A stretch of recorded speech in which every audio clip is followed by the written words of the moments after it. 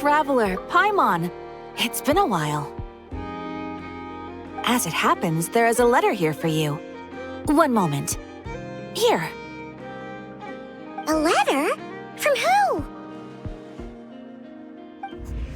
Dear Diary, I'm Kale. I work as a trainee forest ranger under my master, Tainari. I'm also studying at the academia. I've been getting better and better at reading lately. Mr. Al-Haytham says that the written word is a crucial medium for exploring the world and understanding oneself. That's why I decided to start this diary. That said, what should I write about? Things are pretty quiet in Sumeria these days. Life is good. Every day is a fulfilling and happy one. When I think back to the days when I suffered from Elazar, or way back to when I was injected with God remains, I am in a much better place now. I hope it stays that way forever. I'll leave it there for now. Master said he'll take me shopping in Sumeru City today, which is great because I've been meaning to visit the toy seller at the Grand Bazaar for a while now. Kale, time to go. Yes, Master! Huh?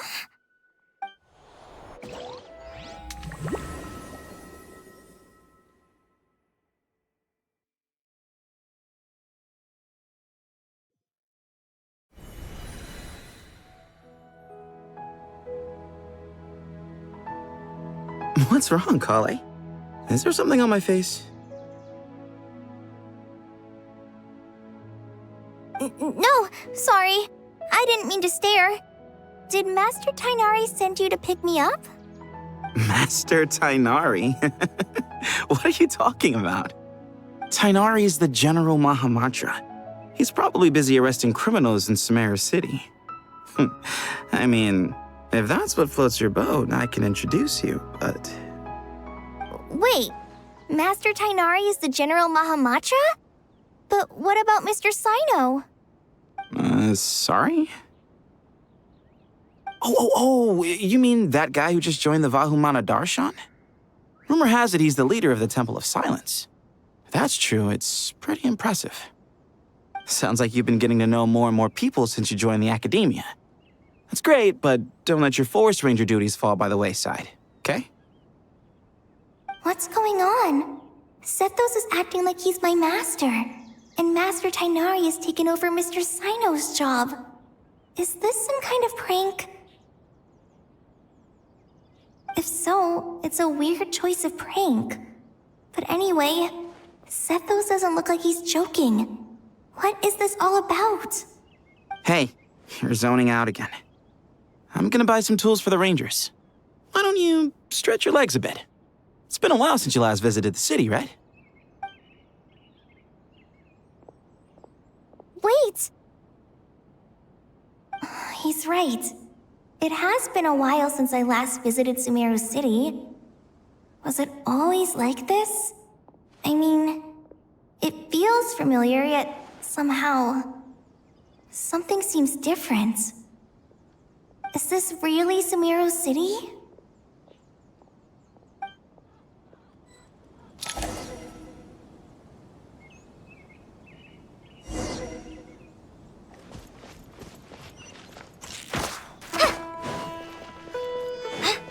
Hey, did you see who just walked by? Would you like some food? How will It I takes ever save courage enough to money to maintain buy a that peaceful life, custom too. made?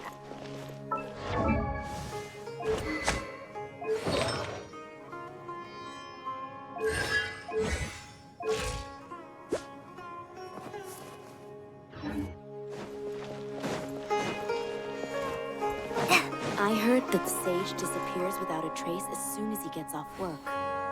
It's a little mysterious if you ask me. Lord Kave Bay, did you get a chance to review this month's accounts? Any feedback? You mean the version you sent over a few days ago? Yeah, I took a look when I received it. I was thinking that maybe our profit margin is a little excessive. I visited some of our commercial partners last month. Their earnings are very slim. Are you suggesting that we give up some of our profits for them? Well, since we have more than we need, yes. Making money for its own sake is pointless. Don't worry, I've already planned for it and the numbers look fine. We can adjust the rates starting from next month. Also, about that designer you hired, I've had to revise his proposal 3 times now, but he just doesn't seem to... Let's cut our losses. Pay him his fee and send him on his way. I'd like you to get Layla on this instead. She was Cyrus's student and she designed the Palace of Alcazarzaray. Seems like a much safer choice. Who's sneaking around over there?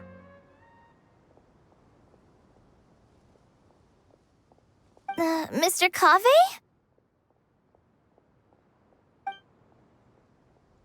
Do you recognize this person, sir? Yes, it's all right. We've met. This is Kale, Sethos' trainee. He brought her along the last time I went for drinks with him.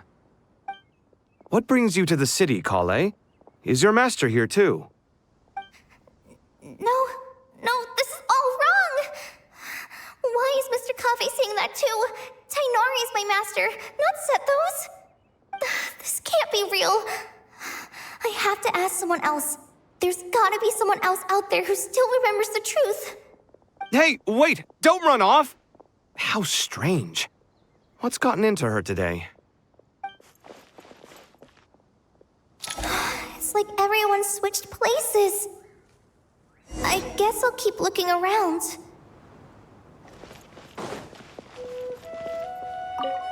Remember a while back when I was working on a renovation plan for the House of Dana? Well, I submitted a report to the Grand Sage and he rejected it. It's infuriating! How does someone with no sense of aesthetics whatsoever even become the Grand Sage? Please, calm down, Lord Kave. Maybe it's for the best that the proposal wasn't approved. Weren't you planning on paying for the renovations out of your own pocket? The Grand Sage just saved you a huge sum of mora. You're right. It's his loss if he doesn't want to work with me. Let him live out the rest of his days in an artless void for all I care. Anyway, enough about that killjoy. There's supposed to be a show at the Zubair Theater today. Are you guys free later? Tickets are on me if you want to join.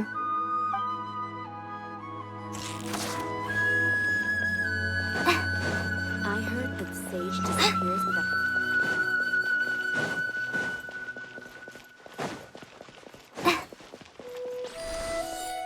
Would you like a cup of coffee? Students are under so much pressure these days.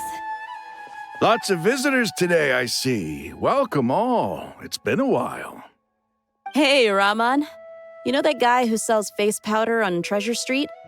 I haven't seen him around in a while. Any idea what happened to him? Oh, you mean a Hongar? Yeah, he got into a brawl with Shavirme on Treasure Street. He's been banned from setting up shop there for now. Seriously? Oh, well, that's a shame. I was planning to pick out some makeup for you. Oh, don't worry about it. The legendary Flame Mane discussing makeup with the Zubair Theater star dancer. Now there's something you don't see every day. Flame Mane? You know, I'm not actually sure when people started calling me that. Maybe the other Eremites thought I needed a fiercer title to scare people off? To be completely honest, I think the title would fit you better than me, Dia. You think?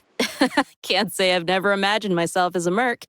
If I ever give up the dancing, maybe I'll head to the desert and give the eremite life a try. You would? Is that so strange? Oh, not at all. In fact, I've actually had similar thoughts before. If I ever get tired of sleeping out in the wild, I think I might go look for a job at the Zubair Theater. I've adored the dance of Sub-Zeros ever since the first time I saw you perform it. If the chance ever came up, I'd love to try it out on stage for myself. Really? If our manager Sataria heard you say that, she'd hold you to it. Probably grab you by the sleeve and never let you go again. Hey, when that day comes, I'll do your makeup myself. How's that sound? Sure. If the day comes, I'd be honored.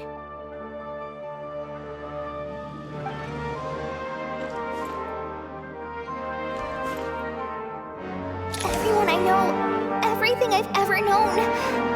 Suddenly it's all a jumbled mess. The question is, who's right? Them or me? Oh, my head feels so heavy. I can't think straight.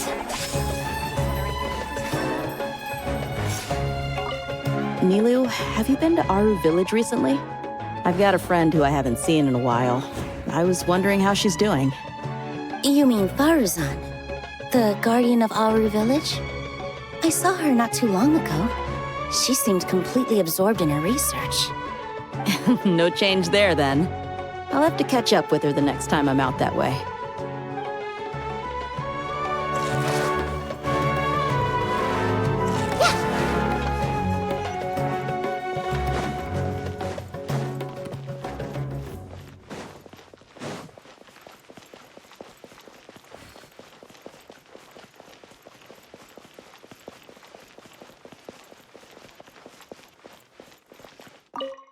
All right, not a single Mora short. That covers you for this month's rent. What a relief. I was worried the design fees I received this month wouldn't be enough. Well, next time, don't fret. Just let me know and I'll give you a few days' grace. We've known each other long enough for that. Anyway, how are you settling in? I couldn't help but notice that you're staying up late quite often. Yeah, I can't explain it. I just feel more inspired at night. Once I get in the zone, I can race through a whole bunch of drafts, no problem. But what about you? I keep hearing you sighing these days. Is everything okay? Well, it's just... Don't you think this house is a little small? I guess I should be used to it after living here for so many years. But for some reason, I've been feeling claustrophobic recently. I want to move somewhere bigger. Once I've made enough Mora, I'm gonna buy a huge new house. As big as... at least as big as the Palace of Alcazarzaray. That sounds really expensive. True. I'll never be able to afford it on a scribe's salary alone. I need to find another way.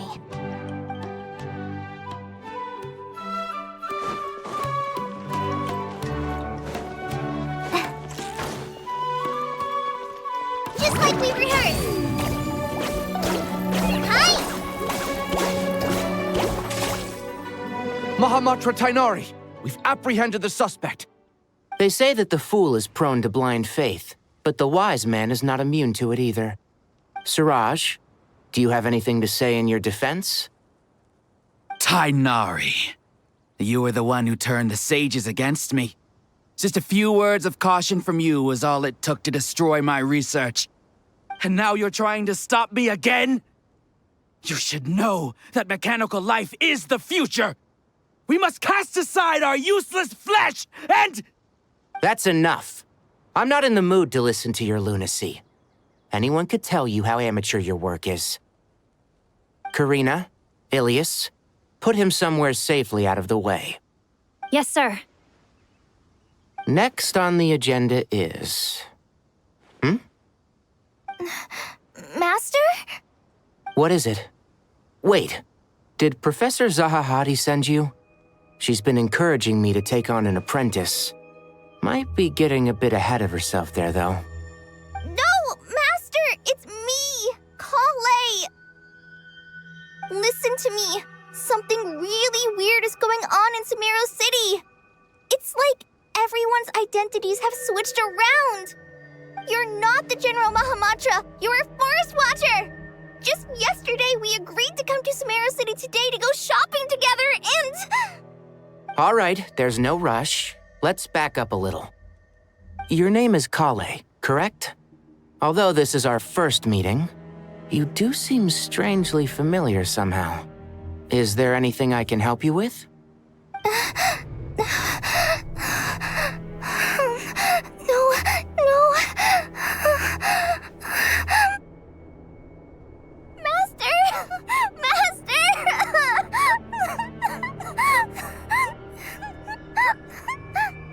What is it?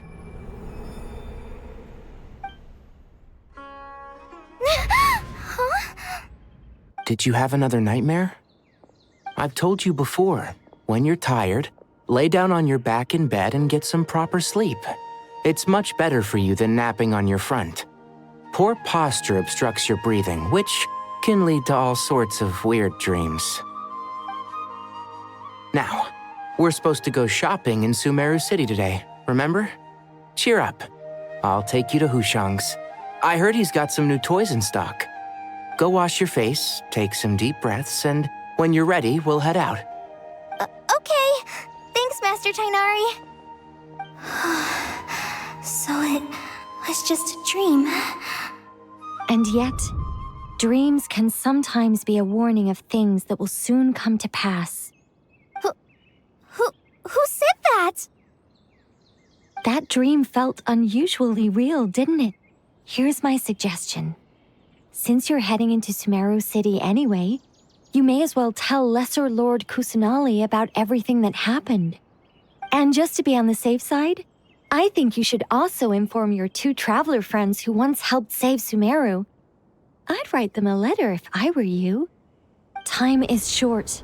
A storm is coming from beyond the bounds of fate.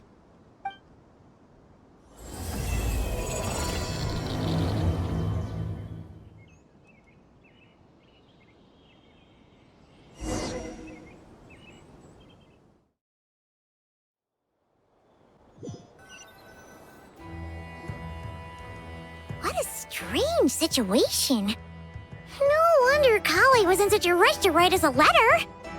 Imagine waking up one day to find that everything around you has changed. You might not even recognize Paimon anymore. Oh, that's a scary thought. Let's get to Sumeru and find out what the heck is going on.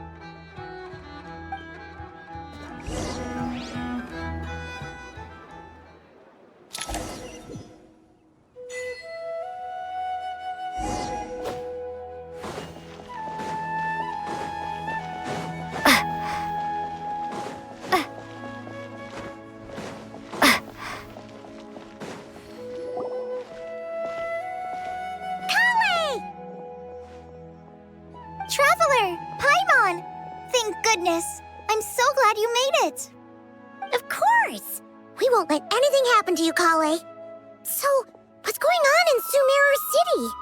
Looks like lots of people are moving or something. Yeah, I was just gonna say.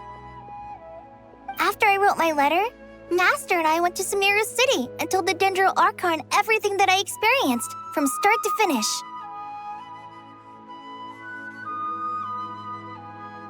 She was silent at first. It seemed like she was deep in thought. Then the next day, we got told that she was ordering everyone to leave Sumeru City immediately and move to Caravan Rebot. The entire population of the city has to move? Not just Sumeru City.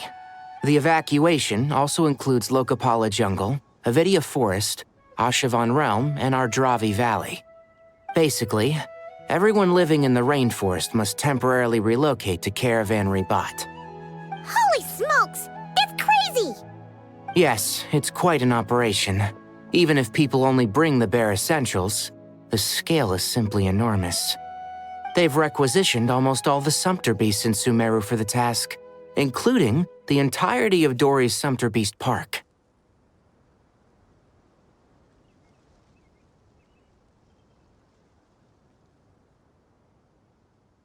The Dendro Archon said that what Kale experienced was not a dream, but a warning. After our meeting, she immediately summoned the 6 sages to analyze the situation and discuss countermeasures. They concluded that the events seen in the dream are very likely to become a reality, and that an unknown danger is rapidly approaching. Oh, please keep that to yourself. We don't want to cause widespread panic.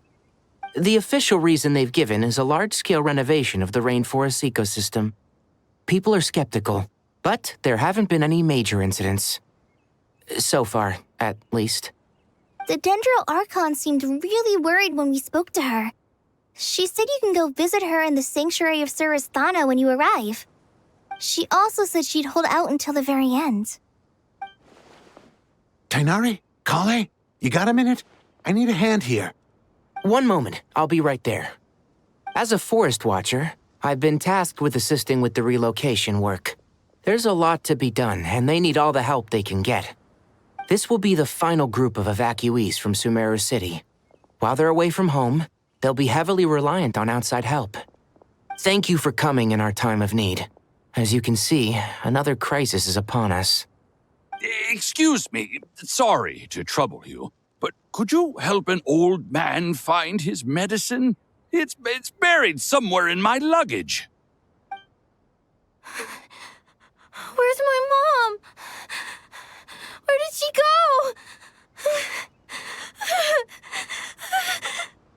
go? Don't worry. It'll be okay. Those items are worth a small fortune. Make sure you store them somewhere safe. You understand? I bet you thought you'd get away with this in the chaos, huh? Guess again. No petty thief gets past me.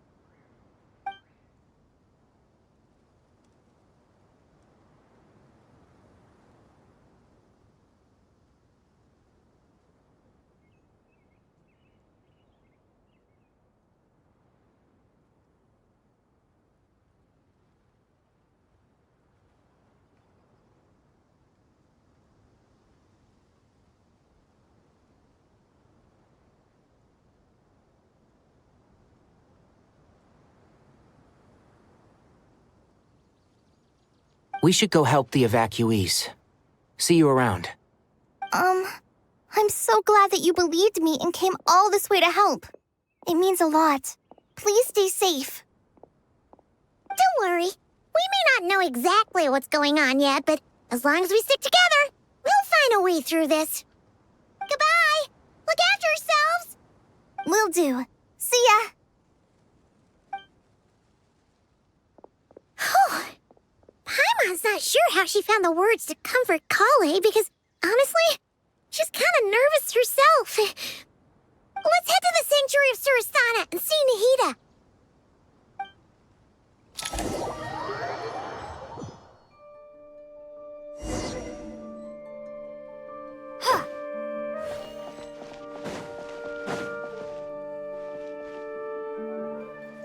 Who goes there?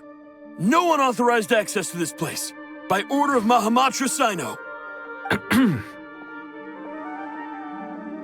Are you blind? It's the Traveler and Paimon. Surely you've seen them before. Huh? Oh, so it is. I'm sorry, I haven't been sleeping well lately. My nerves are a little frayed.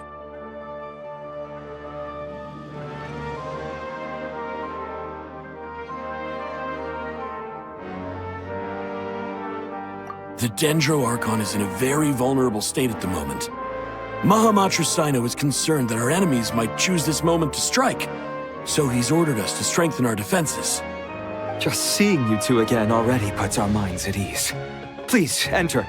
I'm sure everyone's expecting you.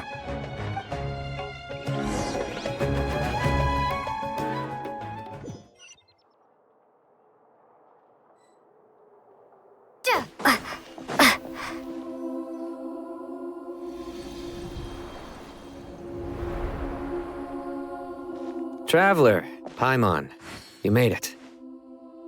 Aha! Perfect timing. Reliable helpers like you are just what we need right now. Oh, it's good to see everyone again. Kawaii gave us a rough idea of what's going on, but we still have a lot of questions. What kind of danger is Sumeru City in exactly? And how come everyone has to move to Caravan Rebot? At this stage, we can't be certain. We're investigating, but no definitive answers yet. I take it that Kale told you about her strange dream? Yeah. Apparently, everyone in Sumeru City was acting super weird. Even you guys. It was like you'd all switched places. That's right. Kale and Tainari reported the situation to the Dendro Archon. She believes that it wasn't merely a dream, and that whatever it was has something to do with Irminsul. It's a reasonable inference. Only through Irminsul can people's memory and cognition be so significantly modified in such a short time. We don't know why Kale would dream of these things, nor who was trying to warn her. The Dendro Archon decided to connect to Irminsul to investigate more thoroughly.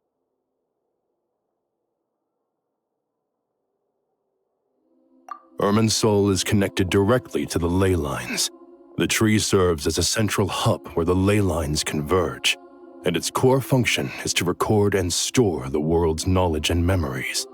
But something has gone awry, severely compromising the performance of this core function. Information is bottlenecking inside Irminsul, hampering the ley lines' flow. If this continues, new information will languish unrecorded, with existing records thrown into disarray. In short, the souls of the dead will be stranded, while the living have their sense of reality warped. In the long run, Kale's dream could well become a reality. And that's just the beginning. There's no telling what other nightmares could end up coming true.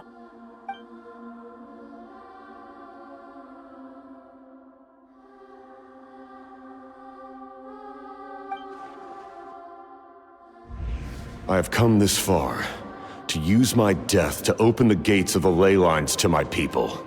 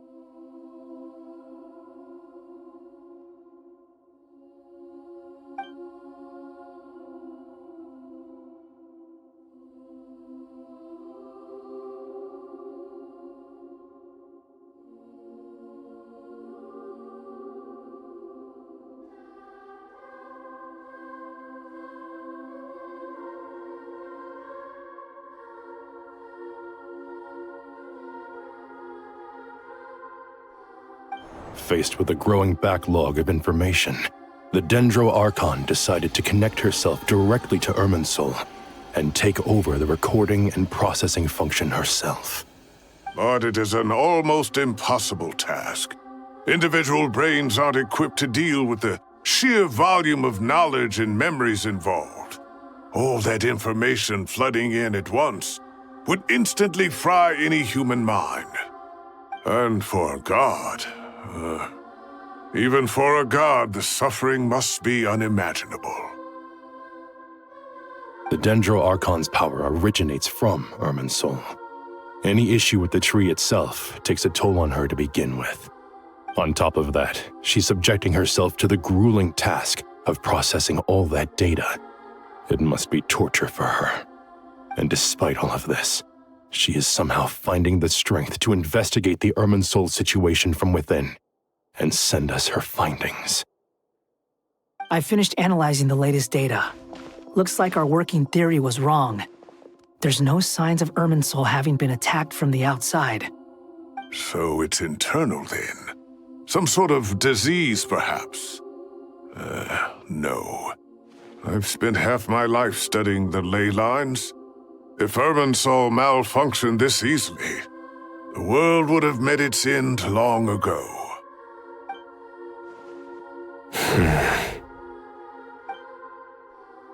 Sino? What is it? Not long ago, I got a tip from the Corps of 30 that a large number of unidentified merchant caravans had recently been spotted entering Sumeru through Beta Harbor.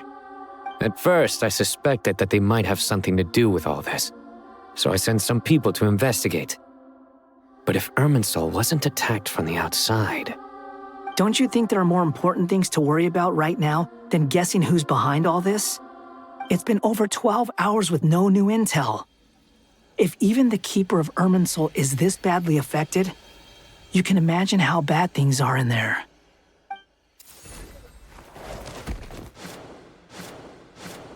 Dendro Archon.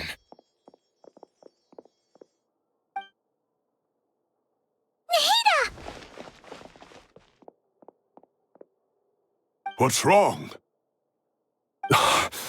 Her breathing is weak, and her elemental energy levels are dangerously low. Looks like it's time to move to the backup plan. What's the backup plan? Get out of the city and take the Dendro Archon with us. The entrance to Irminsul is directly beneath the sanctuary of Surasthana. That means this is ground zero if anything goes wrong. The Dendro Archon has a very strong connection to Irminsul. But theoretically, this connection should grow weaker with distance. Under normal circumstances, she could unleash her full power here. But with Irminsul out of control, our first priority is to get her away from here. The situation is critical. There's no time to deliberate. Everyone in agreement? I'll deal with it. I'll also let the Matra and the Corps of 30 know to start evacuating.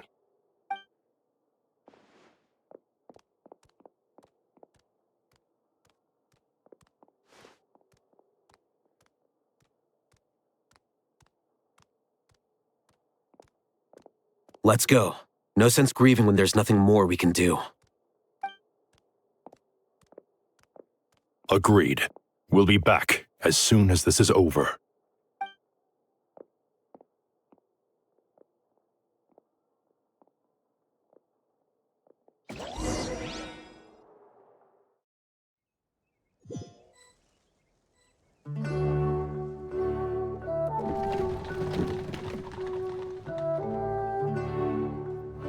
The last group of civilians has been safely evacuated. Dendro Archon's carriage will travel with them. Sino and Hat Guy will protect the convoy.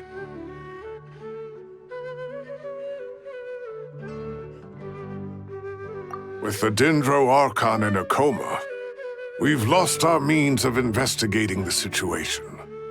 And with Irminsul still deteriorating, we have no choice but to evacuate Sumeru City. Feels as though we're being pushed along by an invisible hand. Stop moaning, Cyrus. We're the teachers here. We should be showing a little more confidence, don't you think? A wise judgment. Let's move out to Caravan Rebot.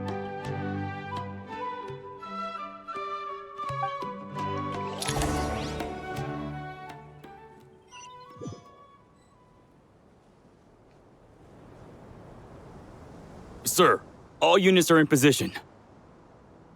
Good. Everything is going to plan. Interfering with Sumeru City is a necessary step, so do not hesitate. The Irminsul situation will not harm you. We need to speed things up here, too. We don't want to keep our client waiting, do we? No, sir. You have my word. Everything will be completed on schedule. They say that fervent ambition attracts the favor of the gods, and with it, a vision. But we appear to be the exception. So, is our ambition not strong enough? Or does it threaten the very foundations of this world?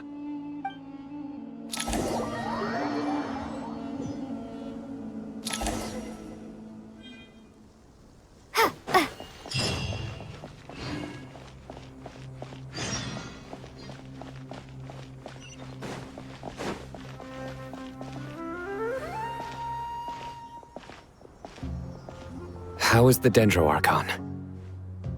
Her breathing is steady. I prepared some therapeutic incense for her, but it hasn't had much effect. Her vitals are still very weak. Based on the information you've provided, I have a working hypothesis. Her condition is partly due to Irminsul's influence, and partly due to a physiological imbalance caused by the rapid depletion of her power. Elemental energy usually flows through the body at a relatively constant rate. The body grows accustomed to this rhythm, so when it's thrown out of balance, physical symptoms will appear. Is this similar to the ley lines? Overloading and withering both directly affect their vitality, potentially causing irreversible damage. Correct. From a biological perspective, if you overexert yourself, you pay the price with your life. The Dendro-Archon is not only drained of power, but her life force is at a critically low level. Is there any way to restore her health? I know the ley lines have strong self-healing abilities. As long as any blockages or pollutions are dealt with, they can quickly regain their vitality. But what about people? Well, gods. What's their capacity for self-healing? Before we think about that, there's a bigger predicament to resolve. Restoring the Dendro-Archon's power requires us to heal Irminsul first. But that will be extremely difficult without the Dendro-Archon's power. Paimon's already getting lost here.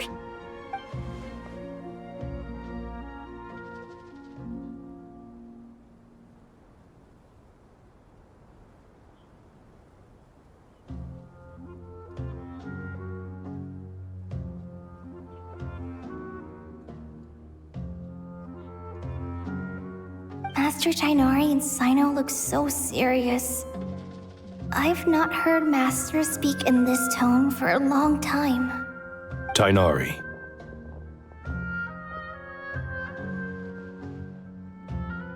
Master Nephis, sages.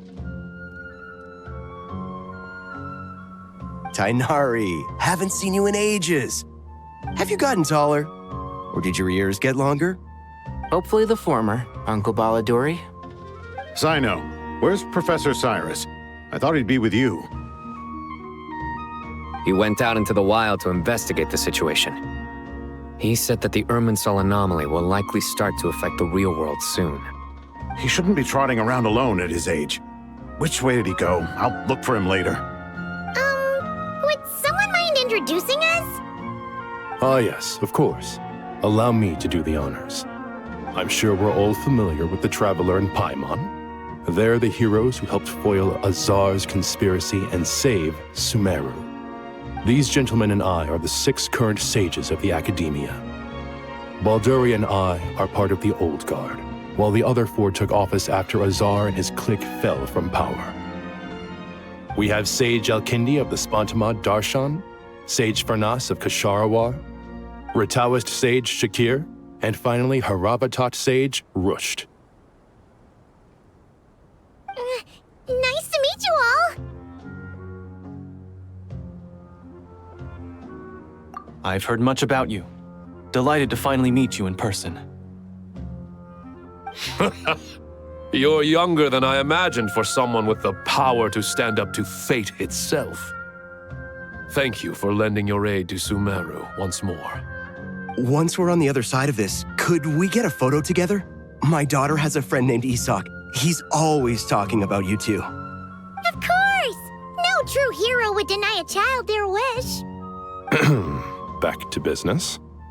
So with the Dendro-Archon currently in a coma, the people have taken temporary refuge at Caravan Rebat, but they cannot stay here forever.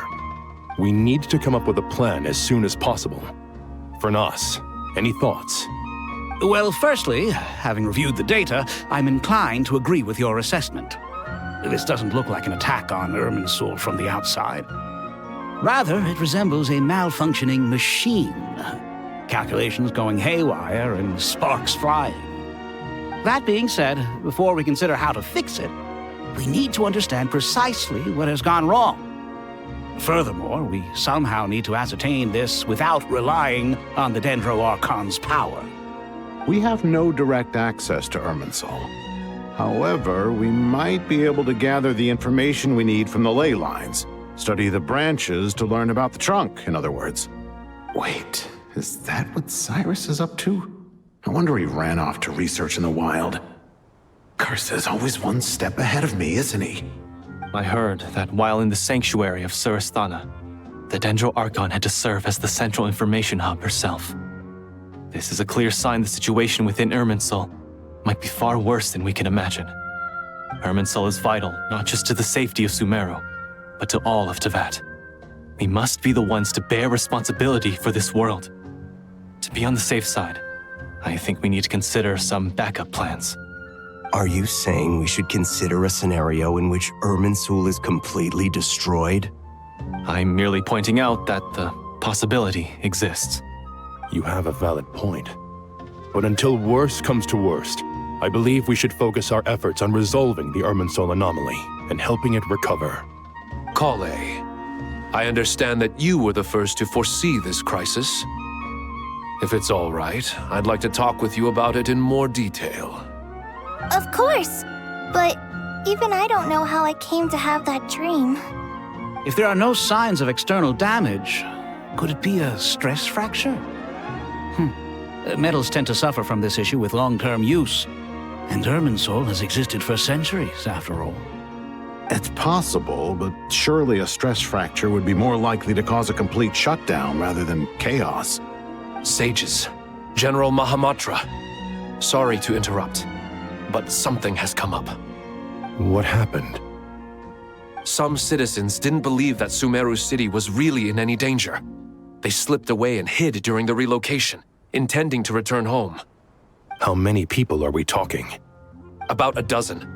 Sakura found them while on patrol, but they appeared to be suffering from psychosis. For whatever reason, they were trying to kill each other. By the time we arrived, there were only 2 survivors. One was unconscious from their injuries. The other tried to attack us, but was subdued. Where did this happen? Near Yasna Monument. That's not far from Caravan Rebot. Master. I know. The Irminsul anomaly is beginning to have effects in the world. I didn't expect it to spread to Yasna Monument so soon. It almost feels like we're being chased relentlessly, with no time to catch our breath. Sir Cyrus said the same thing. He sent me back to report in, while he continues investigating. I'll go join him.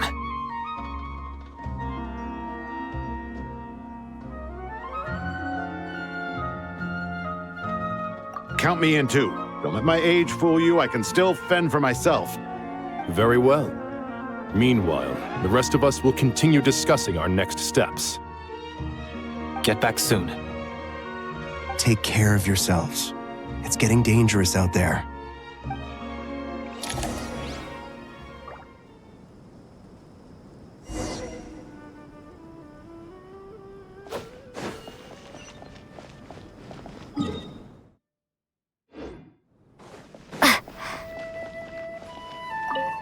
Thank you for everything, Tighnari. Don't worry about me. I'm fine. But if you don't mind me saying so, Master, you're looking a little nervous yourself. I only just got appointed as Grand Sage, and now this happens. It's quite overwhelming. Looking back now, I don't think I handled the situation with Azar very well at all. Yes, I protested, but I went about it the wrong way. Instead of helping, I just ended up getting locked away. Now that I'm the Grand Sage, I have to be responsible for everyone's lives, including the dozen or so who fled to Yasna Monument. I can't help but blame myself for their deaths. It's only natural that you want to do the best job you can, but Master, we both know perfection is impossible. You're right. We may well be heading into the desert before long. Feeling up to it? We left in such a hurry that I didn't bring any sun lotion, but I'm sure I can make some from local ingredients here. That was a big part of my graduation thesis, after all. Still remember? Of course, like it was yesterday. I remember asking you if you'd like to stay and teach, but you turned me down without a moment's consideration. Anyone else would fight tooth and nail for the chance to research by my side, but you couldn't get out the door fast enough. Weren't you afraid I'd hold up your thesis and stop you from graduating? If you'd pulled a move like that, I would have reported you to the Matra right away. You wouldn't give me a second chance? What about the bond between mentor and student? No, Master. I would not sit by and watch you go astray. Very good. Then I taught you well.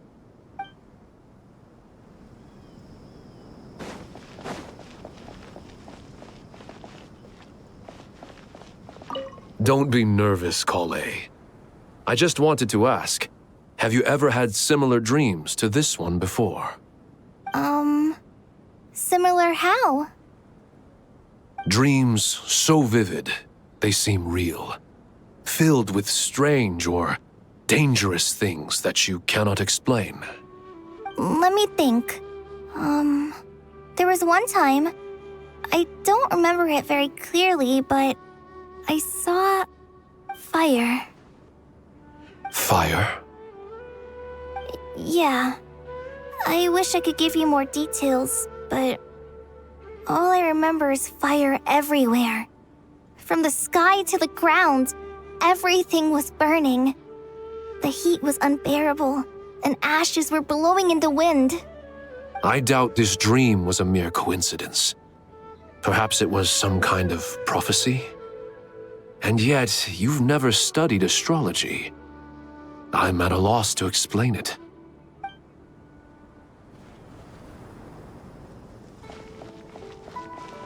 I thought we'd be safer once we got to Caravan Rebot. If the Irminsul anomaly's sphere of influence continues to expand, our only option will be to move into the desert. To Aru Village? We should check if they can accommodate so many people. Essential supplies will also become an issue. We were only able to relocate here so quickly because Caravan Rebot is well stocked. If we move to the desert, we'll need to carefully calculate how much food and water to bring.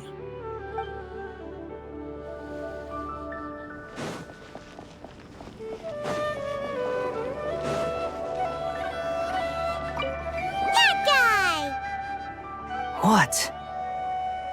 Nothing. You just looked like you were lost in thought there. Do you have any ideas about what's going on? From what I know about Irminsul, the system doesn't break down that easily. I don't have the faintest idea who could have done this. Actually, one name did cross my mind. But, he's already dead.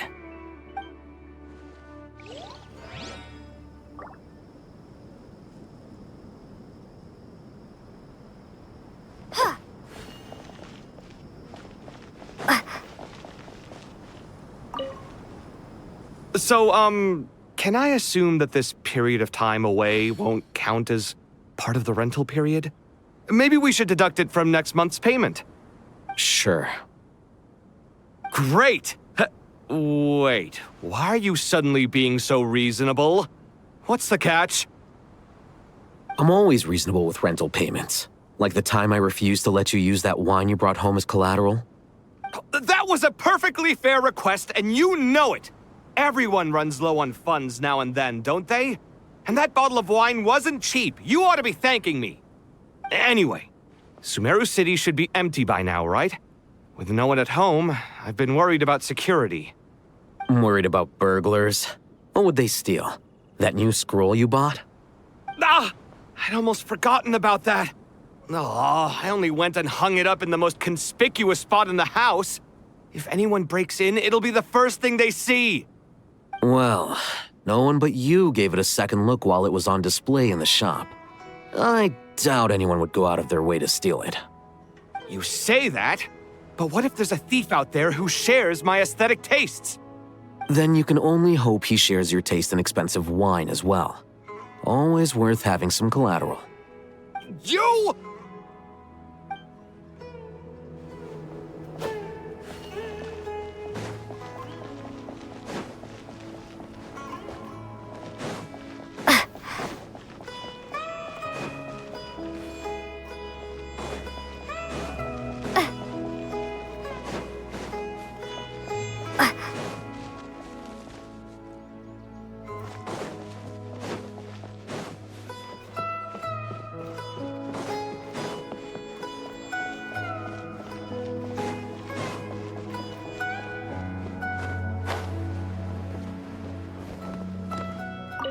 Keep your eyes peeled.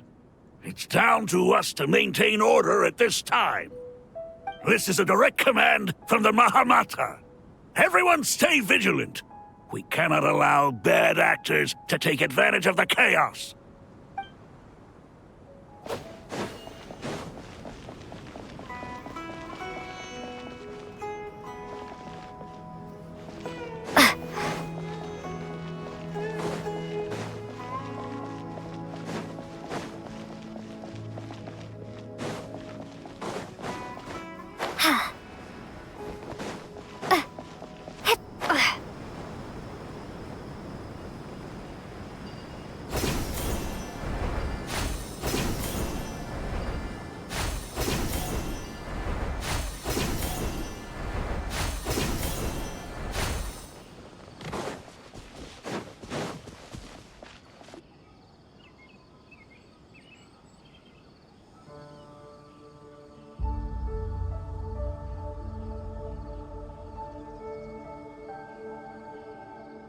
Please, don't go any further. As you get closer to Sumeru City, there's no knowing what dangers you might encounter. So this is our mentally disturbed man? I'm going to gut you all!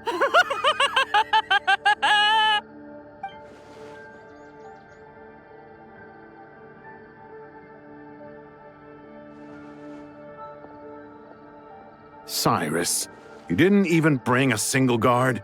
Do you think you're some sort of warrior? It's fine. Come here and look at this. Oh, it's... That's right. Flowers that bloom from openings in the ley lines, indicating some sort of anomaly. I don't believe I've ever seen a color like this before. Did you discover it nearby? Not just here. Way over there, too. They're everywhere. There's even more in that direction. How did you ascertain the situation further ahead? Didn't you just say that we can't go beyond this point? Yes. This area is relatively safe so far, but if you continue forward, delusions will start afflicting your mind. However, some vision-bearing mercenaries were able to maintain their sanity a little better. They're the ones who brought back news from further afield. Sino, do you remember the class I taught on dissecting ley line blossoms? I do, Professor. I received full marks in that course. Good. After all these years, it's time to put that knowledge into practice. There must be anomalous information hidden within these blossoms. Alkindi, I'll need your help as well. Been a while since we worked on a project together, hasn't it? Sure has. Well, what are we waiting for? Let's get to work. Anything we can do to help?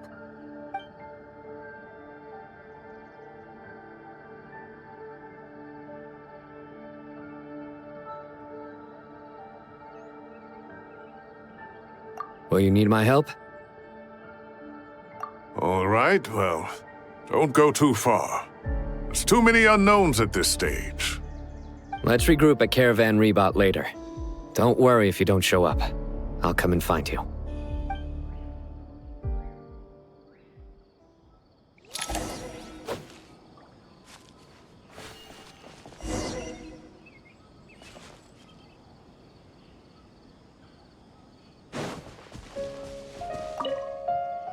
All right, well, don't go too far.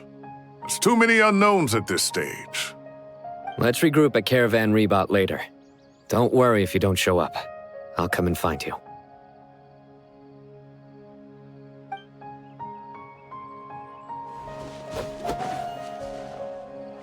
A new dawn rises!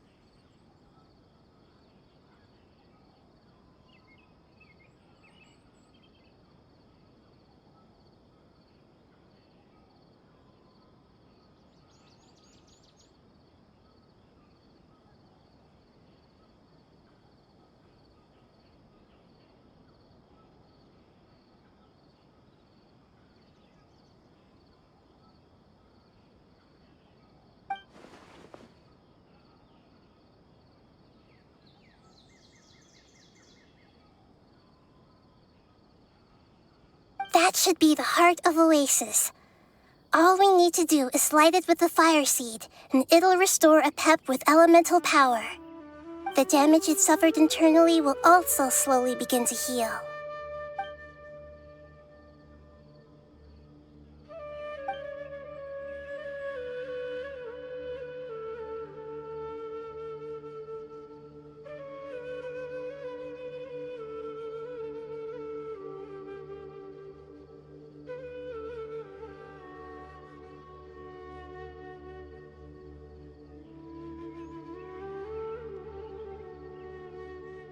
What is it?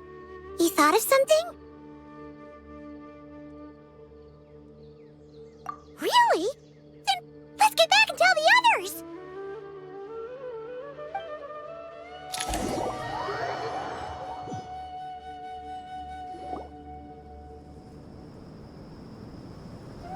Phew. Glad to see you've returned safe and sound. Any longer and we would have gone out looking for you. Well, this is a nice surprise. Paimon sure feels better with everyone we know here. We've made some progress, so let's start by giving you and Paimon a quick update. By dissecting the ley line's blossoms, we've been able to deduce that although Irminsul is experiencing an anomaly, it has not completely rejected access from the outside. The Dendro Archon has the power to connect to Irminsul, but there's also another way. I assume you recall the devices everyone was wearing when you first arrived in Sumeru? Devices? Oh, wait. You mean... The Akasha terminals? That's right. Of course! It's been so long, Paimon almost forgot all about the Akasha. Wasn't it shut down, though? Yes, but although the system isn't currently operational, the technological infrastructure is all still there. And it turns out that a certain someone gets so bored at work that he's actually read through every single one of the instruction manuals. No prizes for guessing who that was. If praising others is that embarrassing for you, you can simply spare yourself the ordeal. As much as it pains me to say anything nice about him, there's no denying his intelligence. He rarely forgets anything he's read. The Akasha is exactly what Sumeru needs at this moment. Between us, we should have all the knowledge and expertise we need to get it up and running again. But if I recall correctly, doesn't the Akasha need a Gnosis to function? That's exactly right. The Akasha relies on the Gnosis as a power source, and in its absence, we'll need to find an alternative. To tackle this problem, it looks like we'll be relocating once again.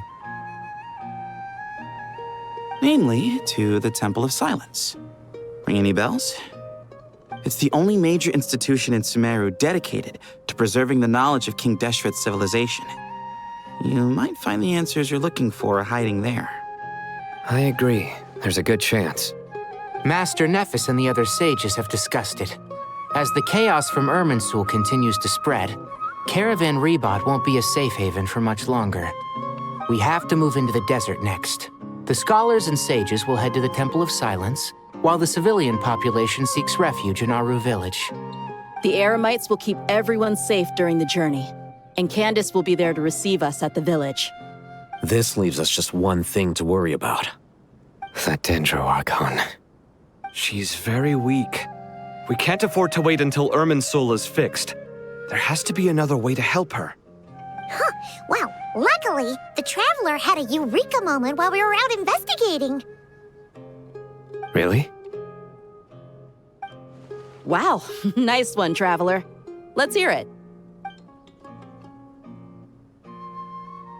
What say our Amorta experts? Theoretically, it's feasible. From what you're saying, although elemental life and elemental energy have their differences, the Dendro Archon has explicitly stated that she can imitate the power of the former. In which case, as long as a Pep is willing, she should be able to convert her own power into a form that the Archon can use. It wouldn't be difficult for her at all. The only problem is convincing her to help.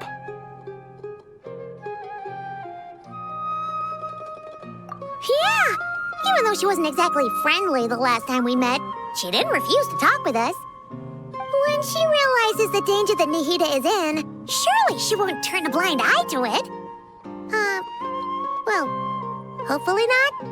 Either way, we're not exactly spoiled for choice here. Hey, it's better than having no options at all. I agree. Without Irminsul's aid, the legendary Dendro Dragon Apep may well be the only living thing in Sumeru who can help our Archon recover her power. There's no time to lose. I'll bring this proposal to Master right away. If he and the other sages agree, we'll split into 3 teams. The academics will go to the Temple of Silence to look for a solution to the Akasha problem. The Eremites will escort the civilians safely to Aru Village, and the Traveler and Paimon will take the Dendro Archon to see Apep. There's still a long road ahead, and no knowing if we'll make it. But at least we have a direction now. I'll take it over floundering around in confusion. If there are no objections, then let's proceed. But before we adjourn, I would like to leave you all with some parting words. No matter the distance between us, there will always be an invisible force tying us together. May the bonds forged in the past shine bright like stars and open a new path before our feet. Huh. Is that from King of Invocations? No. This one's from King of Invocations, the sequel. What's the difference? The sequel's much cooler. Couldn't agree more. Well, it was very apropos. Once this is all over, I'll give everyone a copy of King of Invocations and the sequel to show my gratitude. Come on, let's get moving.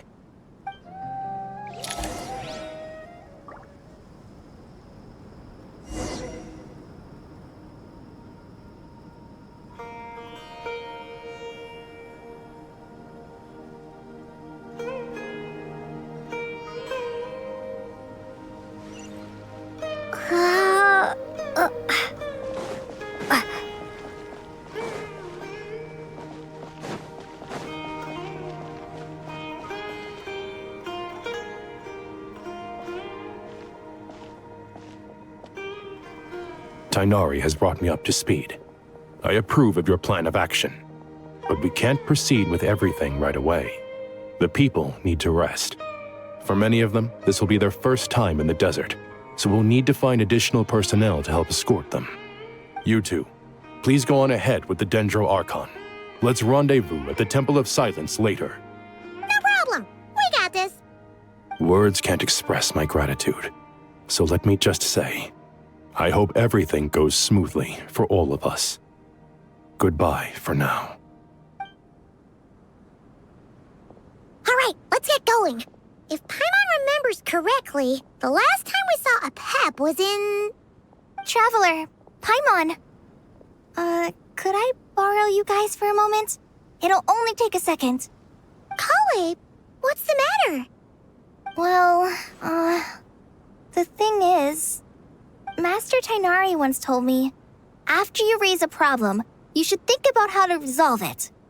But ever since I had that dream, I feel like I haven't been of any help at all. I tried my best to keep up with the conversation, but there was so much new information, I couldn't take it all in. So, I just wanted to ask, do you have any tips for me there? Paimon knows exactly how you feel. But fear not, everything you need to know is right here in Paimon's notes. Sumeru chapter. It's got tons of info about all the things we've seen and heard on our adventures.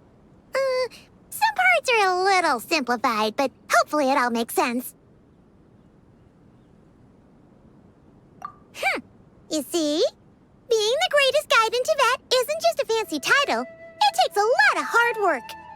Paimon doesn't always understand the things you're talking about with other people. Whenever that happens, she notes down the confusing parts and goes over them in her own time. This is perfect. Could I borrow it? Sure. Matter of fact, you can keep it if you want. Paimon has another copy. The spare copy was originally meant for the Traveler. Paimon used to worry that one day she might not need a guide anymore, so she wanted to have a gift for her, in case we ever parted ways. But it doesn't seem so necessary nowadays. We have so many more places to see together.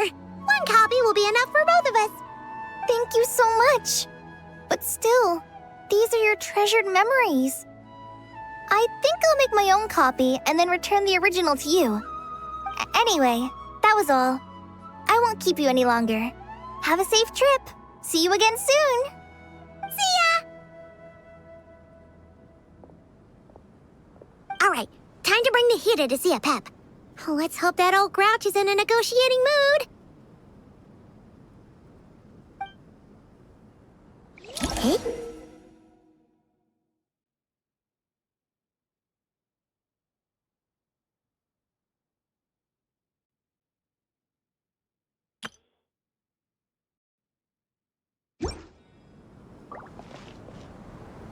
Actually, never mind. In a pap-sized Nervalet's probably one of those dragons who's grown too close to humankind. They might end up fighting for all we know.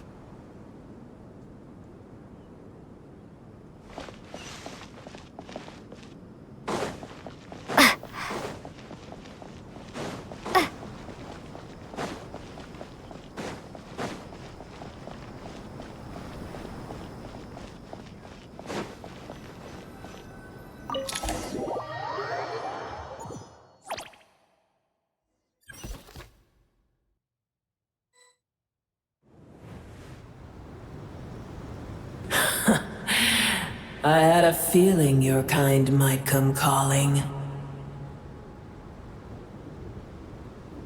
The ley lines are in disarray. Something has gone wrong with Irminsul, yes.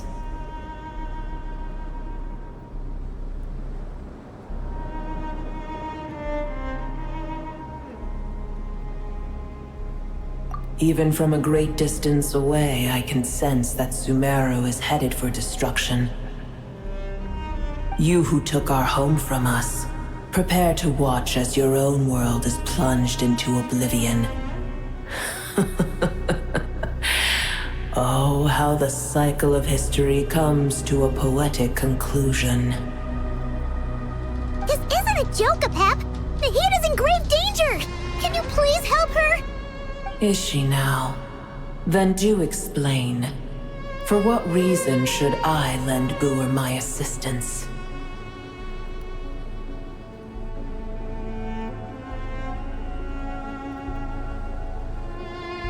Be not mistaken. The fate of Sumeru is of no concern to me. I am neither the god of this land nor its guardian. I may have given my tacit agreement as your kind built homes here and multiplied for generation upon generation. But that does not mean that I bear any responsibility for Sumeru. Tiny Booer, puny humans. In my eyes, all of you are but intruders who followed in the wake of the heavenly principles. I am not obliged to be your savior. The age of the dragons ended long ago, and the world that replaced it is under the dominion of the heavenly principles. In choosing not to side with your enemies when the heavenly principles' rules began to relax, I have been merciful enough. Do not forget that I have no love for this world you hold so dear.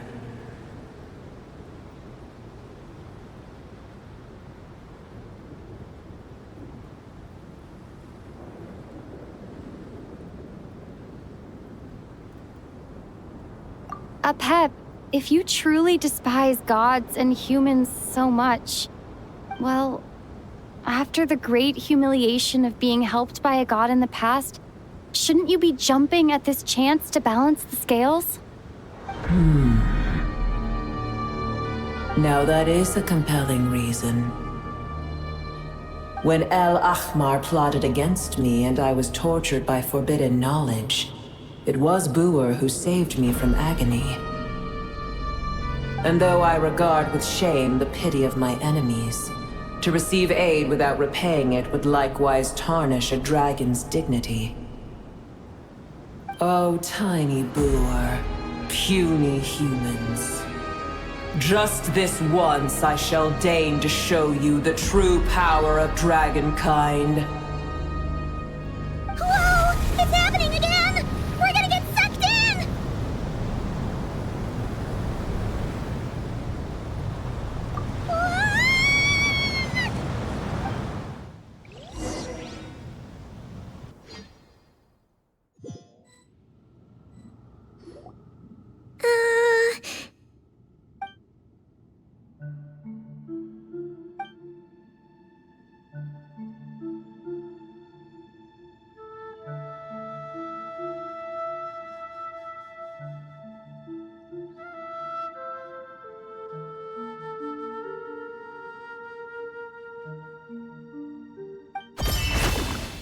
It is done.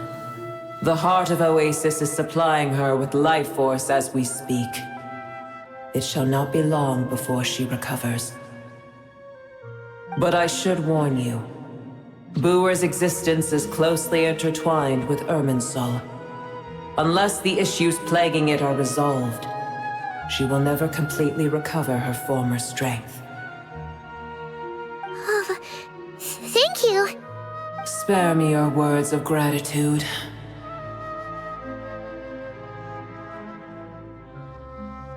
You may also spare me your feigned concern.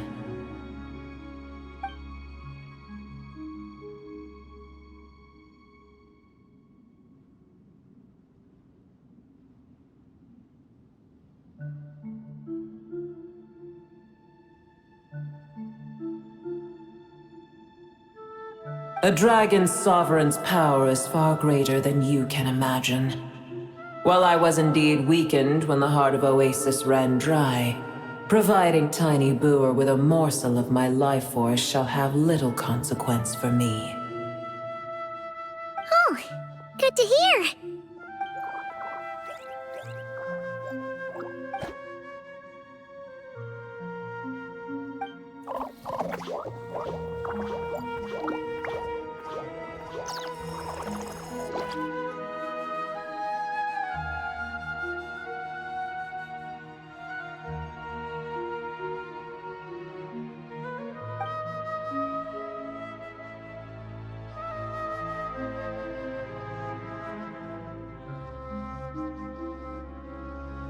Ever held in high favor, I see.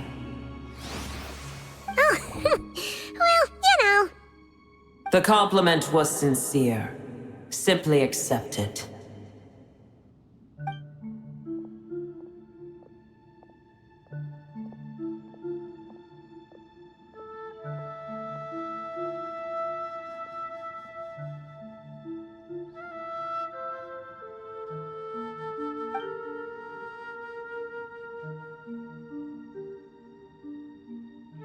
I did once. That tree was not planted by the heavenly principles. Irminsul existed before they ever arrived in Teyvat. What? There was a time when it belonged to Teyvat, to dragonkind. Its appearance and function then differed greatly from today.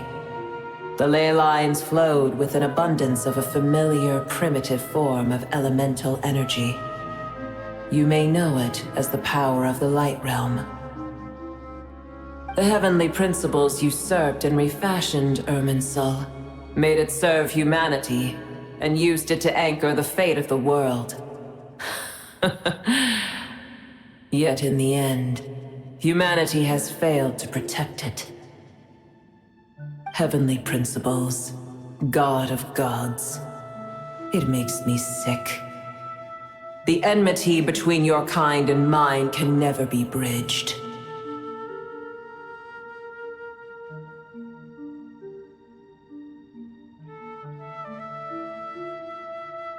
As things stand today, holding a grudge against you would serve no purpose. But there will come a day when we reclaim this world for ourselves. The opportunity will arise no matter how long we must wait. I can already sense that far away from here, the Hydro Dragon has wrested his authority from the hands of the usurpers. Though we have yet to meet, I know that we are both preparing for our revenge day and night. Uh-huh.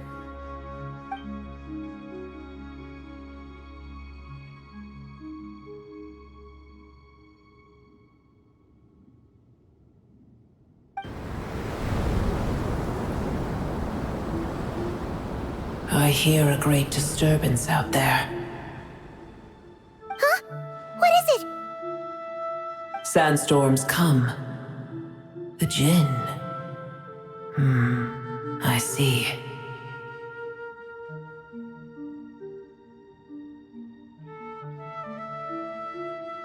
Another calamity approaches.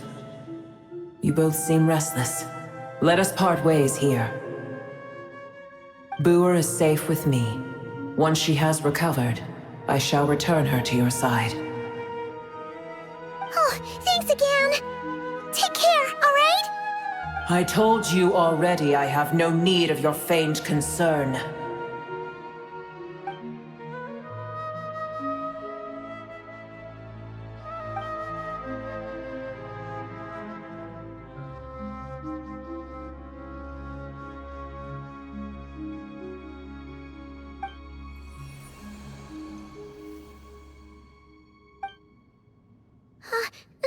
Nahida? You're awake! Are you okay? Cease your interrogation. Yes, she awoke for a brief moment, but she has now lost consciousness again. Take it. We shall talk more at another time.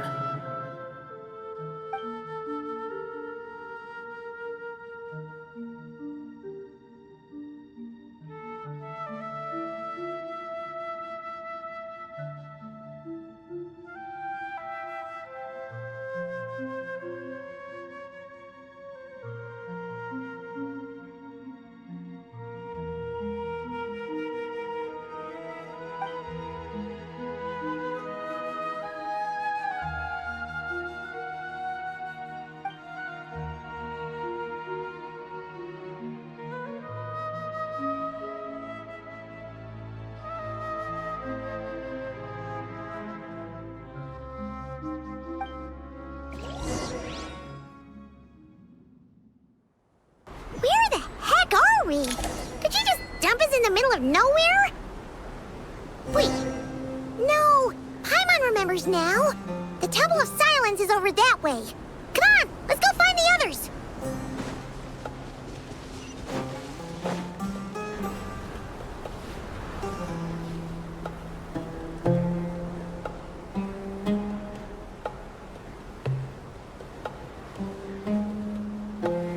There's no need for everyone to stay here. I'll protect the sages. The rest of you, return to Aru Village. Yes, Mahamatra Sino.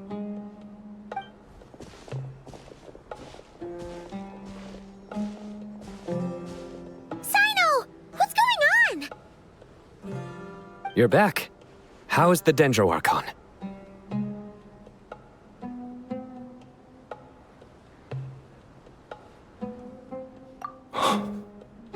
What a relief.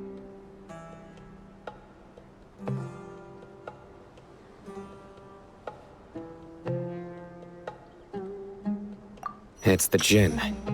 Countless Jinn have stirred up violent sandstorms across the desert, blocking our path to the Temple of Silence.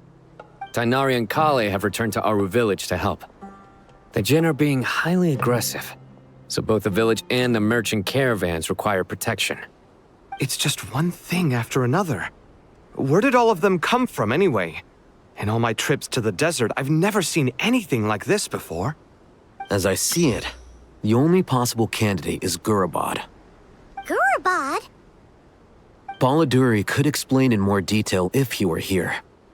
All I know is a rumor I've heard about from previous trips to the desert.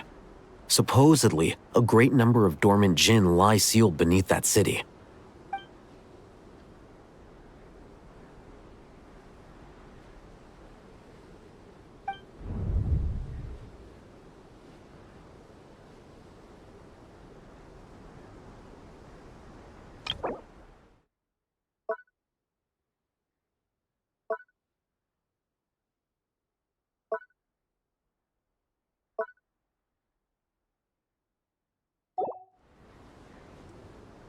Gurabad is, for me, a fated land. I must therefore return back to this city, where my destiny awaits me still. My master, I am sorry that I couldn't stay by your side for long, and that I could not have more time to get familiar with you. Lilupar.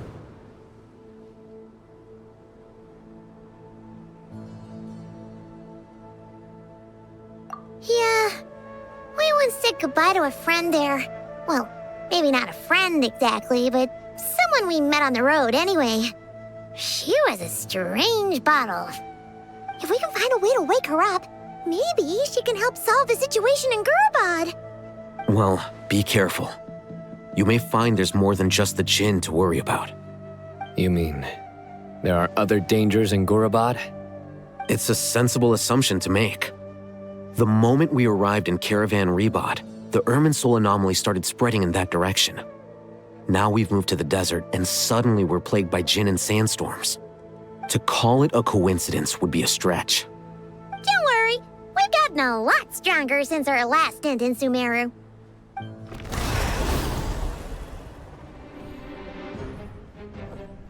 Ah! When did they show up? It appears the monsters native to the desert have been stirred by the Jinn's activity.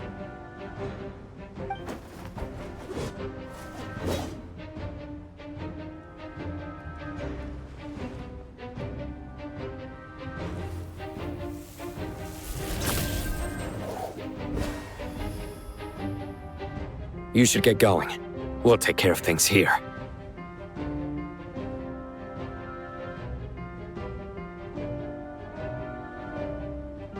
You too. Don't do anything too risky. You got it?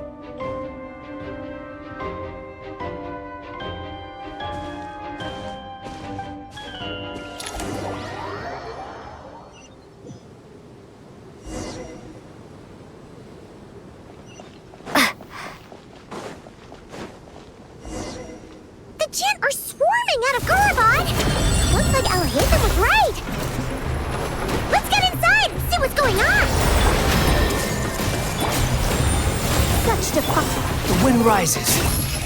Ah!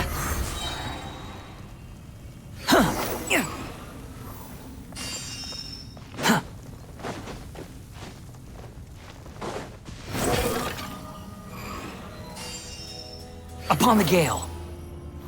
They just keep coming! How many of these things are there? We'll never take them all round! Let's just head further inside for now!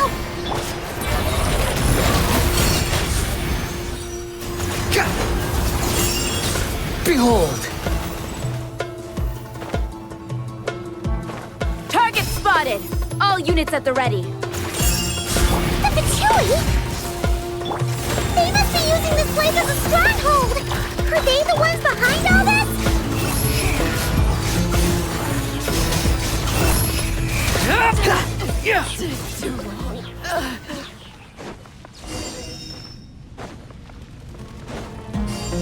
Quit following me. Fighting Jinn with one hand and Fatui with the other? This is pure chaos!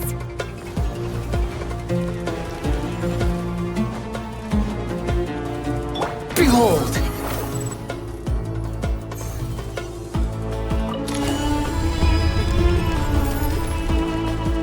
You see that strange machine?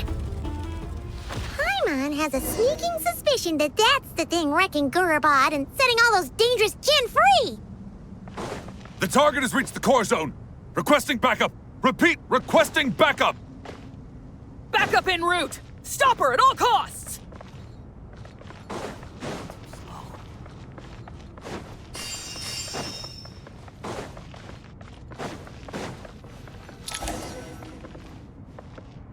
Squall and Fury. Careful! They're back again! Heaven's will made mine. I see everything! Sharing my knowledge! The wind rises.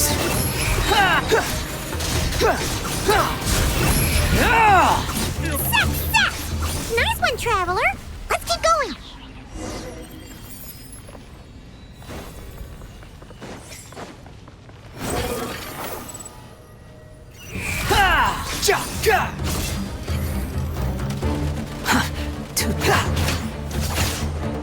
Begone! Yeah! Yeah! Growl, growl, growl! Yeah! Wretched vermin!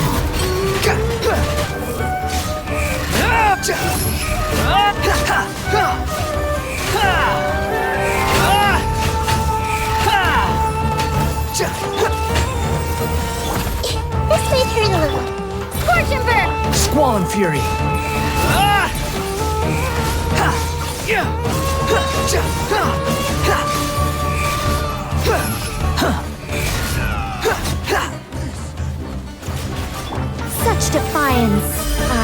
secret. Grow! Make yourselves a move! Unsightly insects. The wind rises. I'm used to this.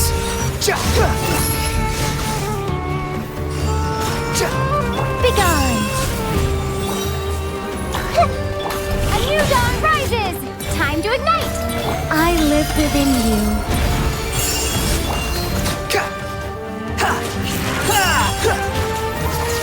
Everything was futile.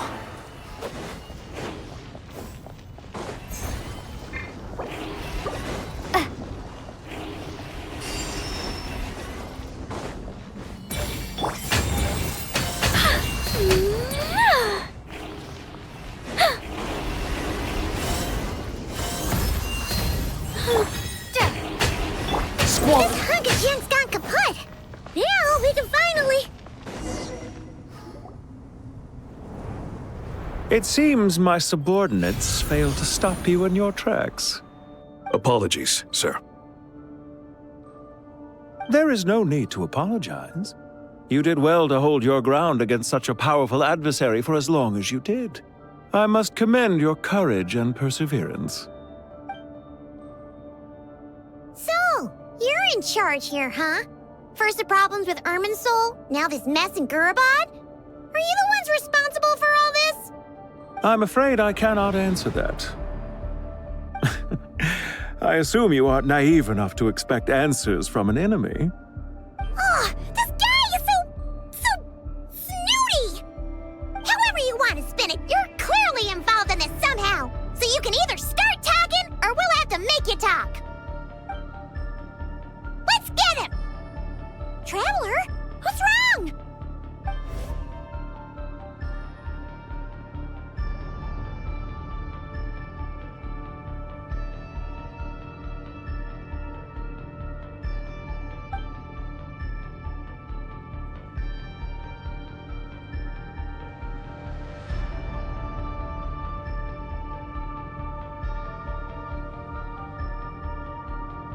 You're remarkably calm.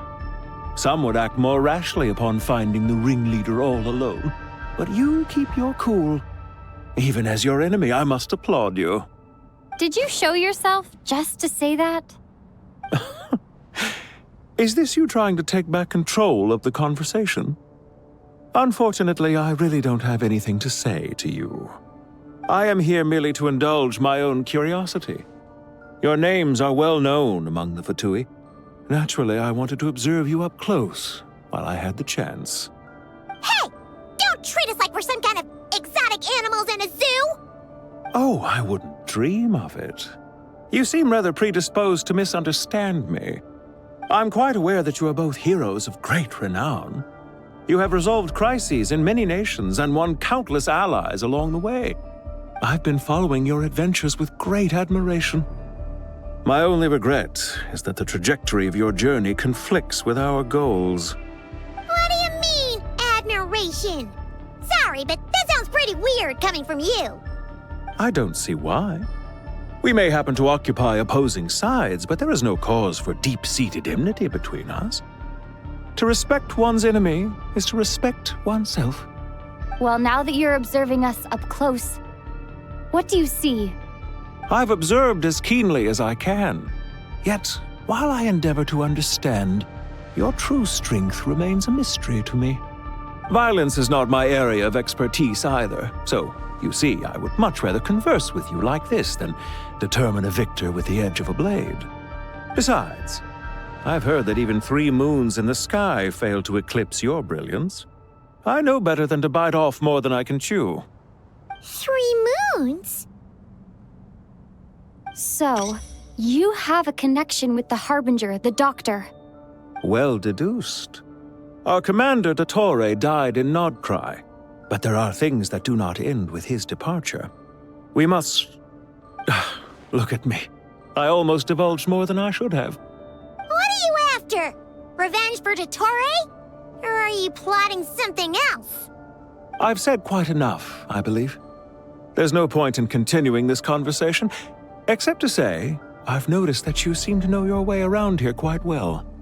A repeated visitor to Gurabad, are we? Ugh. I'll take that as a yes. Then I'm sure you'll have heard the story of this place. The mother of the Jinn, Lilupar, and the tragic tale of her vengeance that spanned 3 generations. It was right here that Lilupar once helped the wise to ascend to the throne. But from that moment on, every king who sat upon it was corrupted by power. These degenerate rulers lost control over their nation, and with it, the right to occupy that exalted seat. What are you trying to say? I once admired you for your adventures. That is the earnest truth.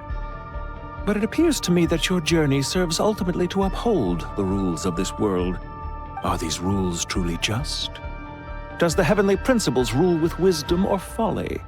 And how can we be sure that the 7 who wield authority over the world will not be corrupted? Do you seriously think you're gonna convince us of anything?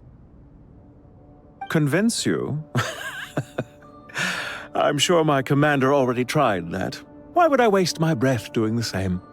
If a few words from a stranger were enough to make someone completely change their stance, it would only prove that they never had a firm will to begin with. I am merely stating my position, so that we might understand each other better. One's enemy in the present may not necessarily be an enemy for life. As for what game I'm playing here, I'm simply buying some time. But now I must bid you farewell. It was a wise decision not to attack me immediately. Since you did not fall for my ambush, I will now have to ask those in hiding to reveal themselves. Leave this to us, sir. Very well. I trust you to do what is necessary. Stall her while I execute the next step of the plan. Sumeru City, Irminsul. Hey! Stop right there! Don't you dare leave without explaining yourself! All units, stop them! Protect the commander! Did you hear that? He mentioned Sumeru City and Irminsul! He definitely knows something! We can't let him get away! Get rid of these pesky soldiers, quick!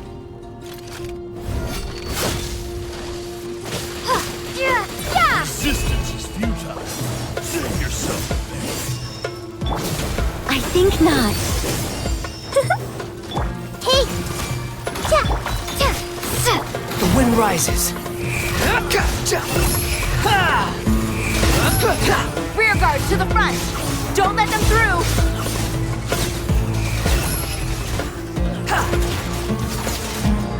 Our little secret. Get that thing in position!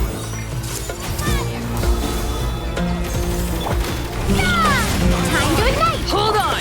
Just a little longer! Everything was futile.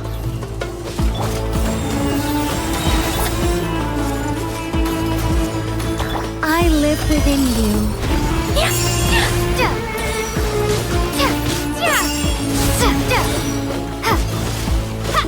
This is not the end.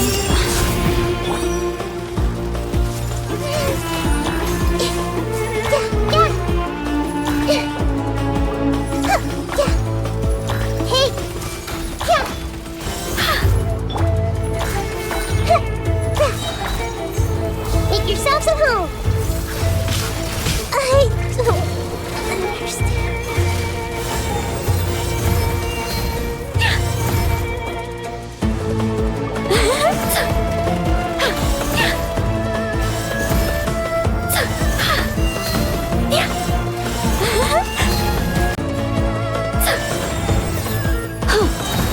Our little secret. All possibilities come to a close.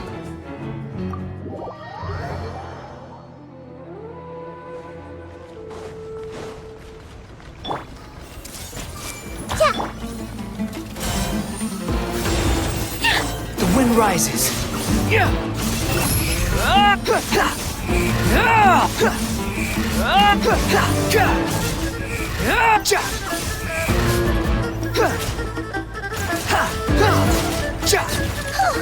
We finally beat them! That mysterious guy can't have gotten far! Let's catch up with him!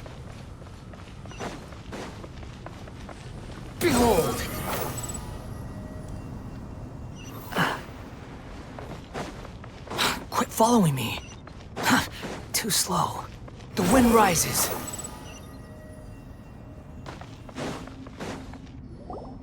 Found him! Over here! You're very persistent. Hey, you! Stop running and explain yourself! What are you trying to...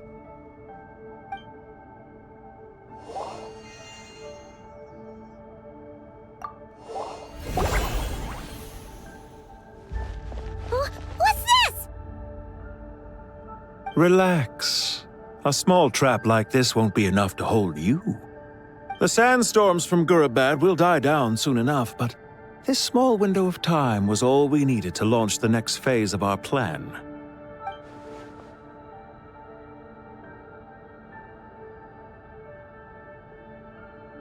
Don't be discouraged. I knew that someone would come here eventually, so I planned ahead. Where to chat with you, which door to exit from, even which mechanism to wait by for you. I thought through every detail. You, meanwhile, know nothing of who I am. So far, you've only heard my voice, and for all you know, it may not even be real. But not to worry. This is only our first meeting. It shan't be our last. Just answer me one last question. Why do you continue to follow Dottore? He has conducted countless cruel experiments, even on his subordinates. Follow isn't quite the right word. Let's just say even those you see as villains have their friends, even if they aren't the most sincere of friendships. When any set of rules is established, there will be those who benefit and those who lose out. People will do anything to justify what they have gained or escape from the hardship imposed upon them. Neither he nor I are tolerated by the rules of this world. We were both searching for a new order. Our ideas of the final form that should take may have differed, but our journeys took a shared path. Goodbye, Traveler and Paimon. I wish you a timely escape, albeit not too soon. I will need a little more time to prepare, after all. Hey! Come back! Wait, this dark wall. We've seen these on our adventures before. It swallows people up! Oh, I'm sorry. She shouldn't have jumped the gun!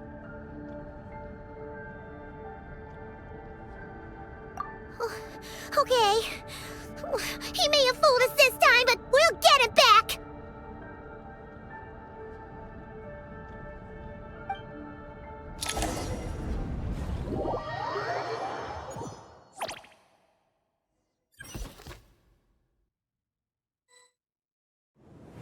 Sino and his team are guarding the north. We'll take this side. There's so many Jin. We can't let them get into Aru Village. Don't fret. I am well prepared for this situation. Huh. So you have a solution? Perhaps you're unaware that I have a trusty genie partner of my own, Plumpy. If I send her to negotiate with the others, this whole thing will be resolved before you can say Mora. Off you go, Plumpy!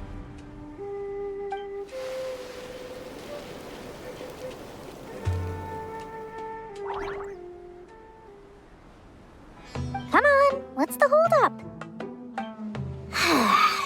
5,000 Mora. 20,000 Mora.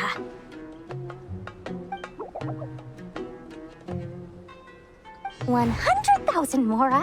Final offer. Ah, so she's a hired partner.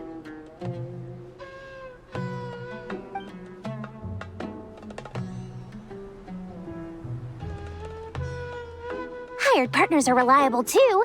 Plumpy here is a highly skilled negotiator. You'll see. Just a few words from her and...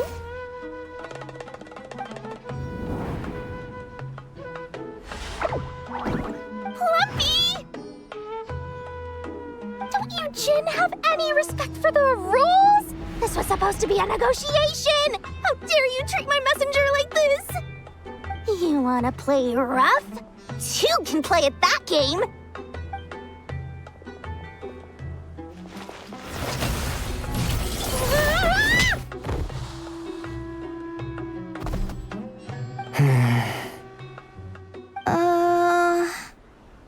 Looks like it's up to us now. Be careful, Kale. Yes, Master.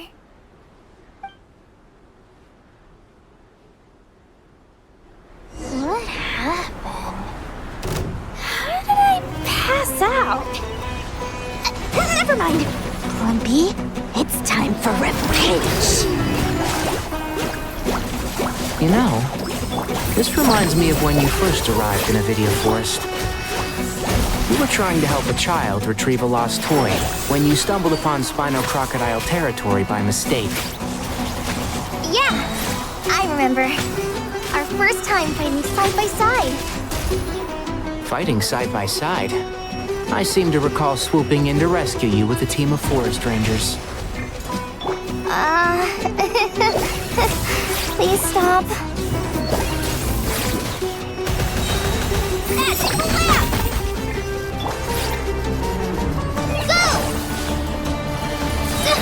Don't touch!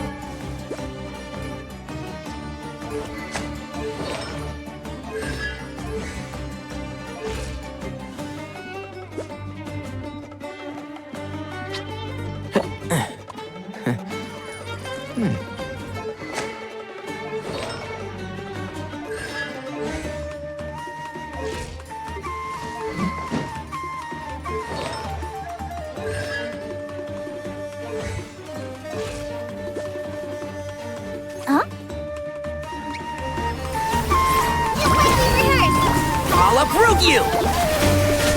Can't see?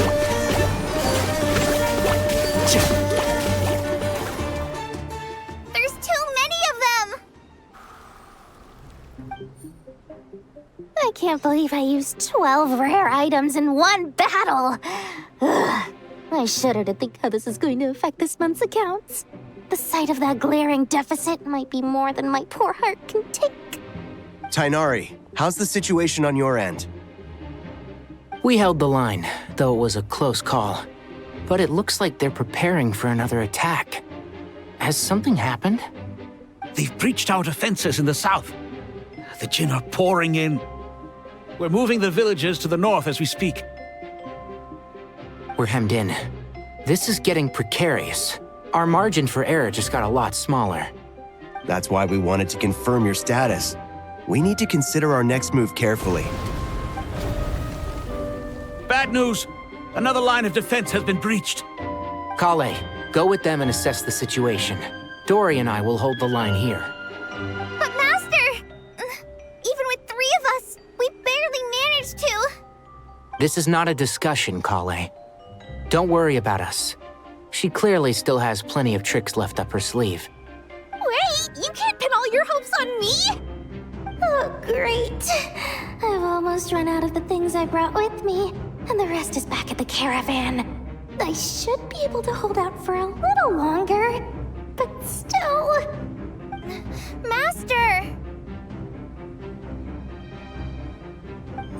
Need any help?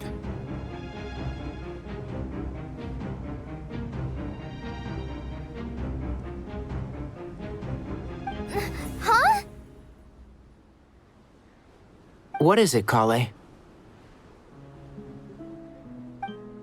If things continue like this, it won't be long before Aru village is overrun by Jinn, and the sandstorms are sure to follow in their wake. I do have a plan, but I can't guarantee it will work.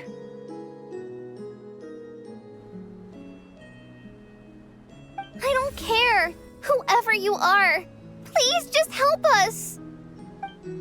The only one who can help is you. I am merely here to guide you along the correct path.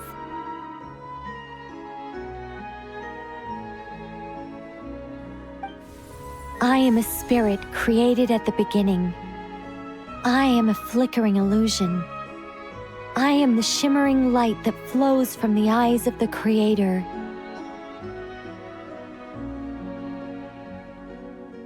What do you mean?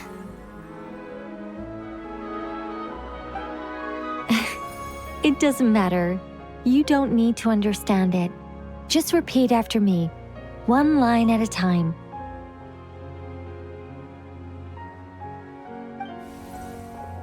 Watch out! Jinn incoming! I am a spirit created at the beginning. Here goes nothing! I am a spirit, created at the beginning.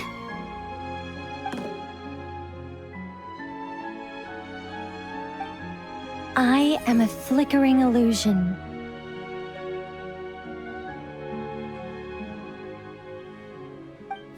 I am a flickering illusion.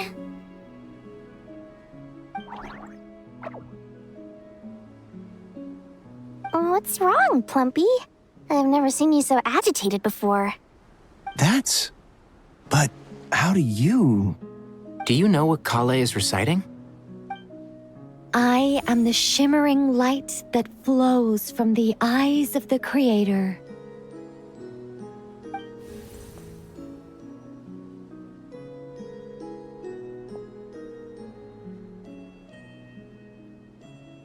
I am the shimmering light that flows from the eyes of the Creator!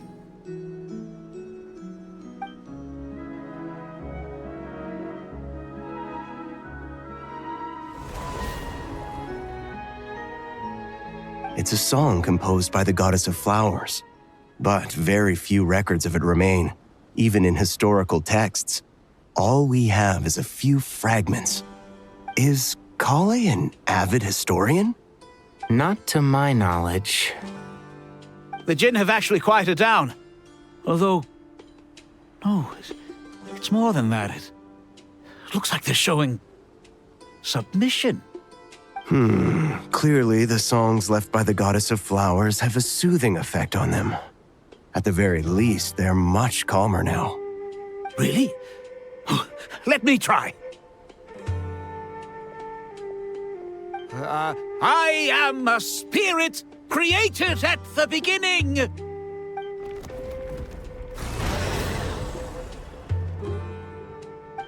Don't stay away.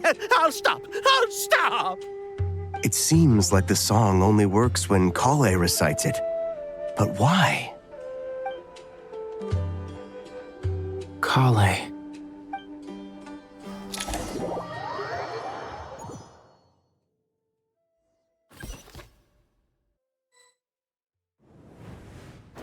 Yeah!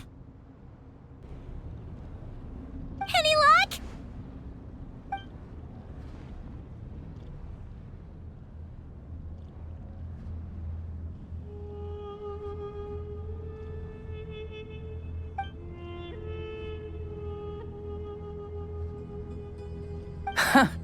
When I heard that loud rumbling in the distance, I thought the shifting sands had bust open the gates to some ancient treasure vault.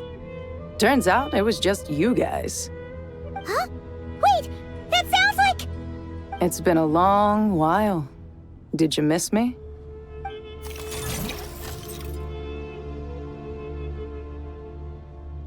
Jet! Ben! Let's save the catching up for later. First, I gotta get you guys out of there. This should be the right mechanism. Ben, can you handle it?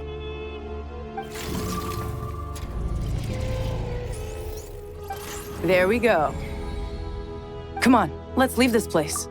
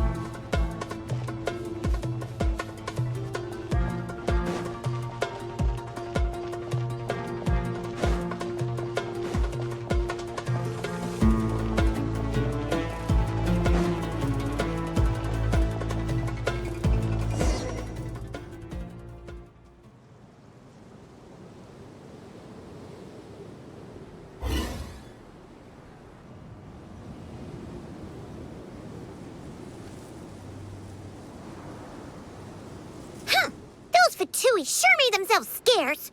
It's like they were never here. The Fatui? They came to the desert again? Yep. No idea what they're planning this time. They were being very coy about it. How have you been, Jet? Well, since we last met, I've started my own band of mercs. We've actually made quite a name for ourselves. Oh, yeah. On a slightly different note, I have some good news. I finally took care of Masaira. Not much to write home about. It was just another day. Found his hideout. Dragged him out of his cozy little bed. He tried to talk me into seeing his point of view, as usual. But I'm way past that by now. There was nothing he could say to save his life.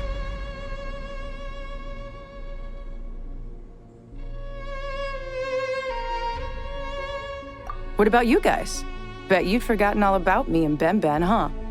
Of course not! We're super duper best friends! Wow. Sounds like I should make time to visit some other nations too. Anyway, what brings you to Gurabad? Oh, right. I almost forgot. We're here to look for Lilupar. That bottle? Seriously? Yeah! We need her power to calm the Jinn and stop the sandstorms. Here's hoping we actually manage to find her, after all the trouble we've been through. Surely, with everything's been going on in Gurabad, she must have woken up, right? Only one way to find out.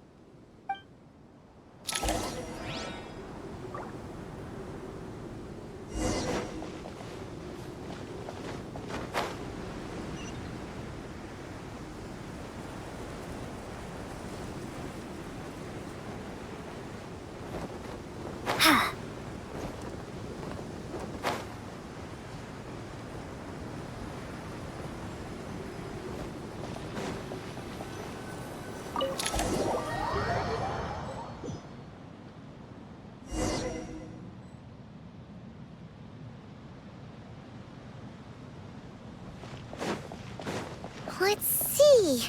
She should be around here somewhere.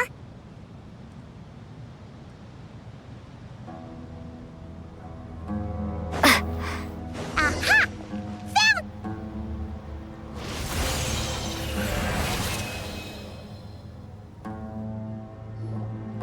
Lilupar! What a long dream that was. It's been a while, my master. Oh, and you're here too, little wildcat. The four of us back together again. Imagine that.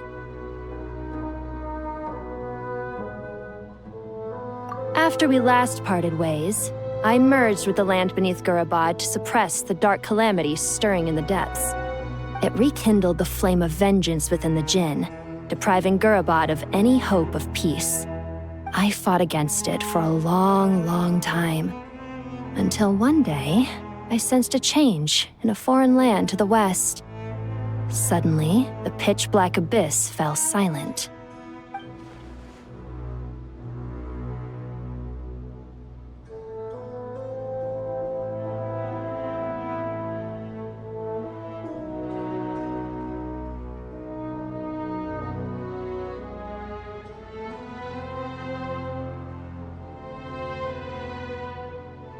Once satisfied that that dark power could no longer bewitch the Jinn, I too fell into a deep slumber, from which I have only now awoken. Why have you returned to Gurabad, my master? And why is my sand-swept homeland in disarray once more? Well, basically, Sumeru's in danger and a lot of our friends are affected. Some bad guys messed around with Irminsul and now they've released the Jinn in here. We managed to chase off the culprits, but we have no idea how to seal this place back up and stop the sandstorms. Child's play. I shall quell the Jinn and scatter the storms. Thank you, Lilupar. No need to thank me, my master. I have granted many wishes in my time, and this was the most trivial of them all.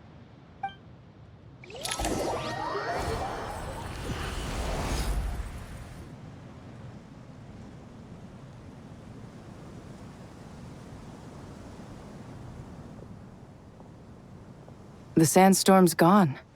The sun shines bright again.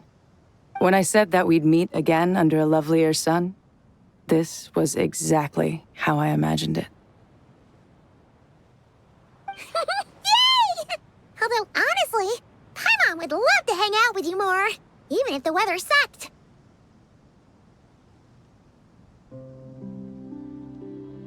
Well, there shouldn't be any more Jinn breaking out, right? Are we okay to head back?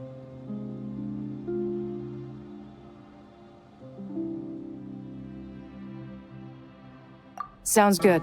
You can introduce us to your other friends. Another adventure begins. Lovely.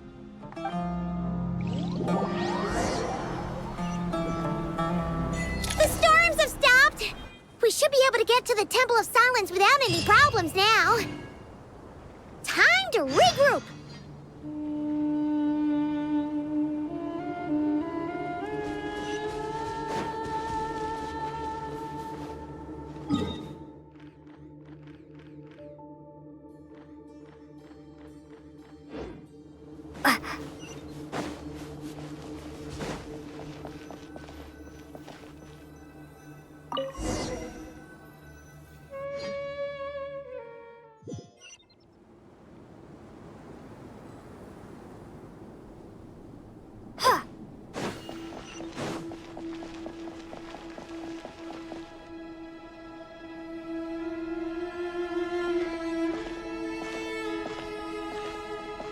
So, this is the Temple of Silence.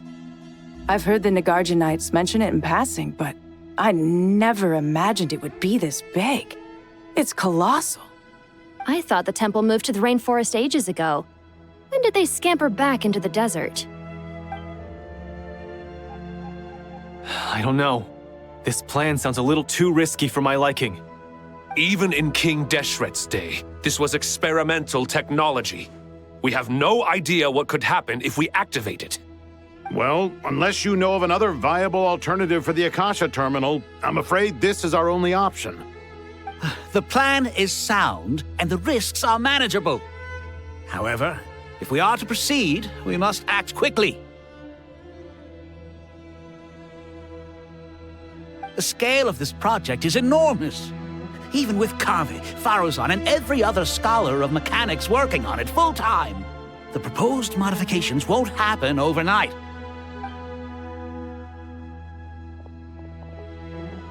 You're back. Everything all right? And who are they? Friends of yours? Pretty much everyone in the Temple of Silence is. This guy's Kave, and the one next to him is Alhaitham. Hello, I'm Jet, and this is Lilupar. Oh, a famous name from the history books. Pleased to meet you. A friend of a friend is a friend of mine, as they say. Who's they? Huh? Do people not say that? Not in the desert. Friends you can trust, but friends of friends? Gotta keep an eye on them. Still, I do trust the Traveler's judgment. I'm sure you're good people. The sandstorms have calmed down. I take it the Gurabad problem is resolved? What did you find?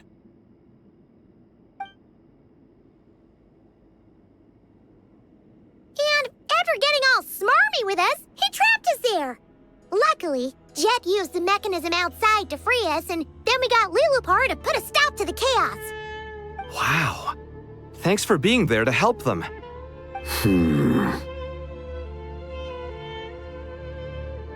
So, this mystery man openly admitted that he was merely a Harbinger subordinate. Yeah? Is there something weird about that?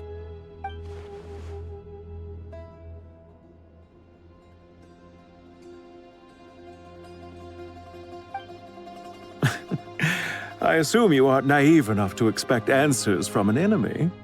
Well deduced. Our commander, Dottore, died in Nordcry.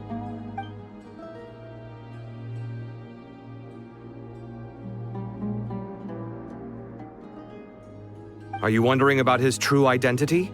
Or do you think there's a big conspiracy behind all this? I wouldn't go as far as to call it a conspiracy. Just the simple fact that having someone to shift the blame on tends to prove useful should trouble come knocking later. The most important thing for now is to solve the immediate problem. Perhaps that man knew you wouldn't have the resources to investigate his background and so didn't put much effort into disguising himself. This is all getting a little cryptic for me. I'll let you guys talk while I take a walk with Lee Lupar. Jet? Aren't you with the Blazing Beasts? What a coincidence. Didn't expect to run into you here. We're mercs. You can run into us anywhere. Who's this with you? So, did you find the solution you were looking for in the Temple of Silence? You bet we did. This place is incredible. It has everything. So far, we've discussed a plan and verified its feasibility. Building a new system from scratch is out of the question. So our only option is to modify the Akasha using certain resources we hope to find in the mausoleum of King Deshret. According to certain sources in the Temple of Silence, there is a core device in King Deshret's mausoleum known as Aru. Little is known about this device in academic circles, which suggests it was hidden quite effectively. If these sources prove correct, the energy contained within Aru may be sufficient to power our Akasha renovation plan. However, this raises difficult questions regarding technological integration. The sages are still debating it. Yeah, but I'm sure they'll reach a compromise once they've argued it out. The people of the rainforest are always cautious when it comes to desert technology. But times of crisis like this leave us with little choice. Wait, Paimon has a question. Is this the same Aru we've heard of before? It's sealed off, right? Some sort of prison where the Goat King, Ibis King, and Crocodile King are locked up. Well remembered. Yes, that's exactly right. According to our records, Aru was the most brilliant creation King Deshret ever conceived of. Built by divine and mortal artisans working together. It was a miraculous accomplishment, and it lies hidden deep within the king's mausoleum to this day. That being said, what Aru actually does and why it was built, those are deep secrets we are not privy to. Until recently, I wouldn't have been optimistic that the place even exists. The only reason I'm inclined to believe it now is because we heard it from the Ibis King Thoth himself at his temple. The tale of how the 3 retainers of Al-Akhmar were imprisoned in Aru. Paimon totally gets that. When Paimon first heard about it, she thought it sounded pretty unbelievable too. Do you guys still remember that? The Ibis King told us they were trapped in Aru and that they had to answer 3 questions to get out. I think I remember.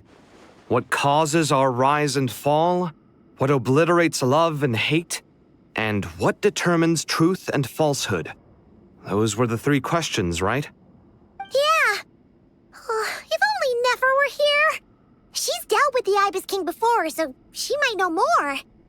Oh, Nefer is a friend we met in Notcry. Notcry? Funny. She showed up here earlier. Huh? Yeah. Had another lady with her, too. Both said they knew you. They contacted the sages, claiming they might be able to offer some assistance. Really? They came here to help out? Yes, really. It was just before you got back. One of them said she's made Nodcry her home. If she's the person you were talking about, then... Looks like betting on Aru was the right choice. See? They're right over there. Nicole! Nefer! Why, hello!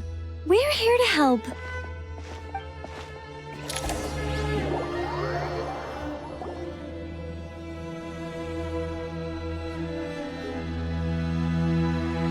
It's a good thing we left early. We almost got locked out. Locked out? What do you mean? Oh, you haven't heard? An invisible barrier has appeared around Sumeru's borders, cutting off all travel in and out. No one can leave and no one can enter. Sumeru has become a lonely island. Are the Fatui behind this too? Actually, no. This has nothing to do with them. I suspect it's a defense mechanism within Irminsul itself. Irminsul is the source of Tevat's ley lines, after all, and Sumeru is the nation closest to it. I imagine this function was put in place to seal the entire region off in the event of serious damage, preventing the disaster from spreading to the rest of Tevat. It may have been implemented long ago. But doesn't that mean that the people here won't be able to escape to other nations if the anomaly keeps spreading? Currently, that does appear to be the case, which is precisely why I am here.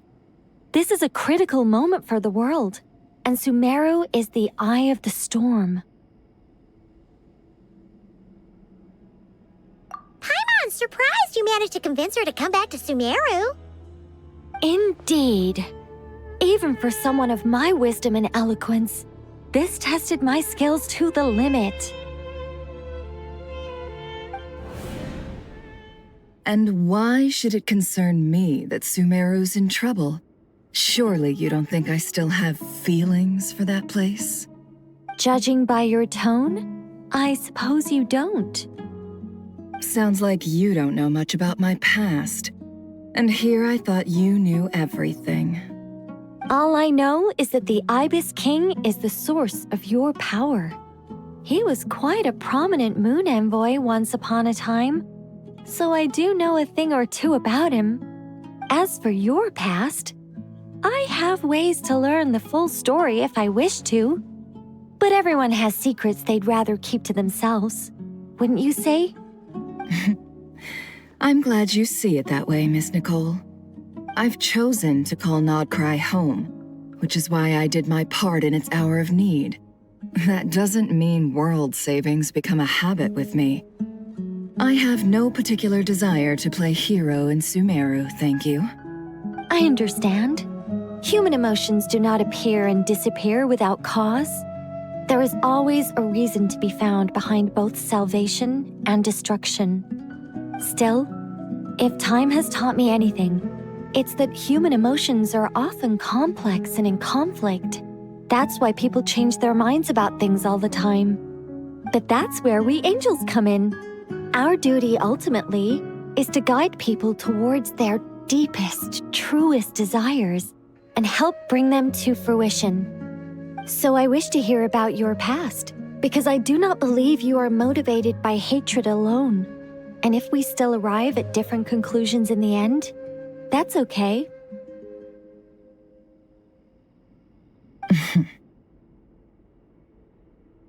I refuse. Wait, what? But I set the atmosphere and everything. Isn't this supposed to be the moment when we finally open up to one another? Is it? Maybe I'm not so good at reading the atmosphere. You're right, Nicole. There's more to me than just hatred. Had it consumed me, I'd be left stuck in the past forever, never living in the present. But I don't think that your guidance can change my mind. The all-consuming sands, the bloodshed, both deserved and undeserved. Those old emotions cling to me like a shadow. Do you wish to shake them off? No. I hope to remember them forever. Those emotions and memories shaped me into the person I am today. They'll always be a part of me. In that case, would you like to hear my perspective, at least? Sure. It's not every day you get to hear an angel's opinion. A long, long time ago, when the angels still walked freely upon the earth, I found life tedious. Monotonous work, lukewarm relationships. Things weren't nearly as interesting as they are now. And yet, since the angel's demise, I have found myself missing those days on more than one occasion. Human emotions are often attached to a person, a place, or an object. When those things are gone, the memories quickly fade, and the emotions slip away along with them. Hmm. If Sumeru were destroyed, both rainforest and desert would be no more. With the object of your hatred wiped from existence, it would not take long for the memories buried deep in your heart to slowly fade. Both love and hate are intense emotions, but they are nothing compared to the void left behind when they disappear. Most sophisticated, Miss Nicole. But anyone focused on the future could only ever applaud the destruction of the things they hate. Still, I'm a special case. Someone once told me that human memory is more selective than a Mora-hungry merchant choosing between customers. We all need a reality check once in a while, so we don't forget the truth. As much as I dislike Sumeru, this is no way for it to perish. All right, you win. I'll help you out a little, but I won't work for free. How much will you need? You're not gonna milk this for all it's worth, are you? What do you think? I'll be upfront with you. I don't have much more on me. If that's what you need, I could borrow some from Alice. Or perhaps I could pay in sculptures. The ones I carve are actually worth quite a lot. Just cover my travel expenses. Huh? Is that all? That's all. Given all the people I owe favors to, I can just about justify a trip to Sumeru. Yehoda! Here, boss! What do you need? I'm going back to Sumeru for a while. While I'm away, you'll be in charge of the curatorium. Me? I'm in charge? Whoa! Don't worry, boss. You can count on me! And that was how the ingenious Angel Nicole brought you the perfect person for the job in your hour of need. Hip hip hooray! That was far more detailed than necessary. Not lacking in embellishment either. I never thought I'd return. Especially not the desert. But life doesn't always go as planned, I suppose. What's Candace up to? I don't think I've seen her yet. She is still taking care of things in our village. Should be joining us before too long.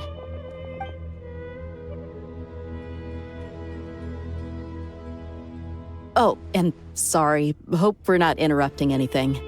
We have some good news, though. We're planning to go to the mausoleum of King Deshret to look for the legendary Aru, then use it to try and restore the Akasha system. According to records in the Temple of Silence, the mausoleum houses something called Aru's Chute, which can be used to establish connection with Aru. We still have some time before we leave, so there's no rush. By the way, who are these two new faces? Just call me Nefer. I'm based in Nodcry. Did I hear you mention Aru? Correct. Well, I happen to have a connection with one of the 3 retainers imprisoned inside, the Ibis King. I'm here to get things done, so if you don't mind, I think I should come with you. That sounds perfect.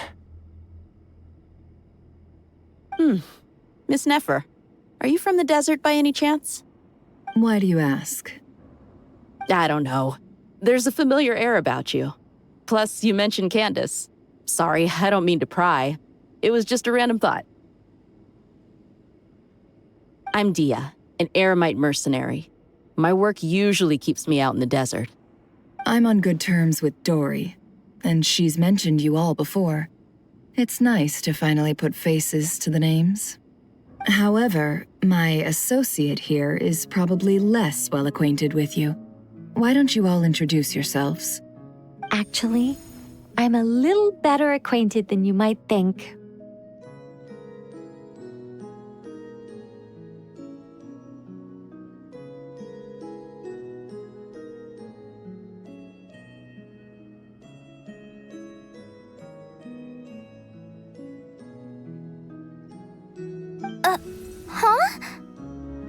Huh.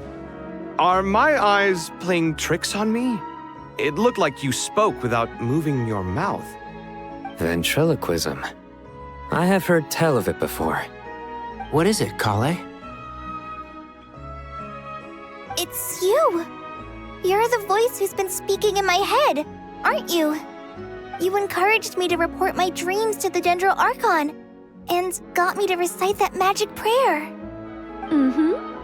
I have many titles, but let's go with the most pertinent one. I am Nicole Rain, an angel who has lived since ancient times. An angel? Sounds like a big deal, but, what exactly is an angel? Oh, Well, we're a rather long-living race of beings. Not gods, technically, but we can still tell you a lot of stories from ancient history. Yep, and she's also an amazing sculptor. You could say she's a real creative type. Well, ma'am, if both the Traveler and Paimon give you rave reviews, you must be pretty impressive. Oh, please don't call me ma'am. I find it so awkward when people get too formal with me. Just relax and be yourselves. No need to be nervous. Miss Nicole, if it's okay, could I ask you a few questions? Yes, you may. I can see your heart is filled with confusion, and you are desperate for answers. I also know which questions you want to ask me. Why did you dream of Sumeru City in disarray? Why did those verses soothe the Jinn only when recited by you? I can guide you to the truth, but it involves a personal secret of yours. I'd prefer to speak with you alone, if possible.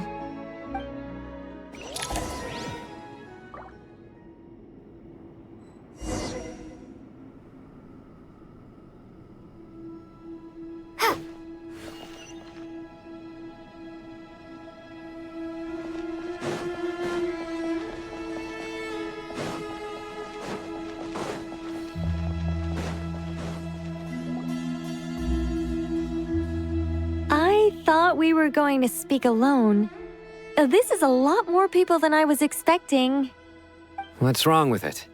Even the doctors at Dar al-Shifa allow patients to be accompanied by family members. Well, if Kale doesn't mind her secret being revealed, I have no problem with it. Thanks for being so considerate, Miss Nicole. I don't know what secret you mean, but whatever it is, there's no need for me to hide it from my closest friends. Closest friends? It's so nice to hear that.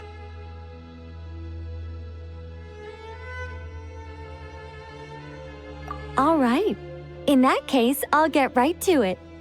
Kale, are you aware that there are god remains inside your body? I am. When I was young, I got sick with Elazar. Nothing could cure it. The Fatui convinced my mom and dad that they could help, and I was sent to an unfamiliar place. There were a lot of other kids just like me there. This creepy guy injected us with some strange medicine, which I heard contained god remains. I can still remember the pain like it was yesterday. But thanks to the friends who've stuck by me all this time, I've gradually been able to overcome those memories. Anyway, so you're saying that what happened to me has something to do with the god remains they injected me with? Yes. Those were the remains of Nabu Malikata, the goddess of flowers. What? Huh. Fascinating. You don't seem surprised like the rest of us. Why? The possibility crossed my mind when Kale recited the Goddess of Flowers song and calmed the Jinn. You made Paimon jump! What are you doing here, Lilupar? I was merely passing through when I heard the name of the Goddess of Flowers. Be assured that I share your surprise. You, with the hat. Are you certain? I sense no trace of the Lord of Flowers within her. Well, it is a very small fragment. Unless special methods are used to manifest its power, Even her closest acquaintances would find it near impossible to detect. After the goddess passed away, her remains were scattered across the desert. King Deshret gathered all the pieces he could find and buried them in the eternal oasis. But some fragments remained unaccounted for. Eventually, the Fatui must have found a way to track some of them down. Presumably for use in some experiment. It's not an uncommon occurrence. You're more shaken than I thought. In one sense, you've been extraordinarily lucky. So many people who yearn for this kind of power never attain it, yet you have coexisted with her all this time without even realizing it. I don't know what to say.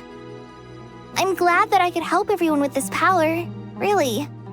But knowing that a fragment of the Goddess of Flowers is inside my body is... it's a strange feeling. Well, people value their autonomy very highly. Even a well-intentioned intruder can shake one's sense of self. I understand how you feel, Kale. But once you get used to it, you'll find it's nothing to be concerned about. Huh. I guess you, of all people, have a good reason to speak on this. 2 good reasons, in fact. Incidentally, 3 is the maximum number of Hermanubis' Ba fragments that I could bear. Let me guess. Because 2's company, but 3's a crowd? Thanks for helping to explain the joke, Tainari. Not my intention. Goddess preserve me. I should take my leave. This boy in his wolf's head hat speaks much too differently from the Hermanubis I remember.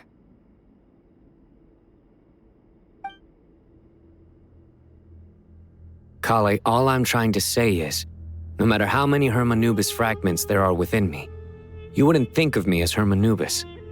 In the same way, you are simply you. Yeah, I know what you mean.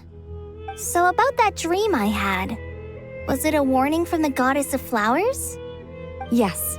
Just like me, she was an angel created by the primordial humans, born with the instinct to guide living beings. Though her body and soul have perished, her essence retains its natural instincts.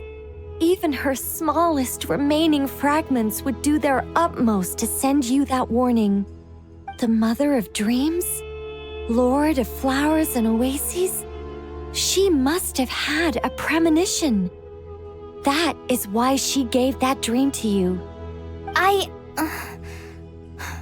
We won't let our efforts go to waste. But I still don't understand. Why me? Yes. Why indeed?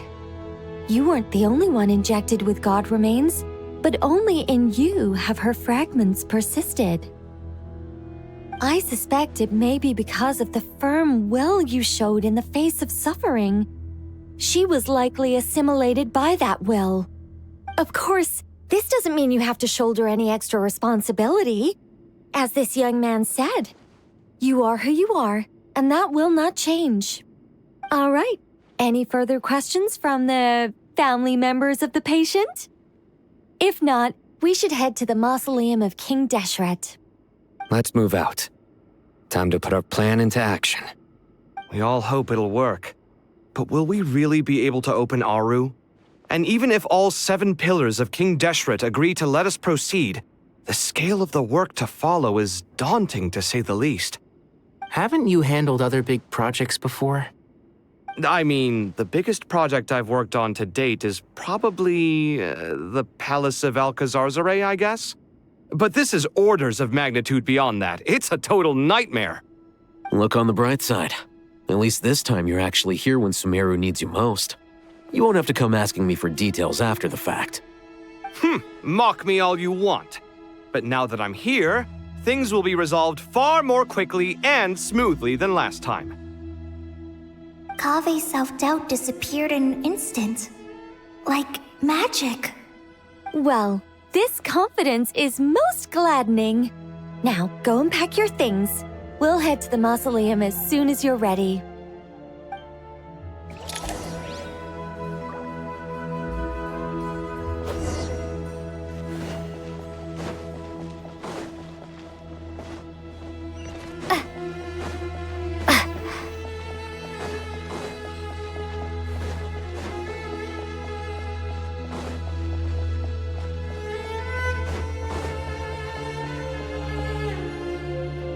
Oh, Miss Nicole.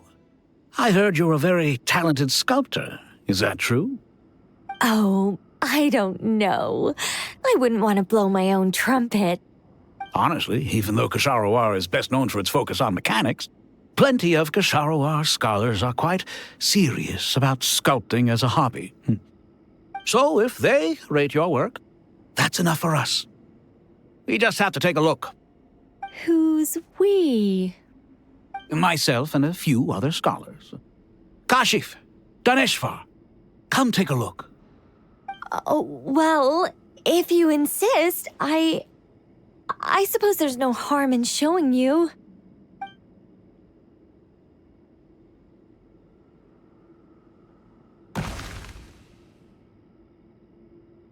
Whoa! Where did that come from? Look at the level of detail. It's so lifelike.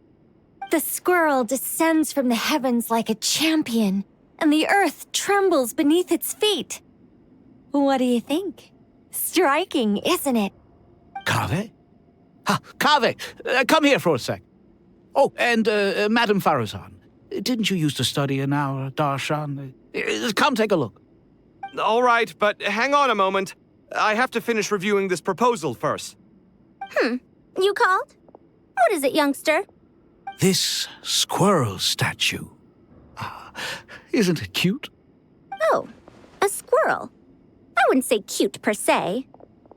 The realism is what stands out to me. Were you trying to carve a statue of a hero, young lady? Oh, a hero? I suppose so.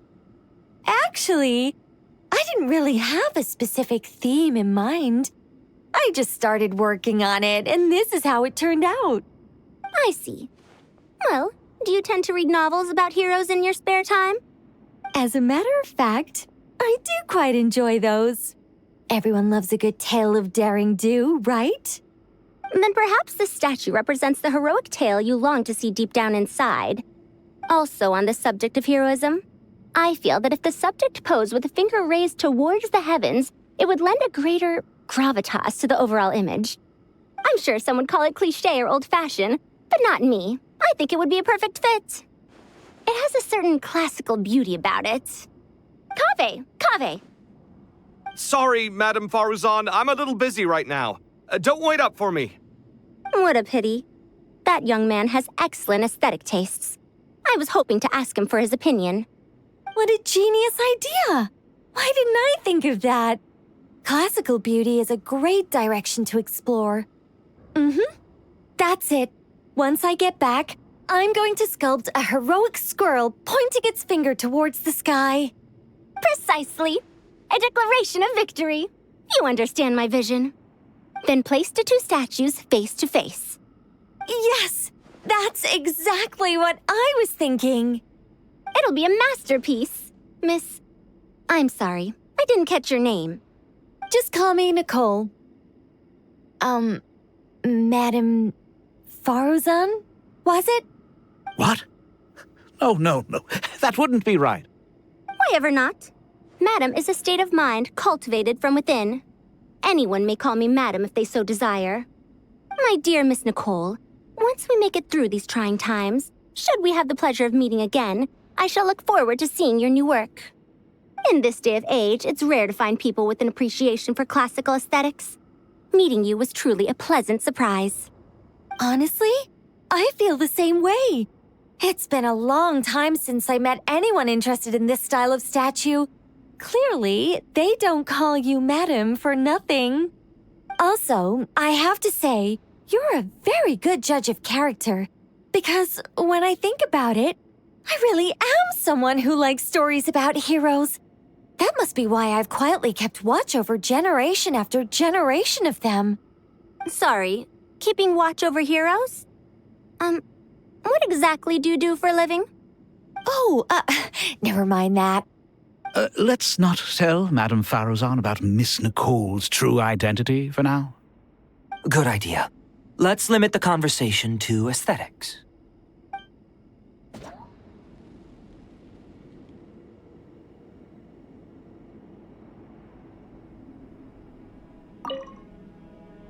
Let's not tell Madame Faruzan about Miss Nicole's true identity for now.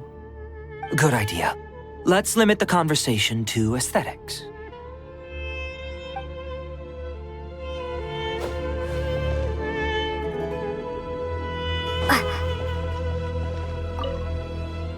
What's wrong? You look a little depressed. Kale got a fragment of the Goddess of Flowers, and all I got was one of the 7 pillars who served under King Deshret. I lost out, didn't I? That's what you're upset about? You're such a child.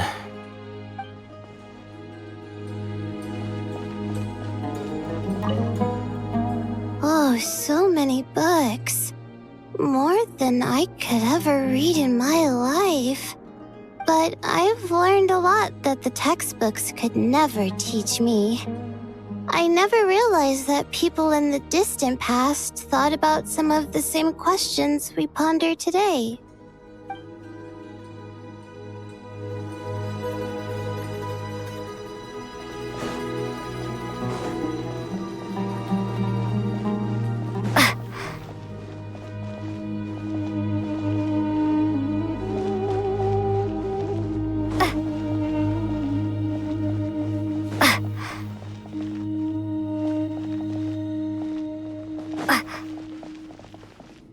Good to finally meet you in the flesh. It's a little surreal seeing you here after exchanging letters for so long. In my head, the boss of the Curatorium of Secrets didn't look so young. Sounds like you have some history then? Any budding mercenary group needs a steady supply of intel. They, in turn, can prove an exceptional source of the same. The Curatorium of Secrets is happy to cooperate with friends from all over the world. If you're interested, you'd be very welcome to join our network too, Miss Dia. Can't say no to a solid partnership, especially out here in the desert. Having intel can mean the difference between life and death. But cooperation's built on mutual trust, and there isn't much contact between the desert and Nodcry. So I'm guessing you reached out to Jet first, Miss Nefer? What's behind your interest in the desert? Nostalgia? Or is there someone you're looking to take care of? Let's put all our cards on the table first. Things will go more smoothly that way. I like your style, Flame Mane. Actually, I had this same discussion with Jet before we started working together. To be clear, I have no intention of using you for any ulterior motives, and I have no enemies in the desert as things stand now. Were that to change, I wouldn't drag outsiders into a conflict that doesn't concern them. There's no point in doing certain things if you don't do them yourself. Wouldn't you agree? Well said. Taking responsibility for one's own affairs is the way of the desert folk. Huh. It's like you're one of us. You sure that's a compliment? Absolutely. I'll take it. Perhaps we can discuss our cooperation in more detail now? Sure. I love working with no-nonsense people. And you certainly fit that description. I look forward to a fruitful partnership. As do I, my friends.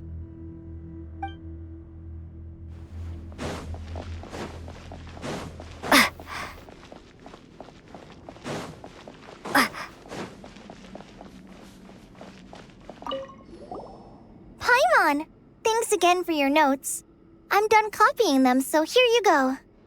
You're welcome. Just let Paimon know if you ever need help again.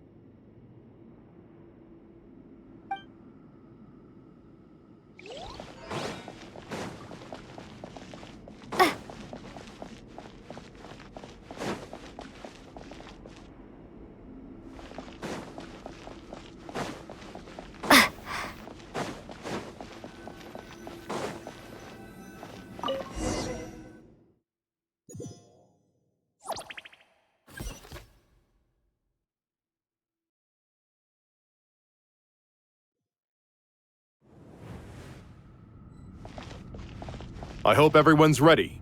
We'll be arriving at our destination very shortly.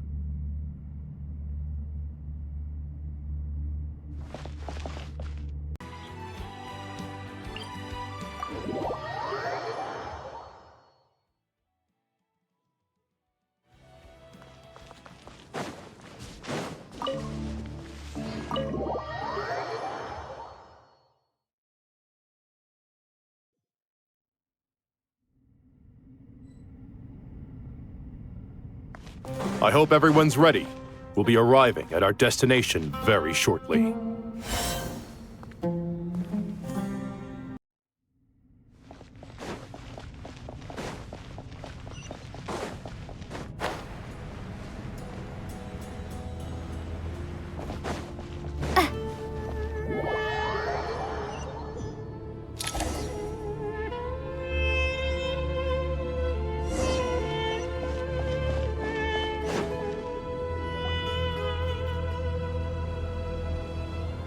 Why, we've not seen so many visitors ever, really. What is this place now, a tourist attraction? Ah, closer inspection reveals many familiar faces. To what do we dusty old fellows owe the honor? Surely you're not just here to chat. You surmise correctly. We are here to carry out a rather enormous project. Ho, enormous, you say? How large, then? Larger than the gaping void in our lives? Why, you've even put a smile on Goatee and Crocco's faces. All this activity is making for quite the special day.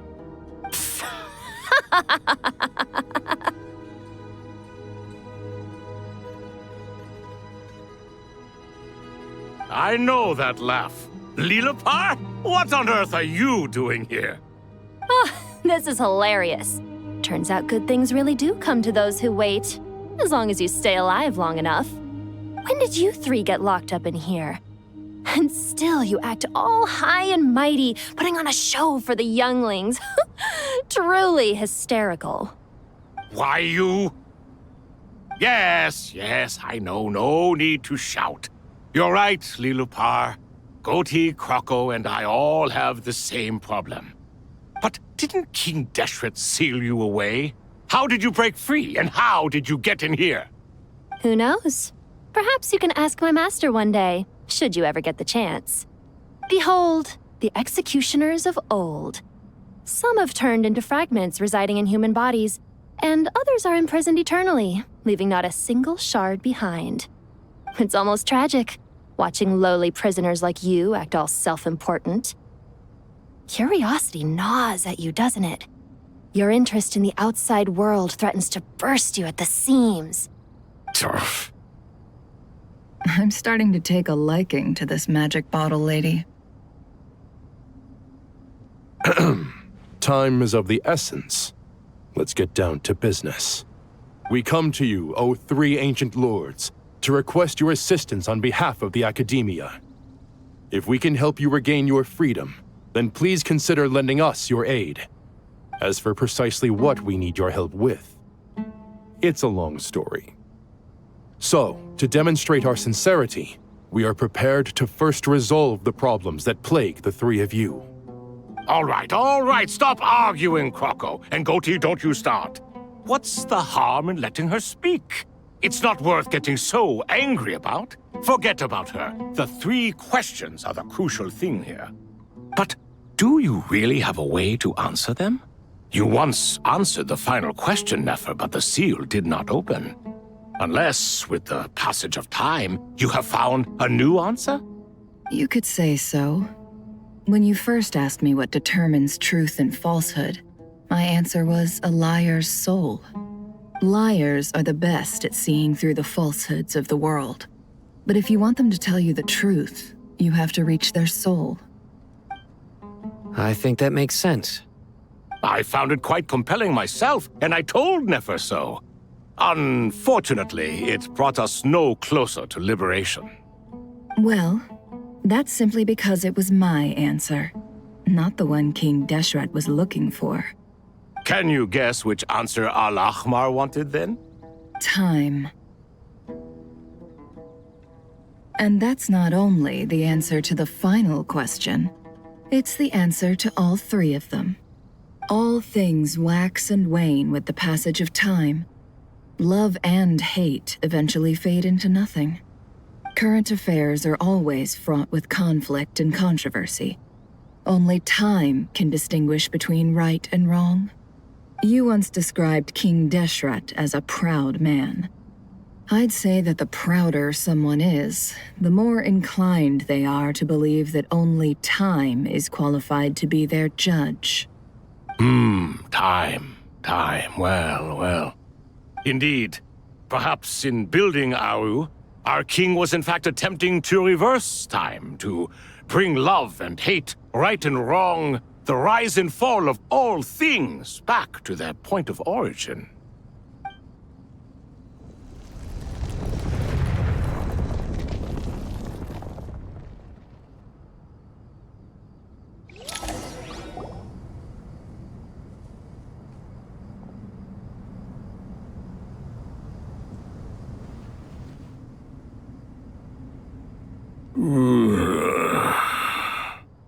This is the most eventful day I have experienced in a long time. You have my sincere gratitude. Are those 3 of the 7 pillars? Turns out the statues were quite faithful to the source. You 3 seem to be in good spirits. Prison can help a person grow and learn to cherish what they have. Nevertheless, after everything you've done for me, I sincerely hope you never have to experience it for yourself. Hello, Nefer. It's good to see you, Thoth the Ibis King. Nice. Definitely puts my mind at ease, seeing you two getting along so well. Should we maybe introduce ourselves, or... Sure. I'm Sethos, the current leader of the Temple of Silence. This is General Mahamatra Sino, and this is the former Spantamad sage, Cyrus. But I'm guessing none of that means a whole lot to you. Everything is equally new to us, in truth. We've been gone from this mortal world for longer than you can imagine. Let's hold off on the introductions for now. We can always ask Nefer about you later. It'll give me something to talk about with my chosen disciple. You're like a helpless parrot. Gods and people of yore are not necessarily welcome in today's world. Self-awareness is one of my finest qualities. I thought I ought to share its fruits with you two. Is that so? Well, I think we'll take it in stride, just as we did with the 3 questions. Let's not forget, it was my persistence that won you both your freedom. Fair point. I have to applaud your persistence. And I must praise you for your wisdom. Now, state your wishes, young ones. I'm sorry? Why, your tremendous accomplishments deserve a reward, do they not? You must let us do something for you in return. General Mahamatra, what do you think? I won't beat around the bush. Sumeru is facing a crisis the likes of which have never been seen before. And we need your help. Every calamity throughout the ages has been connected to us in one way or another, whether we were its cause or consequence. Whatever is wrong with Irminsul, it severely affected the Dendro Archon. She fell into a coma and is currently receiving treatment from the Dendro Dragon.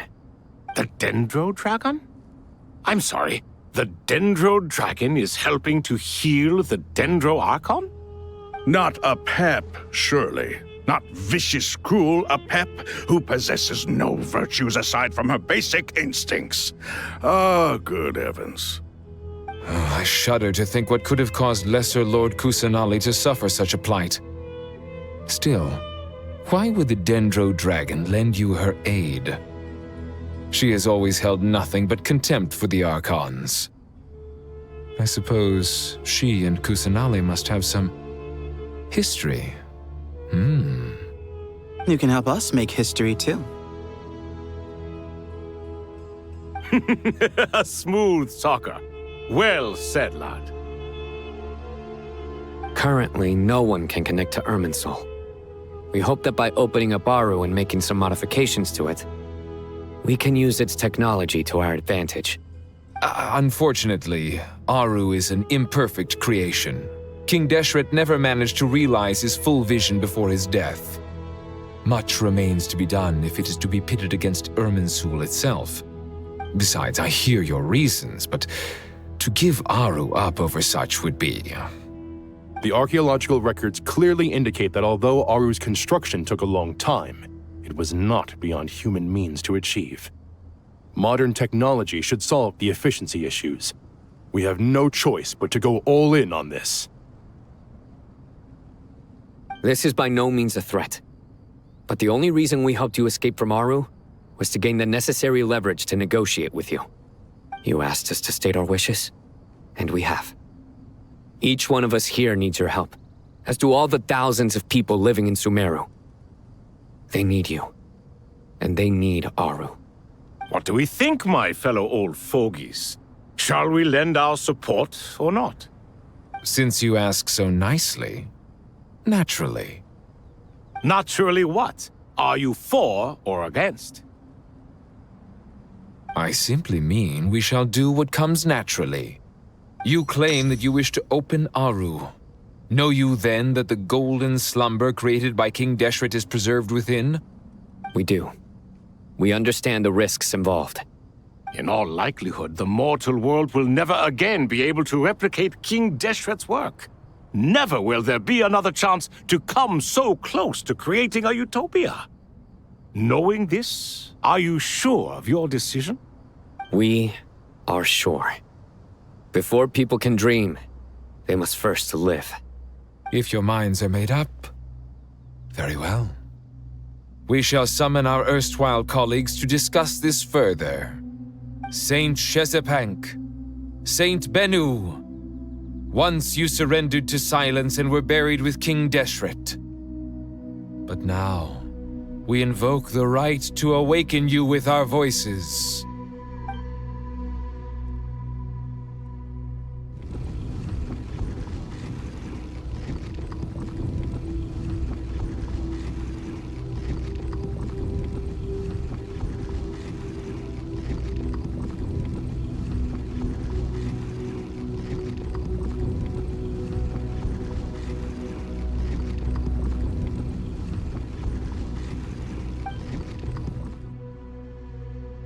Saint Bennu, responding to your call. 3 kings detected. Initiating autonomous will. Saint Shezbank, responding to your call. 3 kings detected. Initiating autonomous will. Ah, Lord Herreshoff. What a long time it has been. I trust you are keeping well. Then your trust in my well-being has long outlived your physical body. You have always opened with that same phrase, in life, death, and now even beyond. Al-Akmar is long gone. What is the reason for this meeting? You're awake? Good. We are voting on whether to give the people of present-day Sumeru access to Aru and permit them to perform technological renovations. You have the right to support or oppose the motion. Aru is the pride of Al-Ahmar. Opening Aru requires the unanimous consent of the 7 pillars. I hope you have a convincing reason to present to us. Sumeru is currently in the midst of a major calamity. Let us not forget that while Al-Ahmar was a stern ruler, he was also a teacher of wisdom.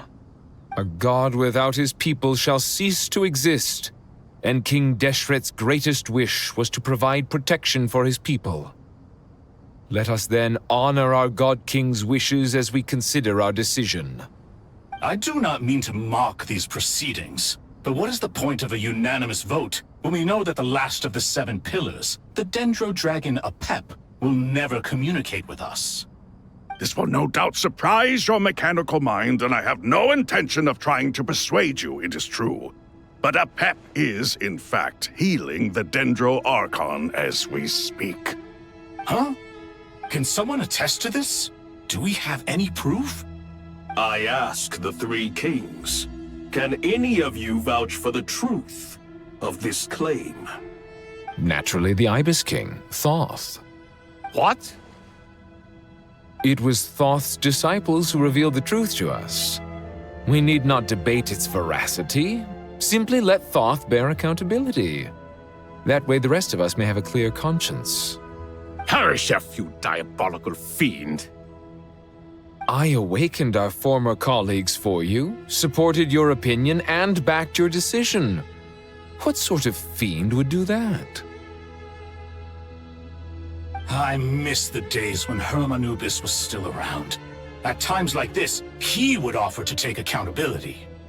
What are you trying to say? Is my word worth less to you than Hermanubis's? Hypocrite though you are, Lord Thoth, you are humorous in equal measure. How could we bear not to associate with a character such as you? I, Saint Shezpank, approve the Goat King's proposal. Since King Deshret is no more, we shall receive no reprimand for acting beyond our remit. Nevertheless, I sincerely hope that those before us understand the significance of what they intend to do. Remember, the moment that Aru is liberated, the myriad souls residing within the Golden Slumber will return to the ley lines. And once the ley lines flow again, these souls shall in turn be received by Irminsul. To take this step is to bring the perfect afterlife created by our king to a permanent end. We understand that well, and we have decided to proceed regardless. Furthermore, the contemporary human perspective would contend that confining souls in this way is no act of benevolence. The deceased have a right to rest in peace. King Deshret's creation is clearly a place of rest and peace. It is just that many do not see it this way. But no matter.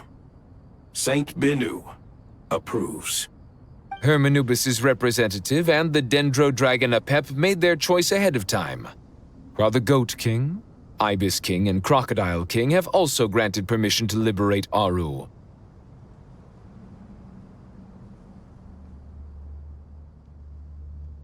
By the grace of His Majesty, guided by His wisdom and will, let the gates of Aru be reopened.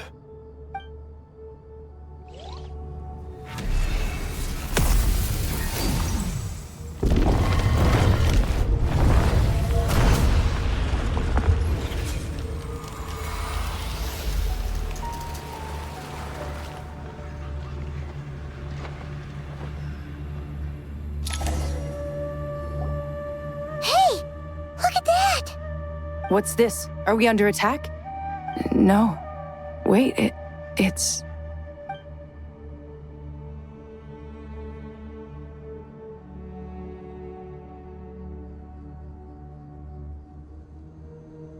Here you are. Through the sands of time. I see you. Father. Father, is it really you? It's Chet's father, Jibriel! That's right! He entered the Golden Slumber, didn't he? I smell blood and sand on you. You've grown. Strong as a wild beast, and without shedding a tear. You have to leave, don't you? Please, just answer me this. What should I do for you? This meeting is a blessing from the gods. My soul, once imprisoned along with that of Samael, is finally free. I am truly grateful for the chance to see you again. That the dead should meet the living is itself a miracle. One brief, precious moment is enough. Enough to set my heart at ease. Do not weep for me, Jet. I know you will accomplish many great things in your life. You will go further and climb higher than I ever did. All I ask is that you take good care of yourself.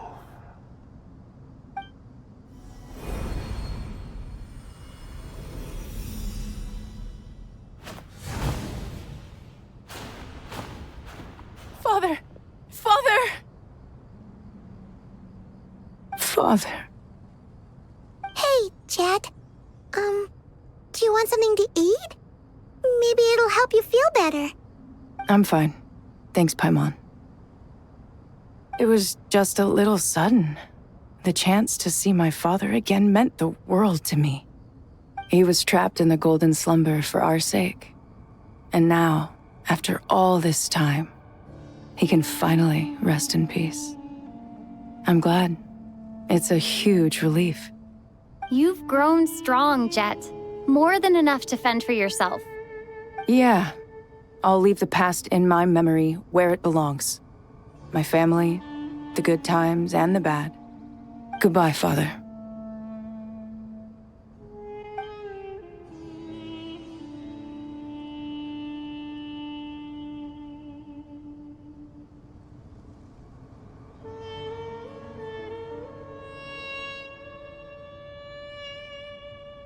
Ah, me, what a touching reunion that was. It seems we did a good deed today. We three retainers, once imprisoned for our iniquity, are surely the least qualified to judge whether this deed is good or bad. Either way, Aru is open. Now you have your opportunity, and with it, whatever trouble may ensue. Although Aru was created by a god, human craftsmanship was nevertheless required to build the gate that connects it to this world. Perhaps the relationship between gods and humanity follows a similar principle. As for your proposed renovations, we cannot determine which functions to keep or discard. Proceed as you see fit, but please entrust the task to your most accomplished scholars, or Bennu will be most displeased. It matters not. The Ibis King shall be accountable if any problems arise. Ibis, you chose to take on disciples, and so it follows that you must accept the risks of associating with humans. If I'd known you'd be like this, I would have locked all of you away in Aru, never to leave again for all eternity. All of us? What does this have to do with me? Vilify me no further. Scholars, since you have liberated Aru, allow me to present you with a gift. Using Aru's power, we shall install a defense mechanism at our king's mausoleum. You must be guarded even against Irminsul itself. This shall afford you some convenience. Unseen and unheard. From this moment forth, none may by sight or hearing perceive anything said or done within the mausoleum. Amazing. And all this is achieved just with the power of Aru? With technology from the heavens, the possibilities are endless. Just because King Deshret did not use it for this purpose does not mean that it cannot be done. So, marvel away. This is the reward you have earned. All right. Well, that resolves the issue of confidentiality. What about the technical side? Do we have the manpower? Why, yes. I've already contacted them. They'll be here soon.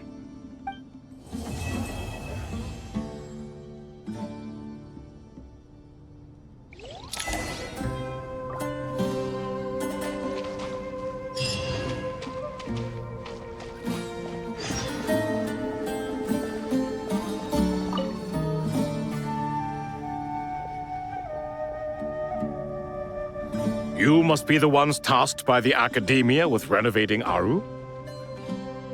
That's right. Good afternoon. I'm Kaveh, and these two are Termezi and Naisaburi. Hey, I'll hate them. Come and introduce yourself.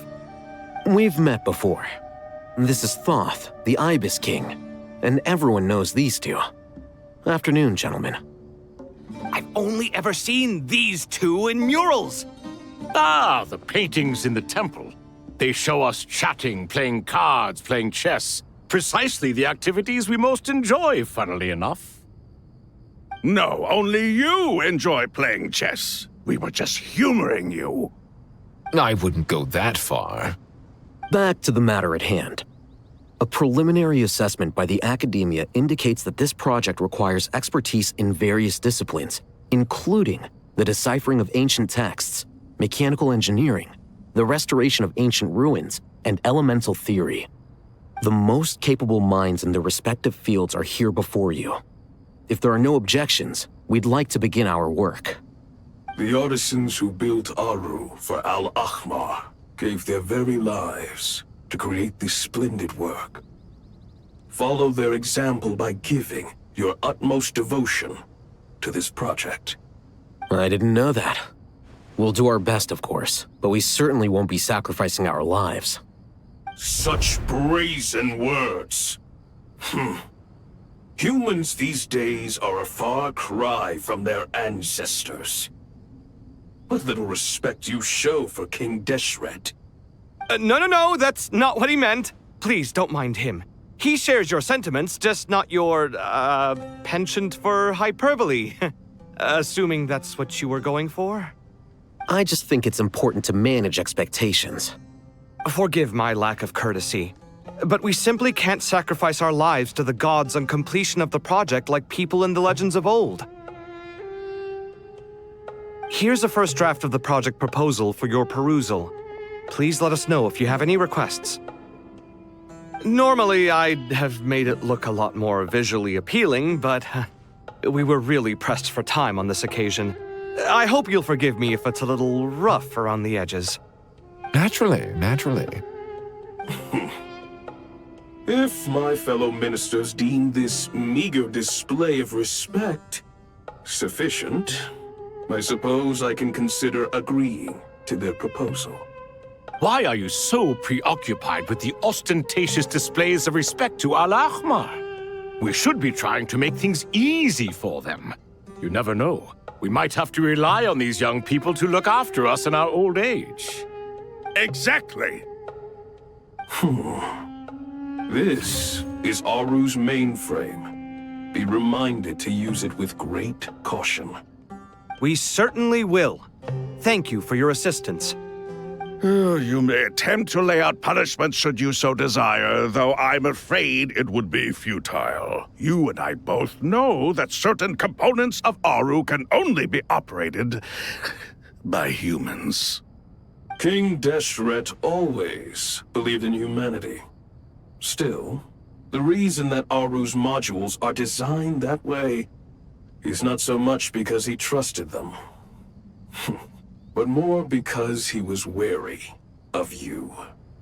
Is that true? No wonder human artisans helped to build Aru then. He actually required human assistance to create his greatest work. Naturally. Have you noticed that the Goat King keeps giving superficial responses? It's like he's just going through the motions and leaving the real debate to his colleagues. He understands the art of perfunctory speech. That's what earned him his position as the Minister of Ministers. It seems the rumors about King Deshret being a poor judge of character are baseless after all. Excuse me for being blunt, but it sounds suspiciously like you're putting yourself on a pedestal and mocking me. You're mistaken. And while there's nothing strictly wrong with making every conversation about yourself, it's not exactly a positive tendency either. You? Whatever. I knew it'd be like this working with you. All right, let me past. I need to look at this console. It's your job to activate it after all. Let's begin. Everyone, please proceed with the external checks and preparations as per the procedures outlined in the engineering plan.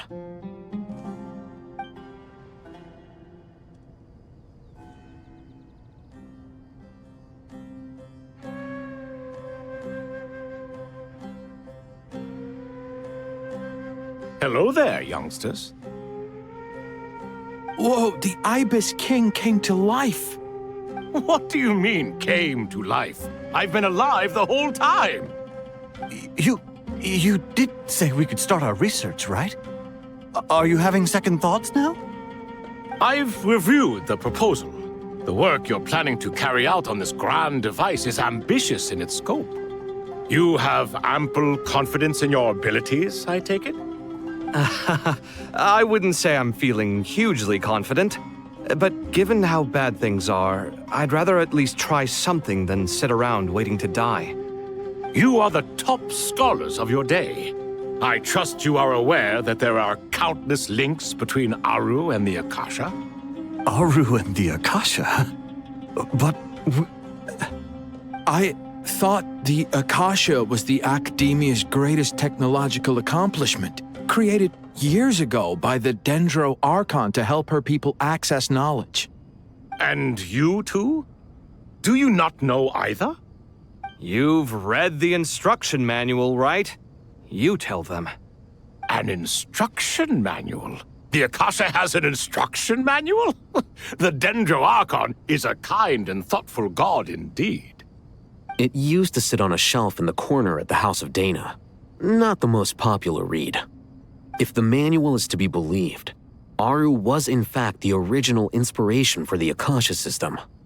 What? But there are so few records about Aru anywhere. And practically none of the scientific expeditions into the desert had anything to do with it. Ah, but this is something you could not possibly have known. You may have heard many stories about the desert, but what is the most important aspect of history? Consider this a quiz. Anyone from Vahumana present? I'm from Vahumana. It's, well, veracity. Precisely. And a large part of veracity is the chronological order in which events occur. I may as well tell you. In the beginning, Nabu Malikata, the goddess of flowers, descended upon Sumeru. The glory of the heaven was within her. She brought life, oases, and knowledge to this land. Then she created the Jinn, enlightened them, and ordered them to serve her. 2 other gods also walked upon this land where wisdom flowed in abundance, and the 3 met beneath the great green trees. It was the first and greatest alliance. We should speak with reverence of this covenant between the 3, which transcended both time and life. For they promised that in Sumeru, wisdom would be shared with all. All the great changes in Sumeru's history began with the goddess of flowers. For King Deshret's sake, she pried into the secrets of Celestia, and for this was burned to ashes by the flames of wrath. So grieved was King Deshret by her passing that he lost all interest in state affairs and devoted himself instead to the knowledge that she had brought back. It was after learning of the technology from that floating island in the sky that he first conceived of Aru. And so, the Akasha was inspired by Aru, while the basis for Aru itself came from Celestia's technology. Well, if the 2 share a common technological origin, then connecting one system to the other is an entirely feasible idea. Unbelievable. Have you no reverence at all for celestial technology? No, I do, but there's no time for that. The schedule is too tight. Blame it on the deadline. Perhaps you could try coming up with our cutoff dates. You know what it's like having to turn around 5 different drafts in one day?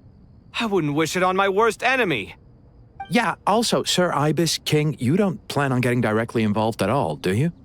Yes, well, you strike us more as having come to give a popular science lecture. Or, wait, does this count as more of a first-hand witness statement? Neither. Anyway, this sounds like far too much work for me. Still, if Aru is so powerful, why didn't King Deshret use it for more ambitious ends? Because it was never fully completed. King Deshret had grand plans, but he perished before they could come to fruition. In the beginning, his wish was to create something that could rival the very world itself. The Lord of Flowers sacrificed everything for that ambition. What he desired, she bestowed, and thus was knowledge brought into the world. Her courage and sacrifice had to be honored with the most splendid of monuments, or King Deshret would surely have deemed it a grave injustice. And that monument, built from knowledge and technology, etched with a sacrificial and courageous love, even in its unfinished form, it deserves to be treasured. At that time, King Deshret said the following to the Lord of Dendro. Since we share an eternal covenant, I shall never be your enemy. Hence, the fruit of wisdom from the heavens is not to be devoured. Remember, it is not that I lack the power to become the enemy of wisdom. Yet you and she have taught me much and shown me kindness. For this, I cherish you both. In the end, Aru was only used to store a portion of the souls. It was but a primitive form of the masterwork the king had envisaged. His final hope for Aru was to return to the past, when she yet lived. So the point you're making is, King Deshret was both powerful and ambitious, and he only ceased his imperious ways out of affection for the goddess of flowers and the Dendro Archon. You could see this as an act of mercy, but you could also see it as the sentiments that lay between these three gods placing constraints on him. This was, after all, the foundation of the alliance between them. This explains why Aru was both a prison and a monument, and why the answer to the three questions was time. You have to be careful who you get involved with, or you invite all manner of misfortune. This is as true for gods as it is for humans. Love is the same. It is both a prison and a monument. All right, let us pause the story here for now. Seeing as you've been so diligent, I'll offer a little help. Who's in charge again? Is it you two? Ah, yes, me and him. Now then, close your eyes. Wisdom hides in the space between the tangible and the intangible. It is to convey the incommunicable through the simplest of mediums. By the power of King Deshret, I shall grant you a glimpse into the unseen secrets that lie at the threshold of existence.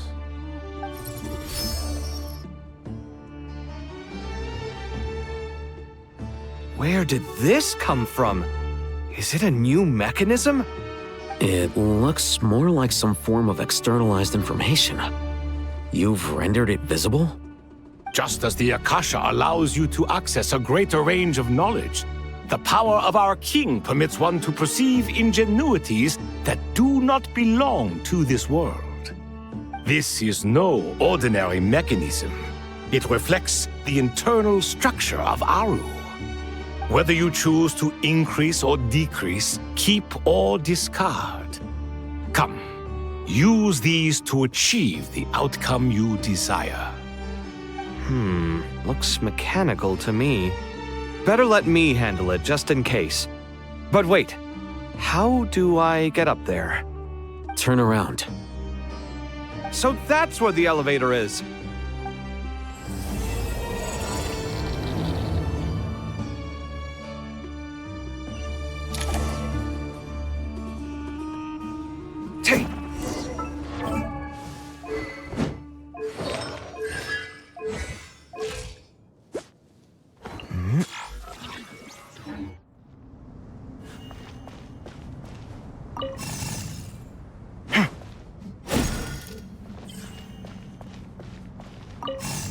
Sight clear.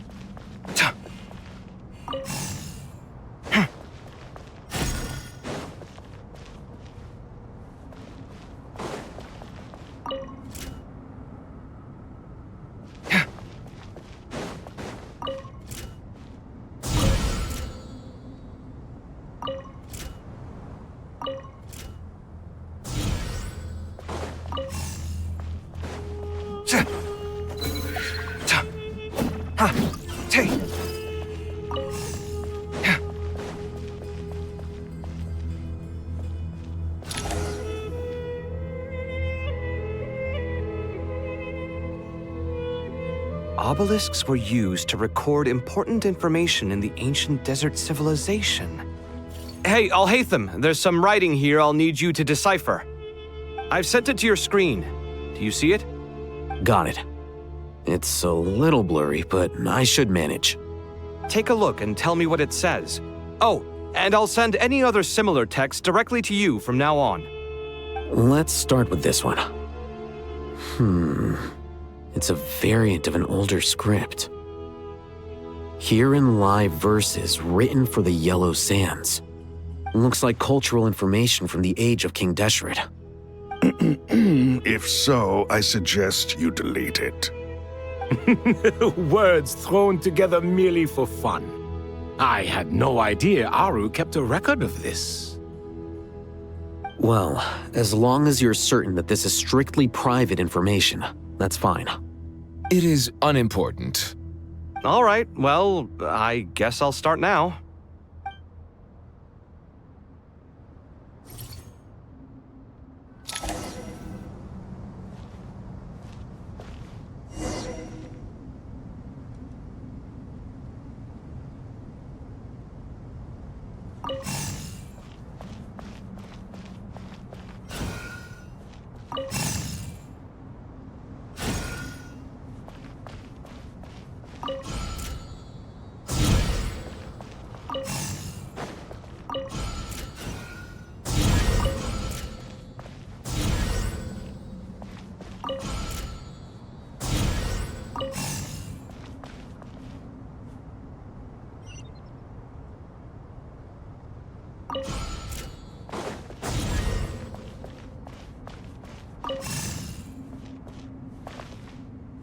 Scanning.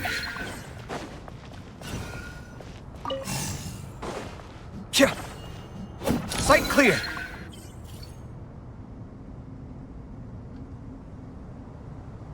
Found some more. Sending them over to you now.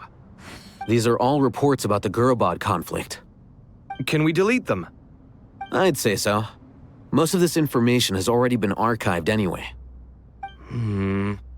What if there are details in there that Vahumana missed? What are we supposed to do if they come after us in the future? They'll just have to live with it. If we don't resolve these issues now, there won't even be an academia in the future, let alone a Vahumana Darshan. Yeah, you're right. Okay, done. There's some other similar monuments nearby. I'll check them out.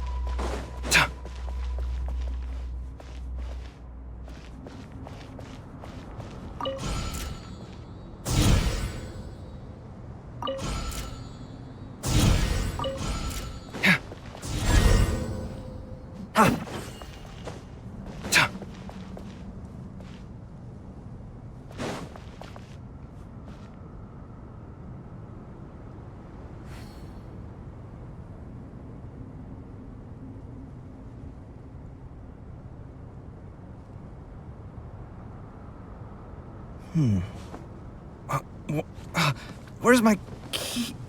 Not again.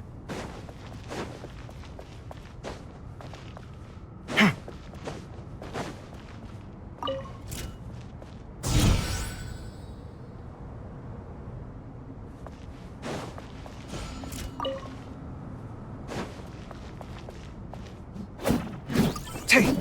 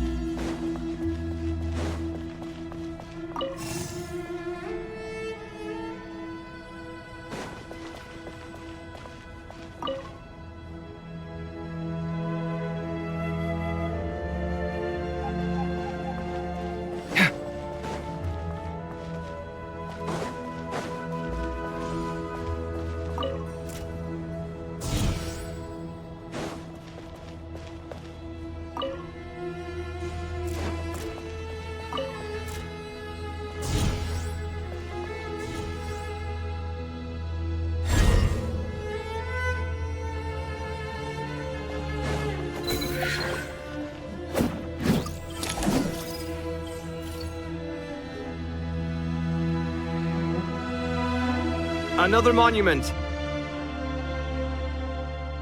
Hold on.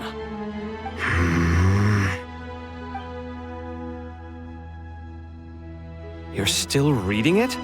How long is it?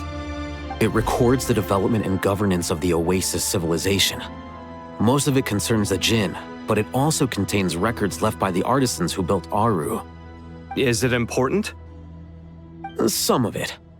There was no way for me to read the whole thing in its entirety, so I had to rely on my intuition to pick the parts worth keeping. What about the artisans' records? What do they mention? They're speculations, mostly. For instance, they were wondering how to protect themselves if King Deshret decided to silence them after the construction of Aru was complete. Sounds like pure mythology to me. Surely that kind of thing didn't really happen. The records do emphasize that this was merely their conjecture based on various myths.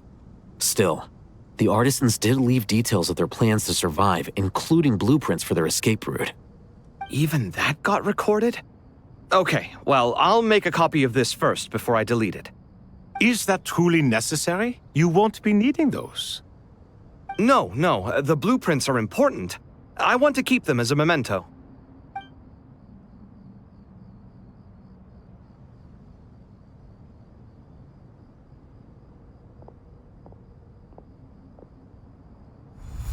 I think that should just about do it. It meets the requirements of the contingency plans, so we should be good. I gotta say, it's the strangest feeling, this cross between reality and the intangible. It's like drifting between life and death, or in and out of a dream, using my own hands to manipulate illusions that are forever out of reach. Chasing dreams in the most literal sense. Definitely a novel experience. What happens if my spirit just floats away? That won't happen. Anyway, I wouldn't celebrate just yet if I were you. There's likely to be a phase 2 of this project. All right. I'd better keep my wits about me then.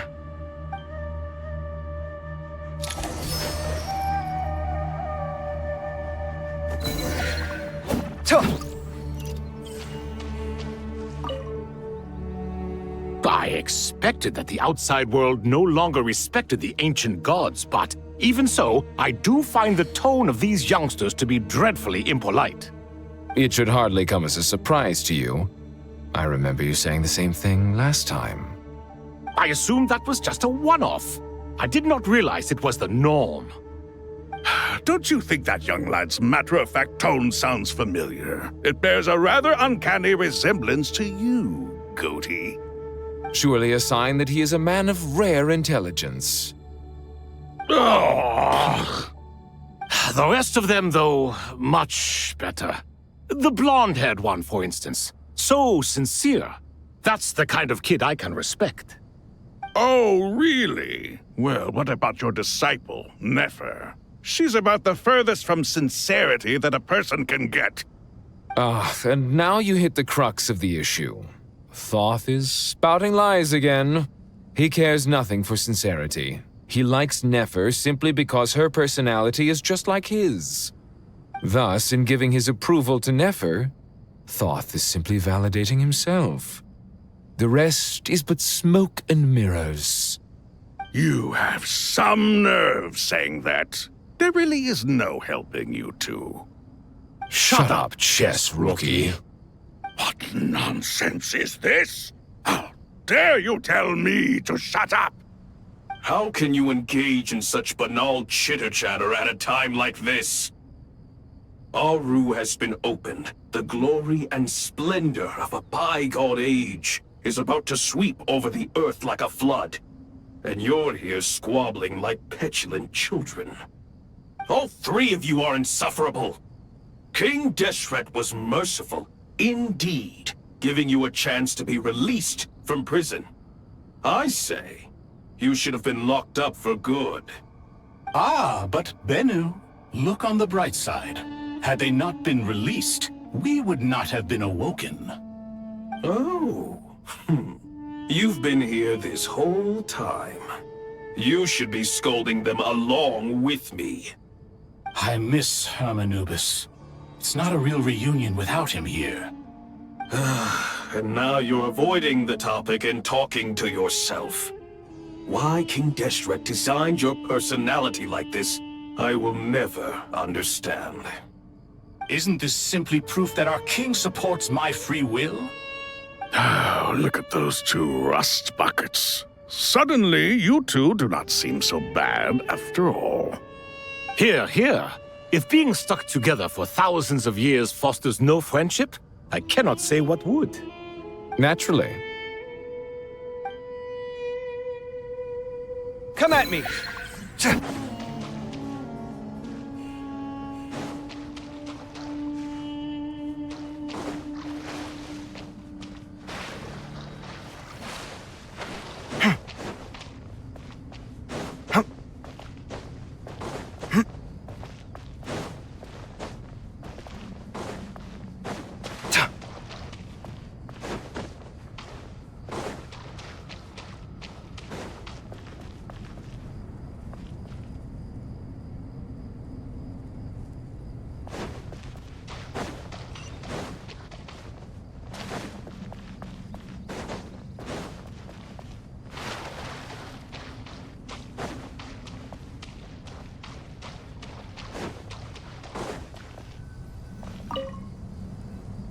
How's it going? Are things progressing smoothly? Well enough, I suppose. You know how it is. The work itself is only half the problem. The other half is having to work with Al-Haytham. I'm sure the feeling is mutual. Honestly, though, I thought you two had already worked things out. As if. Turns out working closely together is the best way to expose any tensions lurking beneath the surface. Besides, I just think that some people never change. Agreed. Case in point, you didn't make sure I was out of earshot before you started complaining about me. Old habits die hard. Actually, this is for your own good. Maybe if you spend a little more time listening to what other people have to say, you might actually realize that you're the problem. Naivete is another old habit of yours. I had assumed that you both volunteered for this project, like us forest rangers. But now I'm getting the sense that wasn't the case. Definitely not. We were assigned to it by Lesser Lord Kusanali and Nephis. As much as I'd love to be doing normal work for normal clients, these Titan projects are all that's on offer right now. Though I'm sure they wouldn't be roping us in if they had any better options. Just goes to show how short-staffed the academia really is.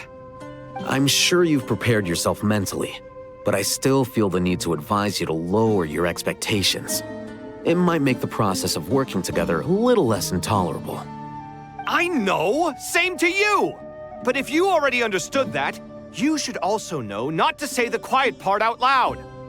Why don't you come help me with my forest patrols? Might help you avoid any further disagreements. Good suggestion, but unfortunately, differences of opinion will always exist. Changing the nature of the work won't get rid of them. For once, I actually agree. There is zero chance of us ever resolving our differences. Zero! But even so, the work must be done. Care for some coffee? I'm glad to see you making progress. Don't act so smug! It'd be nice if you made some too! I feel like even I've made some progress today. In the past, I never would have dared to try and mediate a conflict between you two while you're both right there in front of me. Apologizing probably makes it sound like I'm in the wrong, but I'm sorry. I was just kidding. Truth be told, I don't have any work to do at the moment, so I'm just here to kill some time. How's Kale? She's studying with Nicole. I'm not sure how she's getting along, but she seems to be in good spirits at least. I wouldn't worry. Angelic affairs are probably above your pay grade anyway. I know what you mean, but Sino and I are still a little concerned for her. He said he'd go keep Kale company after he's finished training the mercenaries. I'm planning to join them myself shortly. Kale will be okay. Have faith in her. Even we can see how much more confident and outgoing she's become in these past few years. Thanks to you and Sino being there for her and providing guidance every step of the way, she can finally stand on her own 2 feet. On her own 2 feet. Does it feel bittersweet? Watching the younger generation grow up and move on? No, not yet, at least. I was just thinking, I wish there was more I could do for everyone. She'll be fine. Yeah, she will. Just try to relax.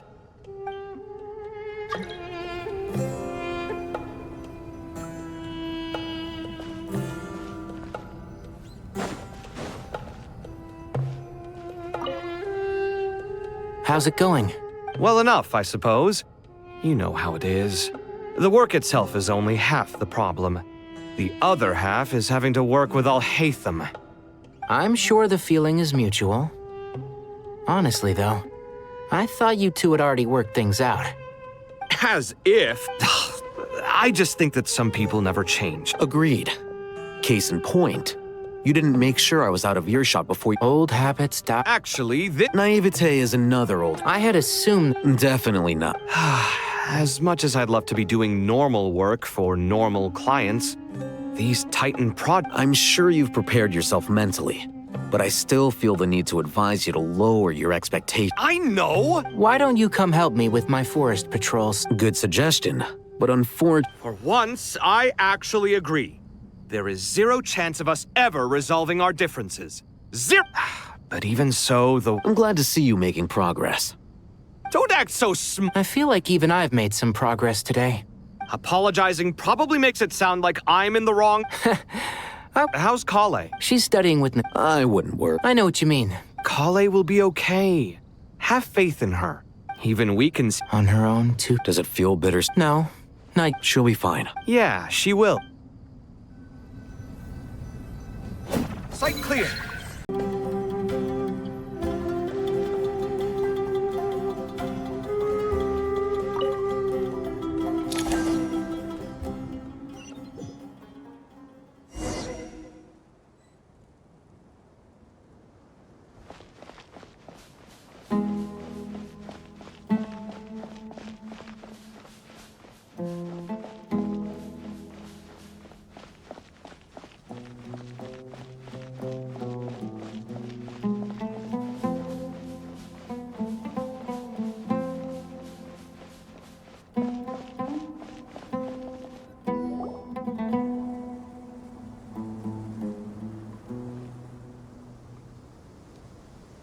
Traveler from afar, do you worry for the fate of Sumeru as well?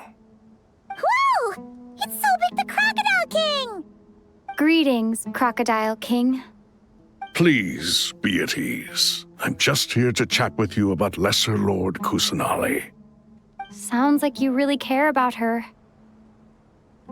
Yes, although to be exact, it is a mixture of both concern and curiosity that I feel. Speaking of Nihida, Paimon was wondering how she's doing. Wait a moment.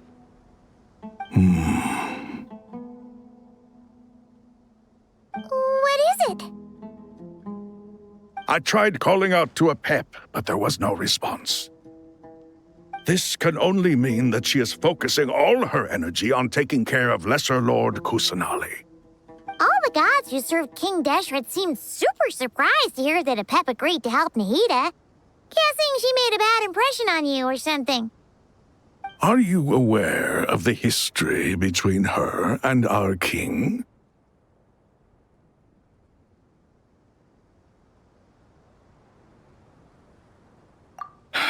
Then you are learned indeed. I'm glad to know that Sumeru has the support of someone like you. At the end of his life, King Deshret tricked the Dendro Dragon into swallowing him whole, leaving her to bear the torment of his sins. The Dendro Dragon despised King Deshret, yet he outwitted her. Rather than bringing disaster to the land, he chose to deceive her and thereby ensure his annihilation. An act that surely displays his love for humanity. The Dendro Dragon stands for the glory of a bygone era. She hated Al-Ahmar and what he represented. All the gods, all the power they wielded. And so, her willingness to help the Dendro Archon through this crisis comes as a great surprise indeed. It makes one wonder whether, perhaps, the Dendro Archon assisted her in the past. Yep, Nahida did her a huge favor.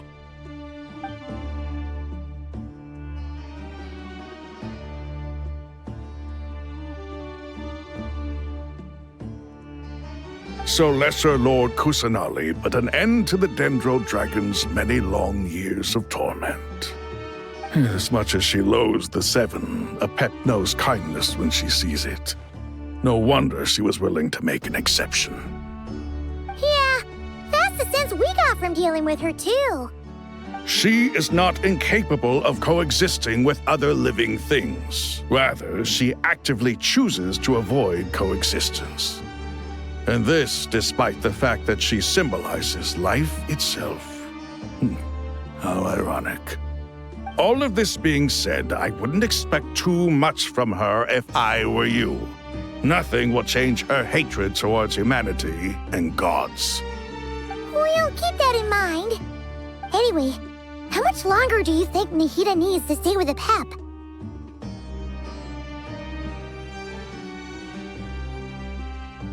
For all we know, the Fatui might still be in the desert.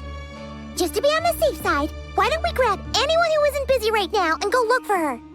I'm alright, Paimon. Huh? Was that Nahida's voice? It seems the treatment was effective. Since when do my deeds require your evaluation?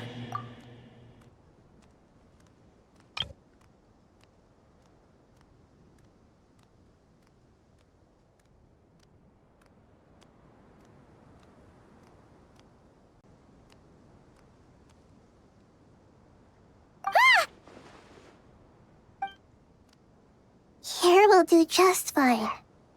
I had no intention of taking you any further. One ought not expect greater generosity than they have earned. You always hide your kindness away like an oasis within a sandstorm. Only those who make it through the swirling winds can know just how beautiful that oasis is, and how much hope it brings. You dare appraise my being? No, I'm expressing my gratitude. I want to thank you for sharing your precious life force with me.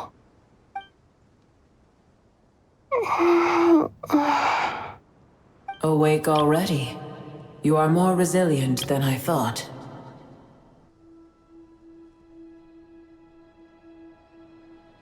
Pep. I feel much better. Thank you. Gods and their gratitude mean little to me. I would rather you give me your assurance that the situation with Irminsul and Sumeru's ley lines will be competently managed.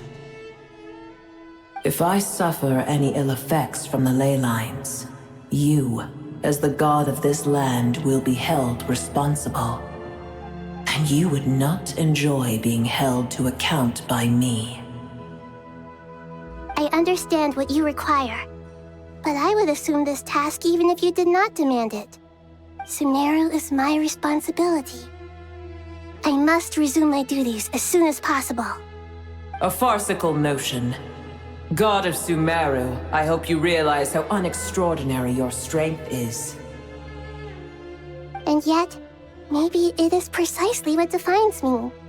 A god of wisdom is not meant to rule by force. Then hold steady. We go forth. Well, I'll be. Is that Apep? Do my eyes deceive me? Of all places, the Dendro Dragon has decided to visit the mausoleum of King Deshret? I see that after all this time, Al-Ahmar's menagerie of ministers remain as vile as ever. It's a pleasure, Dendro Dragon. Had you arrived but a little sooner, you might have attended a meeting of the Seven Pillars. What a nauseating thought. You are not the first insects I have had the displeasure of dealing with today. A swarm of them tugged on my tail on my way over. Goodness knows what hovels they crawled from. Why do all the creatures of this world remain so lowly after all this time? What did you do with them? I cast them away. What would you have me do? Keep them as trinkets? Boer, this is where we shall part ways. To be clear, I do not wish to see you or anyone else here ever again, unless absolutely necessary. Then I wish you peace as you return to your dwelling place.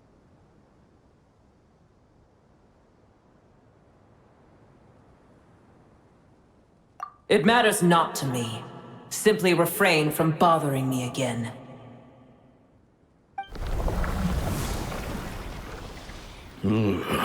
A force to be reckoned with. At times like this, I feel glad that she has no interest in any of this. Hold on, just hold on, okay? We're almost there.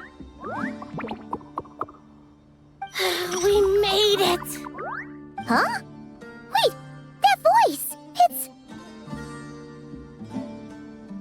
Uh-oh, I'm gonna fall.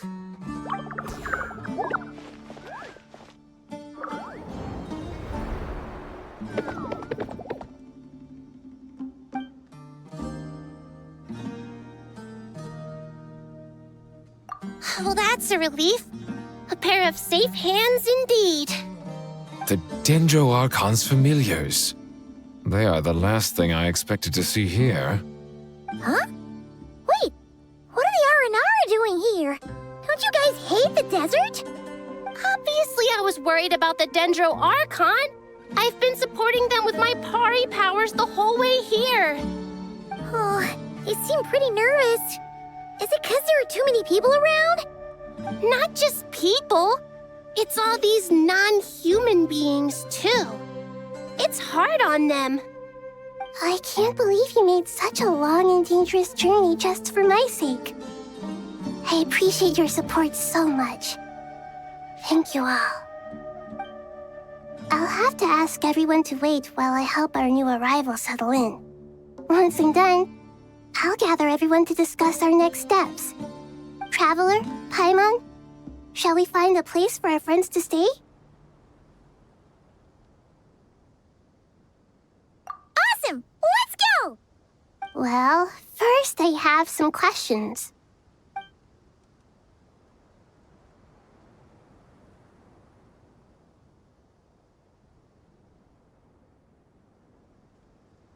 Okay, I think that covers everything.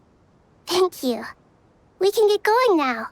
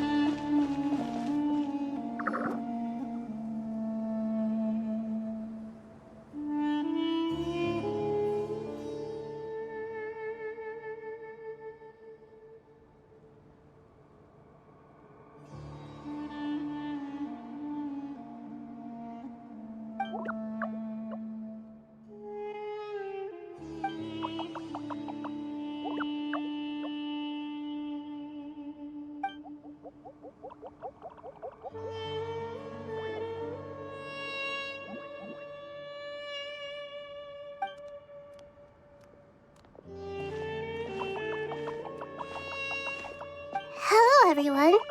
It's only us.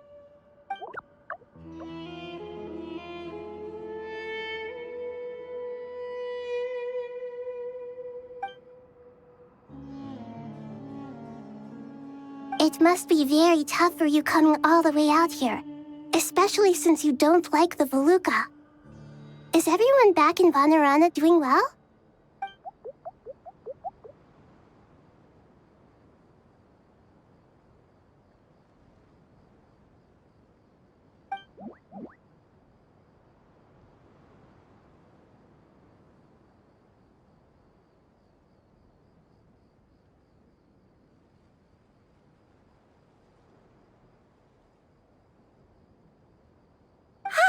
Everyone's here. Good. Are you okay? You look like you were about to pass out back there. Then you're forgetting who I am.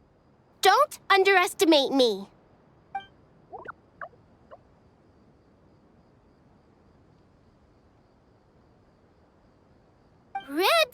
Oh, excuse me! Are you comparing me to Paimon?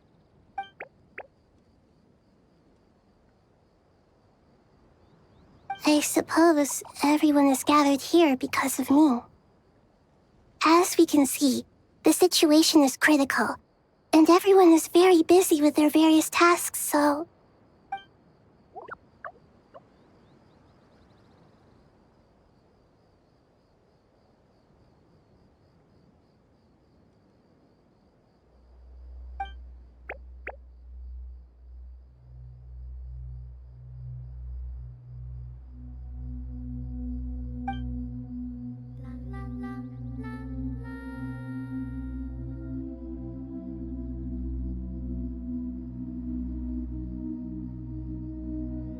I can't thank you enough. Right now, we're focused on restructuring Aru, processing excess information, and helping restore everyone's confidence. I'm sure you'll find it all very straightforward. I can help too. Just let me know where I'm needed.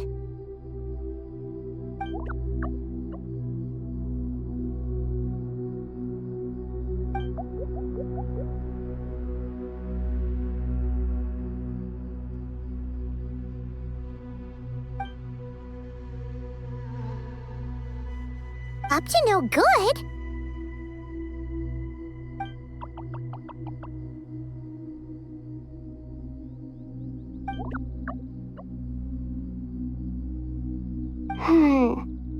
That definitely sounds suspicious.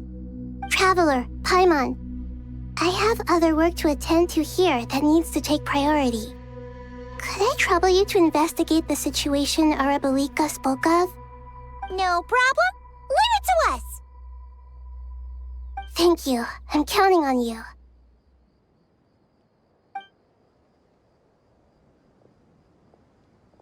There's one other thing. If you are to work alongside the people of Sumeru, you will need to make yourselves visible to them. Is that acceptable to everyone?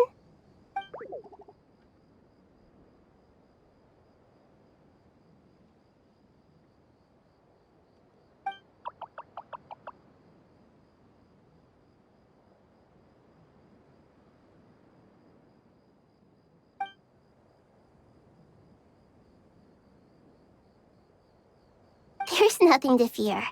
No one here will hurt you. But if you do feel afraid, don't worry. Just call my name and I'll be there.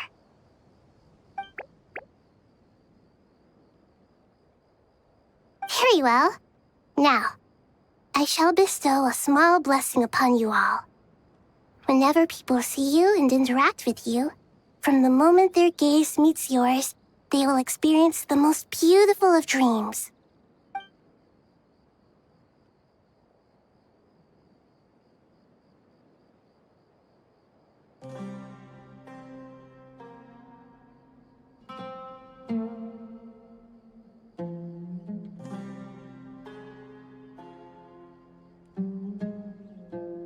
Do not fear. We will face it together. This too shall pass.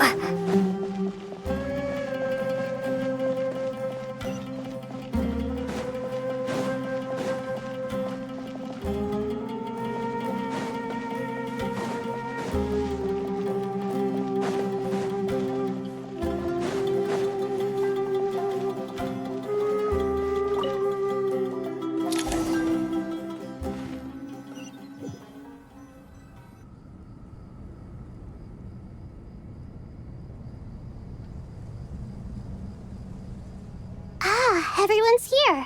Wonderful. Dendro Archon, you're back.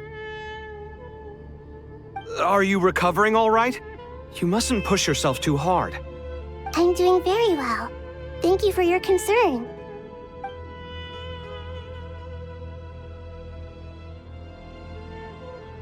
I see. Using the power of Aru to reboot the Akasha and gain access to Irminsul. It's a sound plan, although... I regret to be the bearer of bad news, but with the state that Irminsul is currently in, it's impossible to access via traditional means. Even the Akasha won't change that. Alas, we had feared this may be the case. What about non-traditional means? Non-traditional means? Are you saying... Desperate times call for new measures.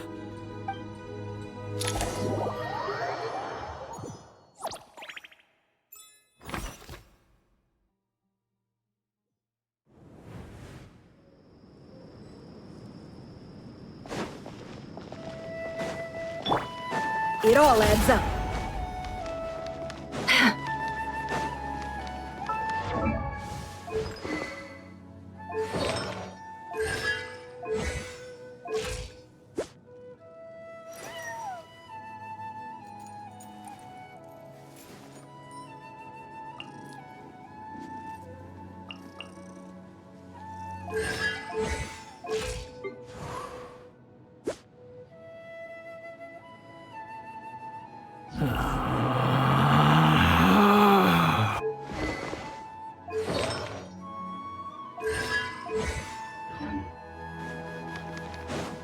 No more lies.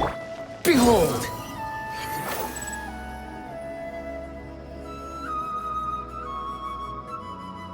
Hey! We're here! Ah, it's you. Is there a situation?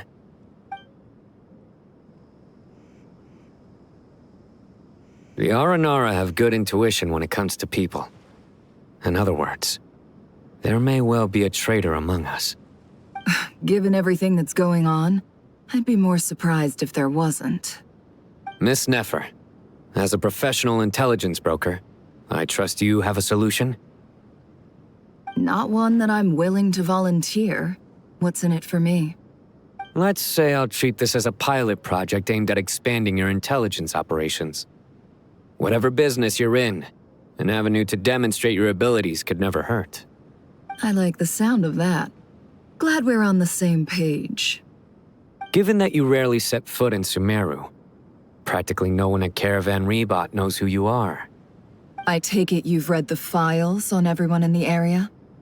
Yes. I also skimmed the list of evacuees, and am more or less up to date on where everyone stands. Any initial suspects? Limiting the scopes to males whose recent activity could be viewed as suspicious. I've identified 3 names. The Aranara saw 2 people talking, but currently we only have 1 suspect. The other person was probably just a messenger, and in all likelihood has already left Caravan Rebot. Everyone is heading for the desert per the evacuation order. Anyone willing to turn back at this stage is almost certainly with the Fatui. There's no way it was a spur-of-the-moment decision to act at a time like this. This spy must have been planted long ago. We need to smoke him out from wherever he's hiding. Sounds like you have the beginnings of a plan.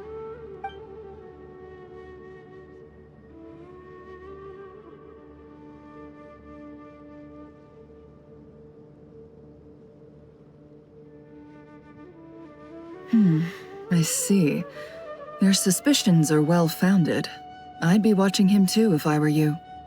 So far, we still lack solid evidence that he's been bribed.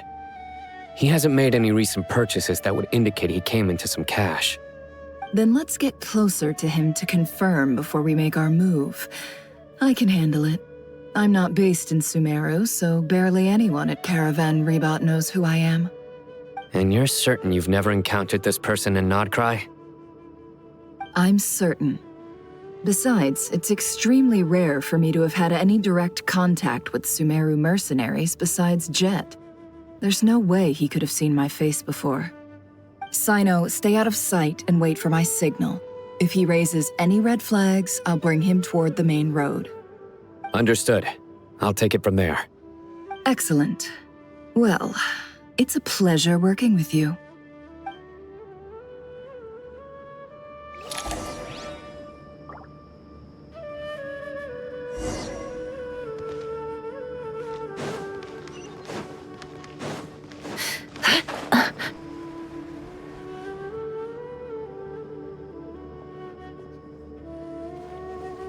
Darker skin, scars, frequents the desert and has ample combat experience.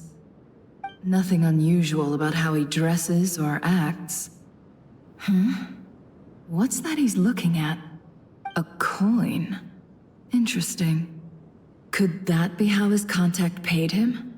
Conveniently discreet for someone trying to hide any unexplained income. And yet it could be highly valuable.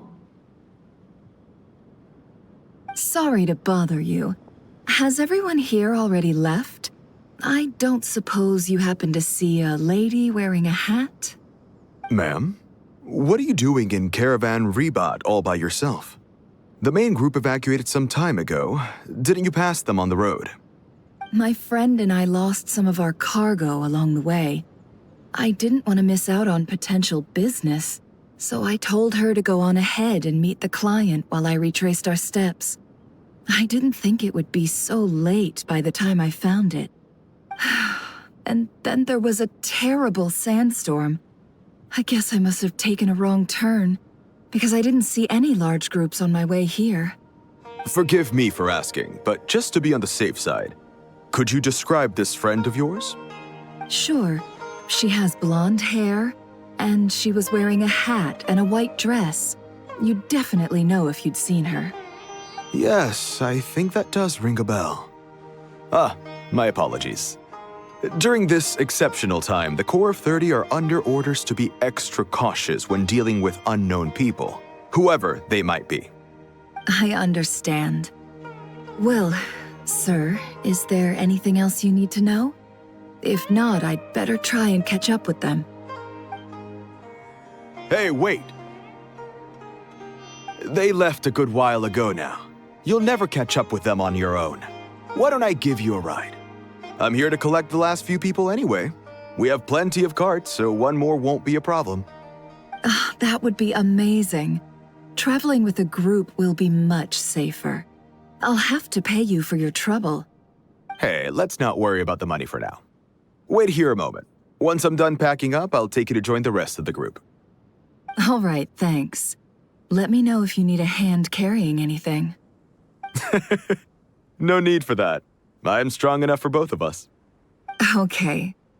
Well, I wish there was some way I could repay you. Guess it's my lucky day, running into someone who knows what they're doing here.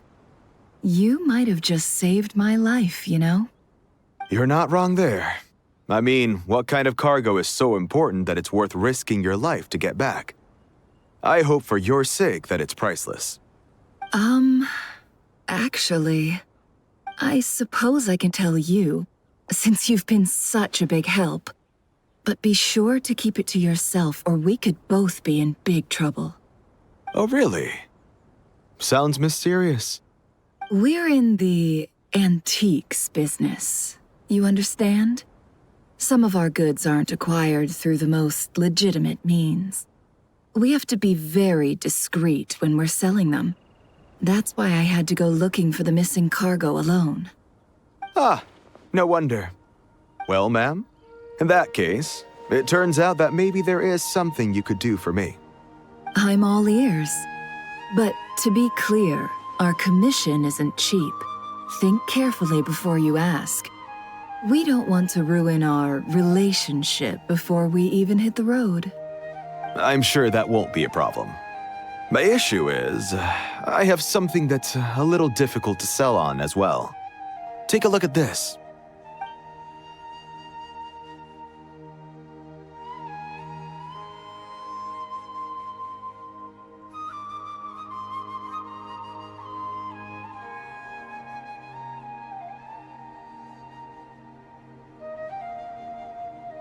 Pure gold. That's quite something. How'd you come across it? Dig it out of some ancient tomb? If you look hard enough, there are many treasures to be found in the mausoleum of King Deshret. It has no distinct Snezhnayan markings. That'll be why he's going with that story. And he clearly doesn't want to arouse suspicion, so he's on the lookout for an opportunity to make a quiet trade. Surely you have an existing business partner. Won't they take it off your hands? I hope I won't be attracting the wrath of my competitors by helping you sell this. The shop I used to work with is having cash flow issues at the moment after losing some money. I'm under enough pressure as it is without having to deal with them. On the off chance anything went wrong, I'd never get my money back. I understand. Gold is the last thing that traders with cash flow problems want to see. Well, in that case, I think we can work something out. As it happens, I'm just about done packing. Shall we make a move? Sure. Let's walk and talk. This evacuation was a huge operation. They needed a few people to stay behind and tie up loose ends. And I ended up being one of them. You're lucky you ran into us in time. I certainly am. I don't know how this happened. One thing led to another, and look how it ended up. I just hope our client doesn't get spooked and cancel their order. Fingers crossed. But either way, life goes on, and we all have to make a living somehow.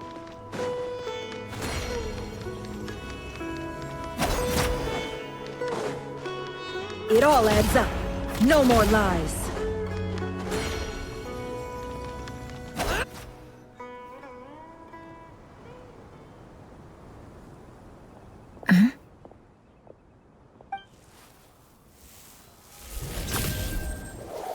Hands where I can see them. General Mahamatra! No, wait! What are you doing?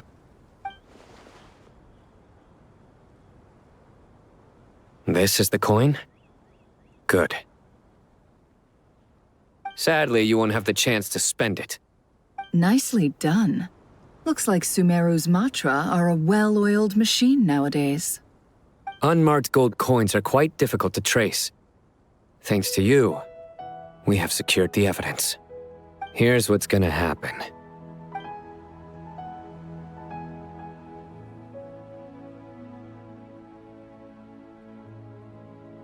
Southeast from here, leeward side of the hill. That's where he's meeting his contact. Great work. Candace tells me your interrogation skills are highly effective. Hers are quickly catching up. She's improved a lot in recent years. Looks like it's over to you for the next step. Because I'm quickest on my feet? Because you know how to trail a target. Plus, it'll be easier to monitor their activity from the air. Fine. I'll be quick. One more thing. The Traveler just brought a message from the Dendro Archon. Once you're done with this, we're to meet up at the mausoleum of King Deshret. Got it. Will do. Are you sure you'll be okay on your own? Gee, I don't know. Maybe you should come with me. Okay.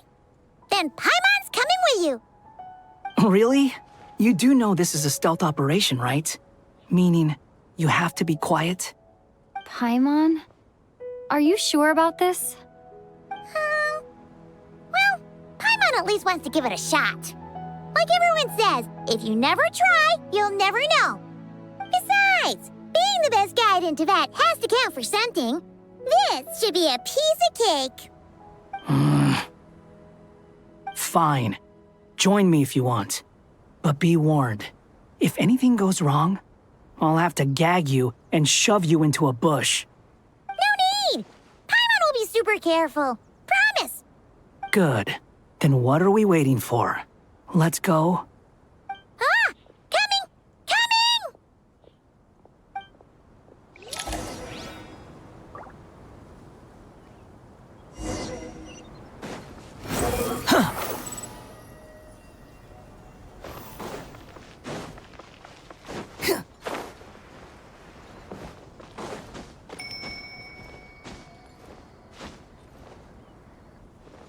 The wind rises.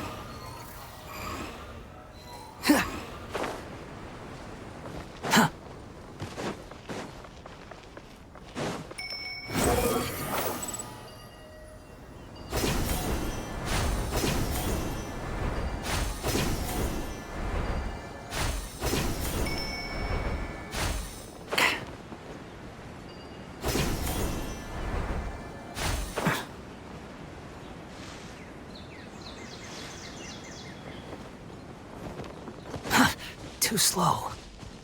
Quit following me. Behold! Hawkeye! Wait up! Hey, slow down, will ya? We're here. Now we wait. Okay, yeah, cool. Cool. What's on your mind, Paimon? Huh? Nothing? I thought all you cared about besides being a guide was food and sleep. Why the sudden urge to go on a dangerous mission? What's that supposed to mean? Paimon's been on plenty of dangerous missions before. But never on your own. You hardly ever leave the traveler's side. Just saying. I'm kind of at loose ends right now. So if you did want to share, I suppose I'd have to listen. If not, suit yourself. Makes no difference to me. Hawkeye? Do you think Paimon is useless? What? Where's that coming from? When we were in Notcry, Paimon suddenly realized something. Even though Paimon's with a traveler every single day, whenever we face real danger, she can't do anything to help. Paimon doesn't get like this very often. She just got really scared when the traveler got kidnapped that time. What if she never came back? What would Paimon do then? And the more Paimon thought about it, the more useless she felt. But Paimon doesn't want to be a burden. Paimon wants to be a friend who's actually useful. Does that make any sense? You know, that feeling of just being completely useless and... Oh. Paimon probably sounds so ridiculous right now. You asked the right person. Boy, do I know that feeling. Oh, that guy. I'm not gonna try and encourage you. What I will say is this. When you start doubting yourself, you have two choices. Give up or change. You have to make the decision to move forward. Otherwise, no amount of consultation from other people is gonna help you. So ask yourself, what do you want? To get stronger? To learn more? Whatever it is, go do it. You won't have any regrets if you can at least say that you tried. Oh. All right. Something's not right. Shouldn't they be here by now? Paimon, is it just me? Or is it a little too quiet around here? Should Paimon take a look? We'll give it another hour. If nothing happens, we head back. Okay.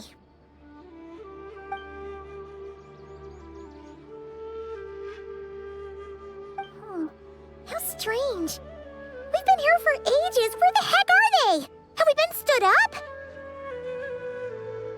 What is it? Did you think of something? Something feels off about this whole situation, but I can't quite explain why. We know for sure that the guy Sinocot had something set up, yet somehow his contact is a no-show. So, either the handler got caught, or, more likely, they decided to cut our guy loose. But how would they know to do that? Wouldn't they at least send someone here to check things out? That's the problem. They couldn't possibly know what's happening here.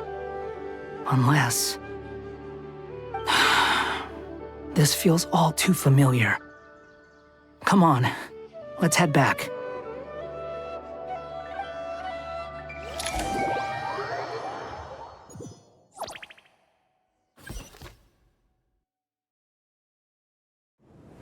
Even though this isn't a formal meeting, I'd still like to start by saying how grateful I am to each and every one of you.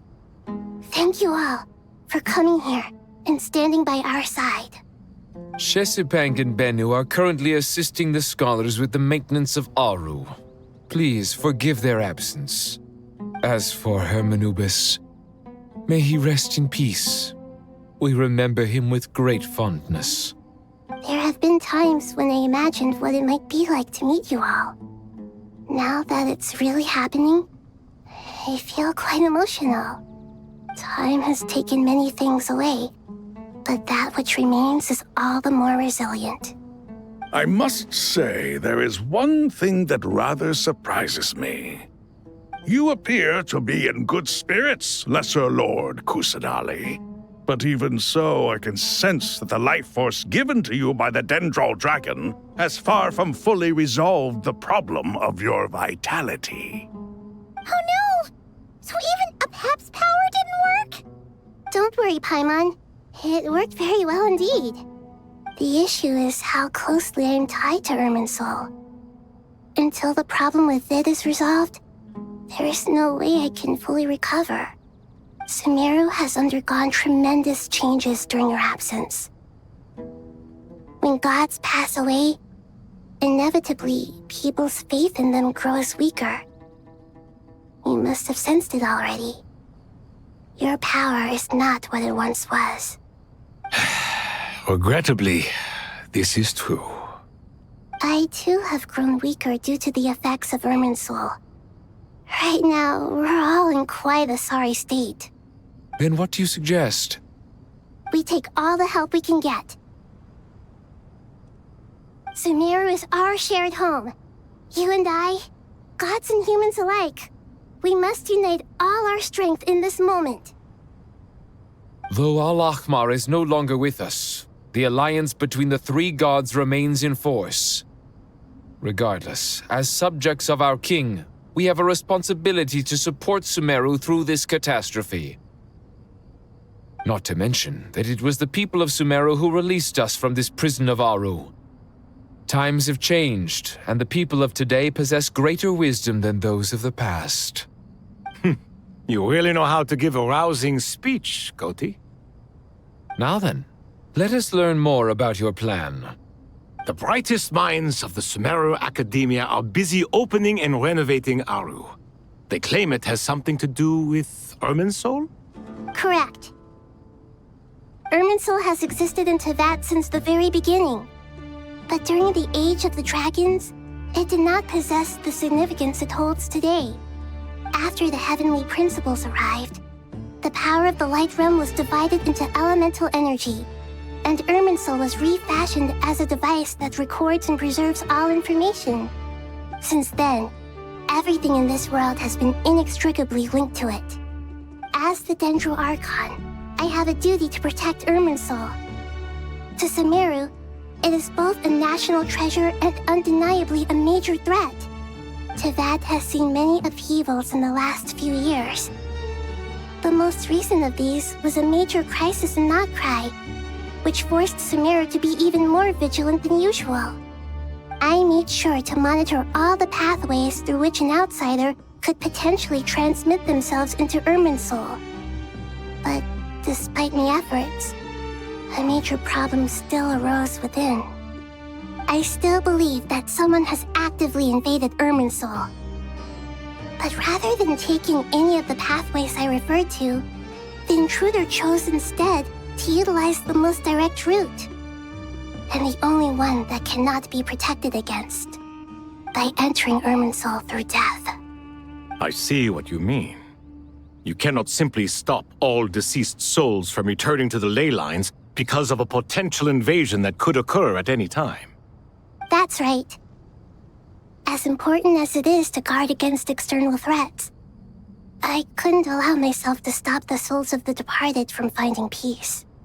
Please, Understand how difficult this predicament was for the Dendro Archon. Defense has never been an easy task. After Irminsul was invaded, my authority was quickly restricted. Soon after that, the tree began denying access to any connections. I'm sure you feel responsible, but you are not to blame. No one can predict every possible disaster. There will always be trials and tribulations for the world to endure. But the people of Sumeru should not have to endure this. We must find a way to break through the lockdown and connect to Irminsul. And this is why you need Aru. Yes. The only thing in Sumeru capable of rivaling Irminsul in terms of overall function and performance is Al-Akhmar's legacy, Aru. All I managed to do before falling into a coma was make some minor adjustments to Irminsul. Using Aru is a last resort, and a move that comes with enormous risks. The Scholar's initial plan was to borrow Aru's power to reboot the Akasha, then use the Akasha to connect to Irminsul and investigate. Unfortunately, Irminsul has suffered far greater damage than they first thought, rendering that plan futile. To rise to the challenge, we had to resort to a more extreme and far costlier means. This has led to a number of new contingency plans. To reclaim Irminsul, our brightest scholars have made further modifications to Aru with multiple goals in mind. I thank you all for giving them your blessing in this endeavor. Human wisdom has clearly improved over the millennia. You have not only our support, but that of the Jinn, the Aranara, and the Pari. Together, we will do everything in our power to save Irminsul. By the way, when you spoke earlier of an intruder, it almost sounded as if you knew who you were dealing with and what they were capable of. Well, since you ask.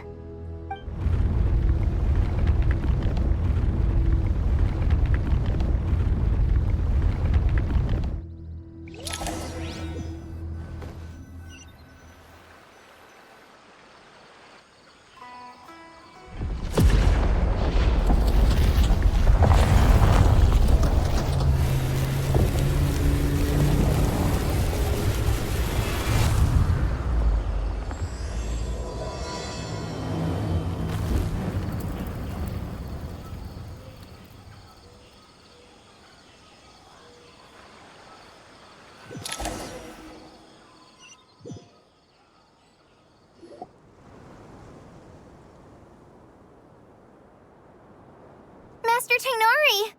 What is that? Is this Irminsul? How did this happen? What's going on inside? Luckily, we managed to evacuate everyone. What in the world was that? That was terrifying!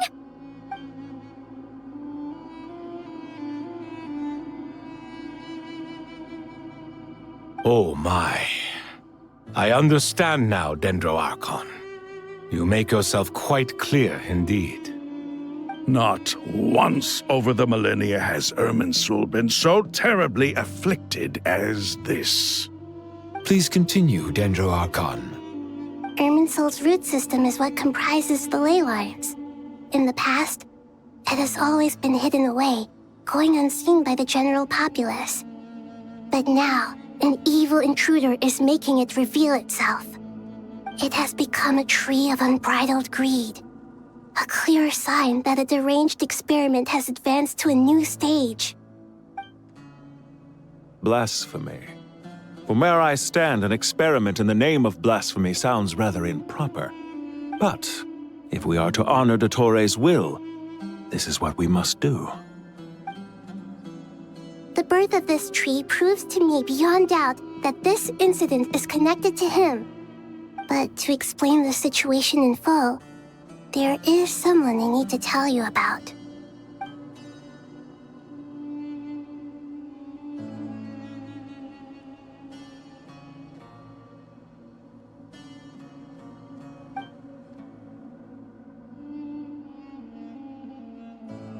Zandik. So it was him. I saw him in the desert once. A man of supreme arrogance. So this is where it has taken him. But didn't Dottore die and not cry? How is he still able to do all this? He must still have loyal followers amongst the Fatui. Even so, I'm still unclear as to how he has been able to wield such a profound influence over Irminsul. I can confirm that Fatui forces have arrived in Sumeru City. Furthermore, Irminsul seems to be undergoing some kind of mutation. Evil branches are beginning to grow. Things that do not belong to this world are slowly but surely materializing. Sorry, I couldn't think of any other word to describe it. They don't seem to be fully formed physical entities yet, after all, but they are gradually becoming real. A baleful tree climbing up into the heavens. Speaking of Dottore, I have some information on that front as well.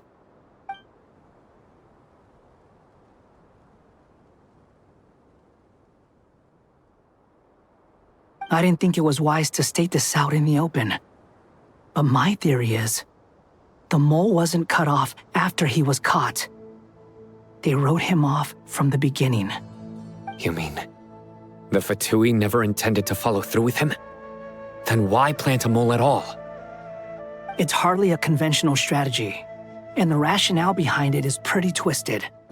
But as it happens, I know someone who works exactly this way. And when it comes down to it, his goals are very simple. He just wants to confuse people, so they can't figure out what he's up to. He's been a collaborator of Dottore's from the outset. That fact alone confirms that Dottore is involved with this somehow.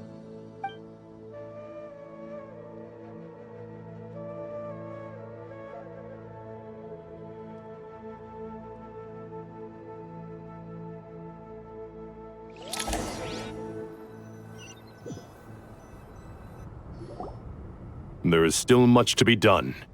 Everyone, please remember our core strategy. As per the discussions, the following groups must act immediately. Mr. Al-Haytham and Mr. Kave, the next phase of the Aru renovation project must begin right away. Godspeed to you both. We'll give it everything we've got. The plan looks feasible, but the implementation will require certain resources. General Mahamatra Sino and his team will help to procure the materials required for modifying the terminal. No problem. I've already spoken with Sethos and Hat Guy, and they've agreed to assist me. This kind of thing is best left to the fleet-footed, right, Hat Guy? If it's efficiency you're after, we're the right people for the job. Following up on the elemental energy amplifier we discussed, Ms. Dory, I assume you're the one most familiar with the status of this project. Aside from the Dendro Archon, of course. Yep, that's right. Leave it to Lord Sangamabe. Got it. Well, I'd like Madame Farazan, Kale, and Nicole to support Dory on the technical side. You can count on us. Will do. Rest assured, I'll take good care of Kale. Dia, Candace, and Nefer, you'll be in charge of negotiating between the various parties. I trust you remember our goal. You bet. We can handle it. Good. I believe that covers everything. Tainari will provide ad hoc support as needed, if that's okay. Poor Tainari. Must be tough being Nephis' student. Getting bossed around all day, every day. Hey, don't try and drive a wedge between us, you old rascal. All it says to me is that Master Nephis has faith in everyone's abilities. While I'm nominally here as backup, I doubt there will be many situations where my help is needed. Exactly. Finally, Traveler, you and I will head to the border between Sumeru and Natlan. Once that task is complete, I'll be asking some of you to accompany me to the Eternal Oasis. The Eternal Oasis? I thought that was just a legend. So it does exist after all. Regarding your trip to Natlan, under normal circumstances, a meeting between our two nations would be a far more formal affair. Unfortunately, Sumeru is all but completely cut off from the outside world at present. So regretfully, we won't be able to give the Pyro Archon Mawika the grand reception that she deserves. My apologies for the inconvenience.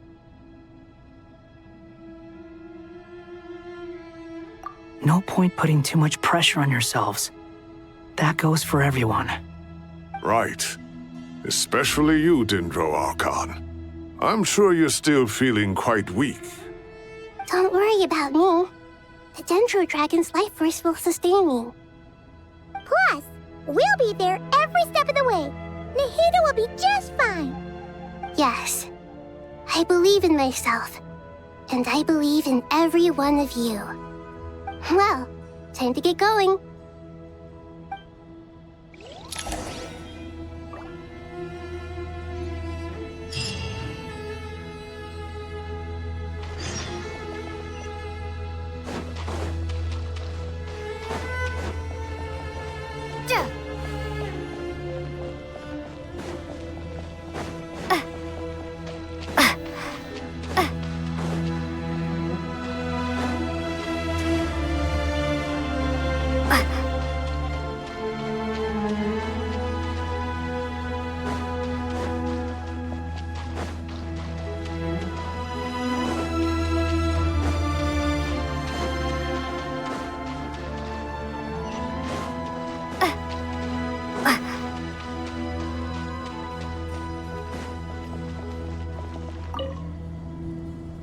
To what extent we can implement the final plan depends on how successfully the Akasha can be modified and configured.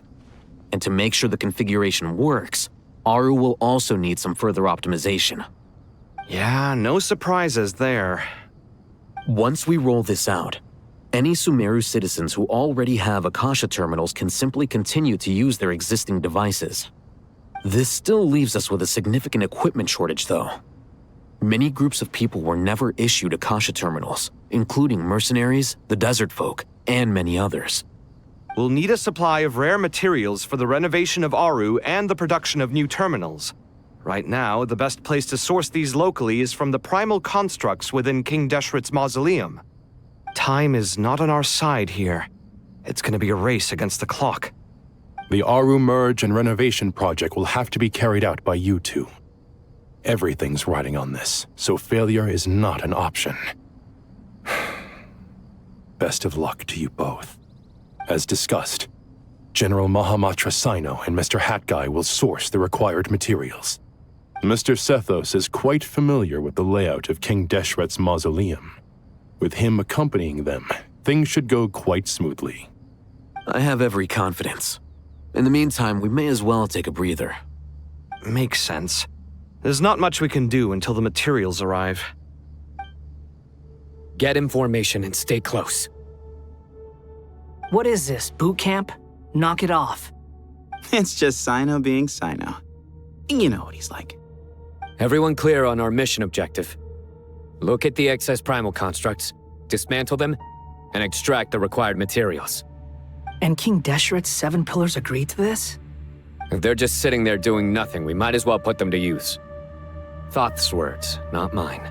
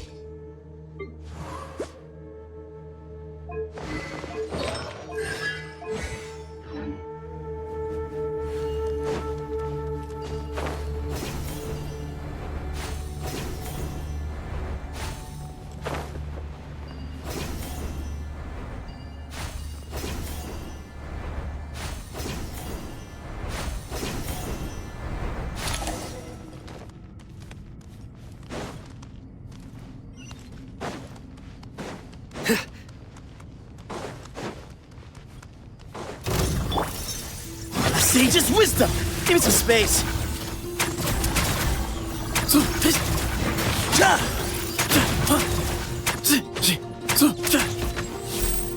Your sins weigh upon your soul.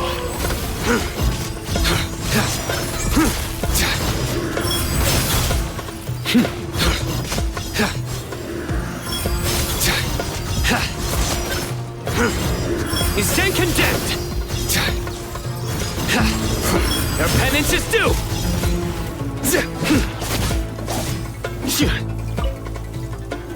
The wind rises.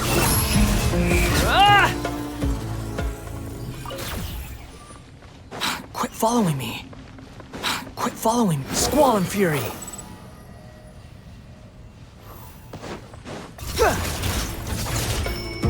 Wretched vermin! Way ahead of you!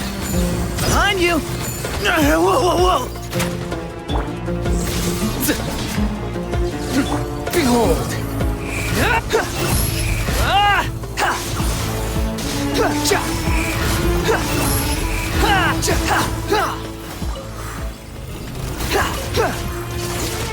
Judgment is upon you. I'm used to it. You stand condemned!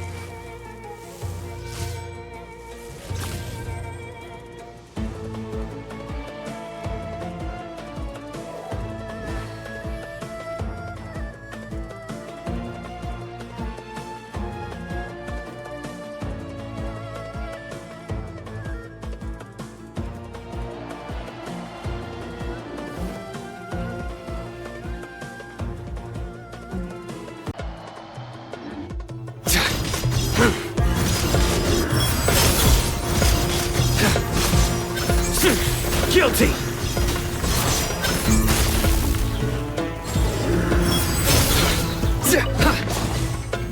Futile! The wind rises. Glory to Al Akmat! These devices should still be usable even though they're broken down. Let's take them back for the others to review.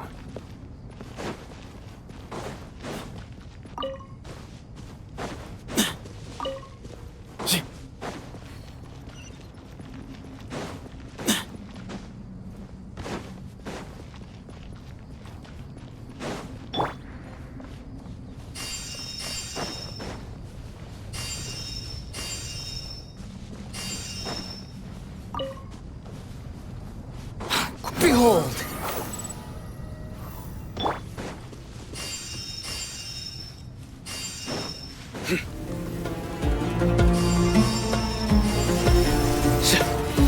Nowhere to run!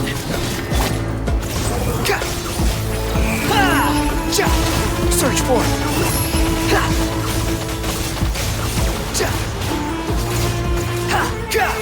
Unsightly insects! Give me some space! Your sins weigh upon your soul. Your penance is due. Guilty. Your penance is due. How many do we need again?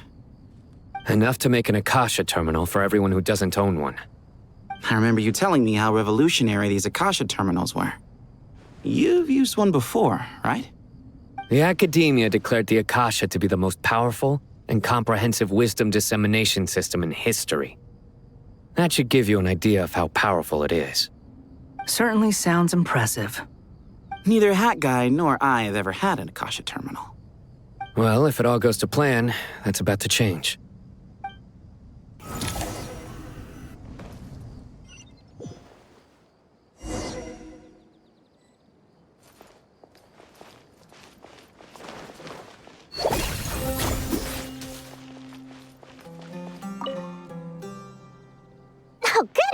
Thank you so much for handling the delivery. What a long way it was. You've really outdone yourselves.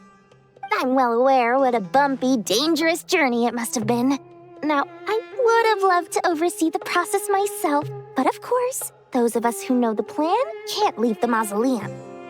Oh, trust me, I'm patting myself on the back for my assembly work here. Simply flawless work. But will you really be needing all of this? According to our plan, yes, this is the quantity required. I have no complaints about the quality either. Only the price. So expensive. I heard you covered a lot of the funding out of your own pocket.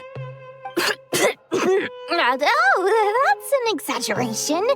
The academia provided most of the funds. I just offered a small token of my goodwill. Of course, the real tragedy is how little profit I'm making on this.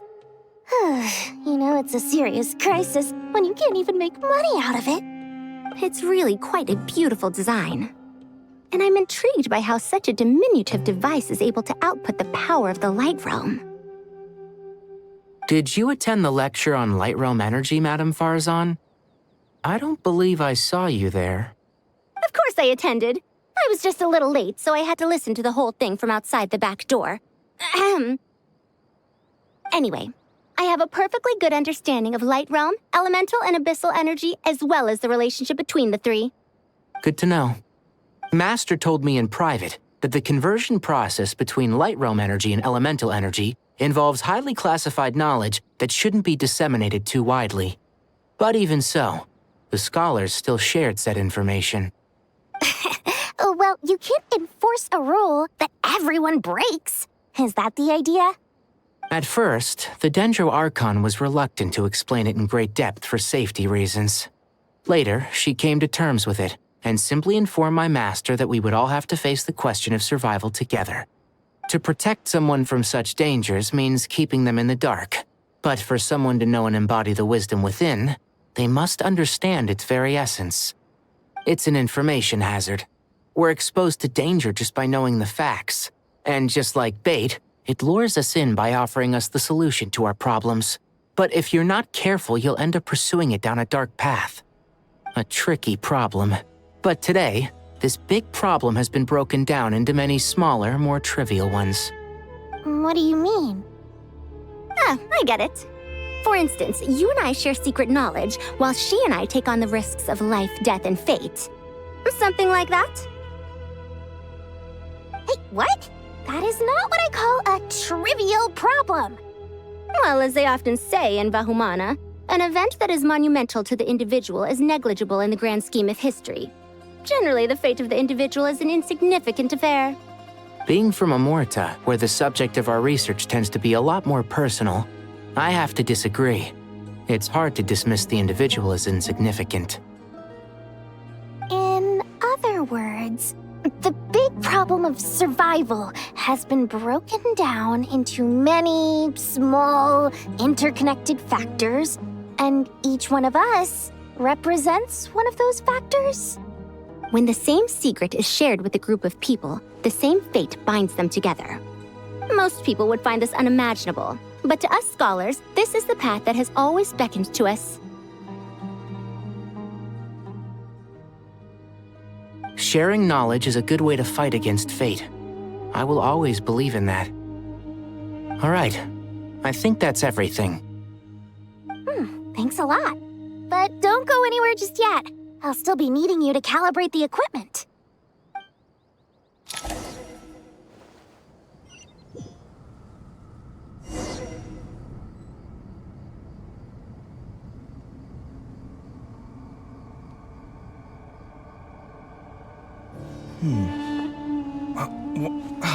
Where's my key?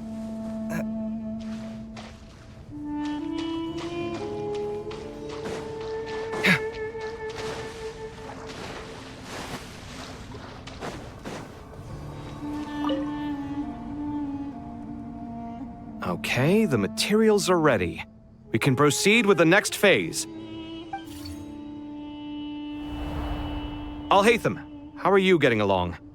Most of the information in Aru is written in ancient desert scripts. Some of this is written in a tribal language, while other parts seem to be a variant of an Oasis script based on the glyph forms. Oh. Not lost to history, I hope. Some are. All we can do is infer the meaning based on the rules of related languages.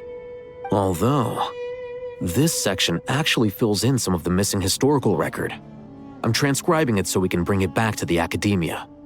After Aru started up, 2 more lines of text appeared here. Can you read them? Humans may not read what is written by the gods, except by not reading. Victory should not be easy to attain, for it symbolizes divine wisdom. Knowledge must not waver, for it has external borders. Is this a clue to solving a puzzle? Or is it being symbolic? You can't read it unless you don't read it. Victory is wisdom. Knowledge is confined by borders. Wait, I think I've got it. It's a metaphor, isn't it? It's talking about... a chessboard.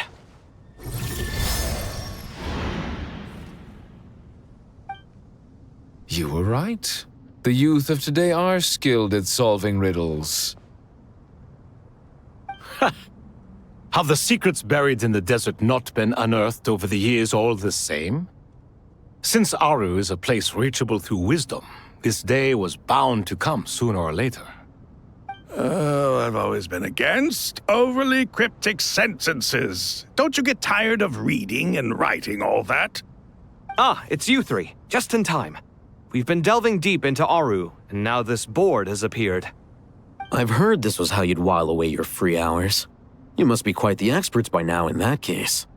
It is true. King Deshret's chess games are some of the most well-loved of all his wonderful creations.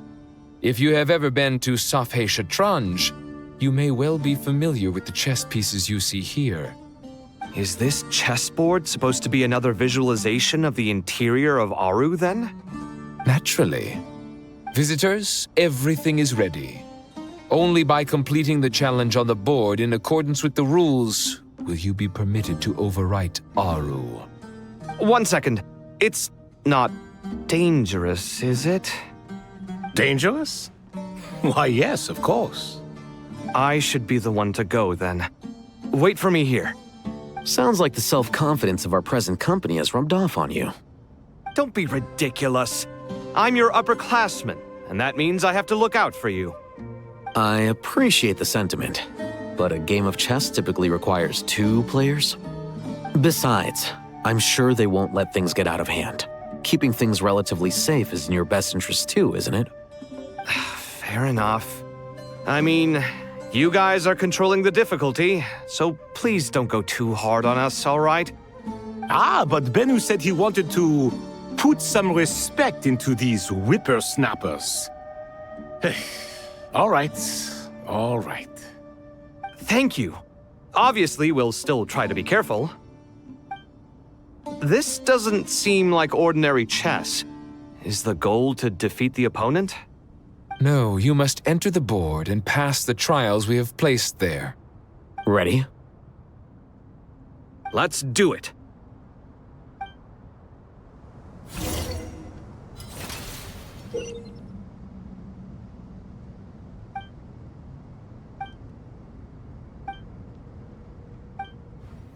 The first trial is posed by me. I don't think this is gonna stop us. Ah, but the key to this game lies in working together.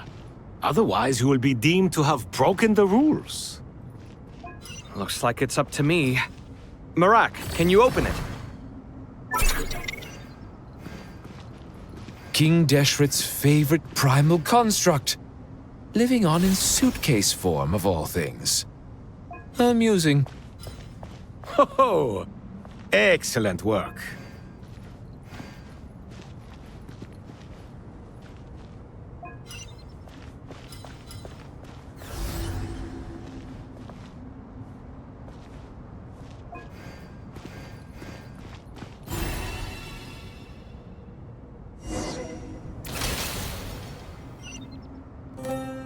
Now is the time for my trial. Now, don't be nervous. I'll make it nice and easy for you. Really? Thanks in advance. We appreciate it.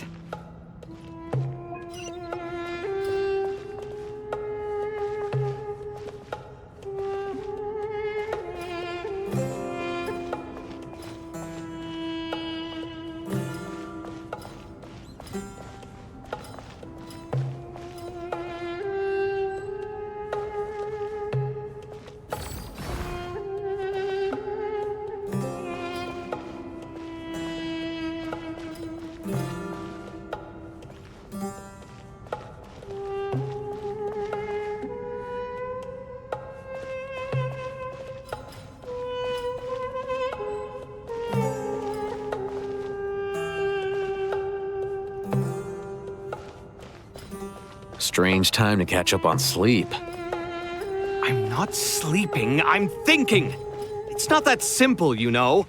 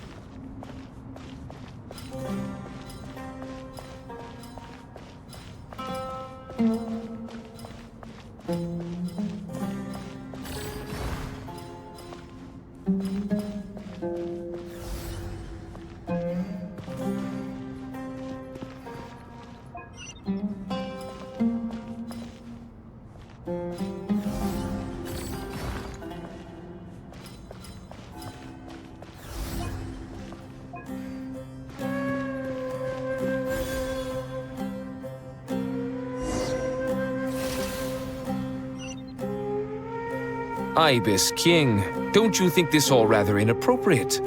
You may as well be handing them victory on a silver platter. Do not expect me to follow your lead. Ha! Suit yourself.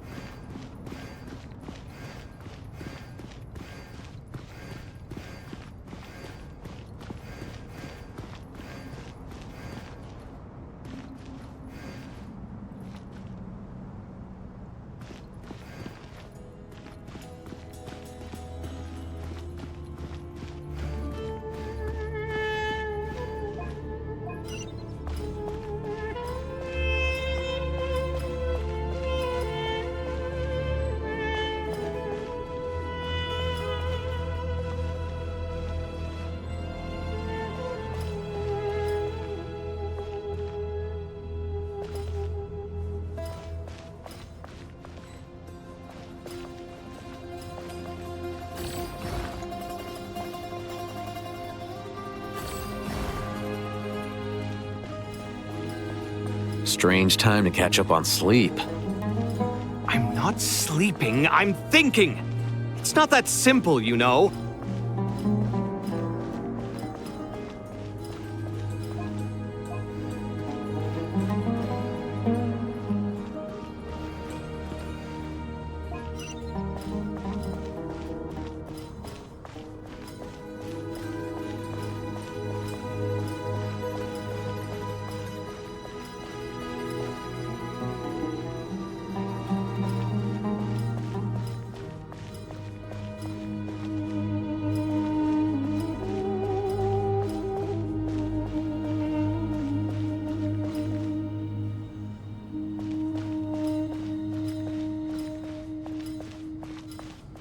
Strange time to catch up on sleep. I'm not sleeping, I'm thinking. It's not that simple, you know.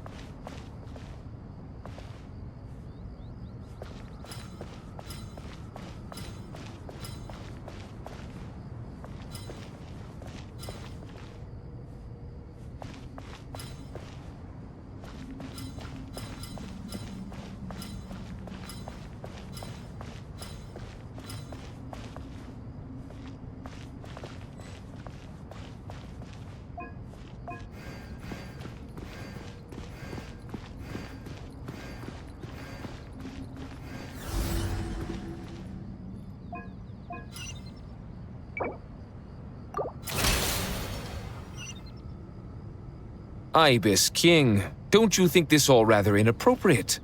You may as well be handing them victory on a silver platter. Do not expect me to follow your lead. Ha! Suit yourself.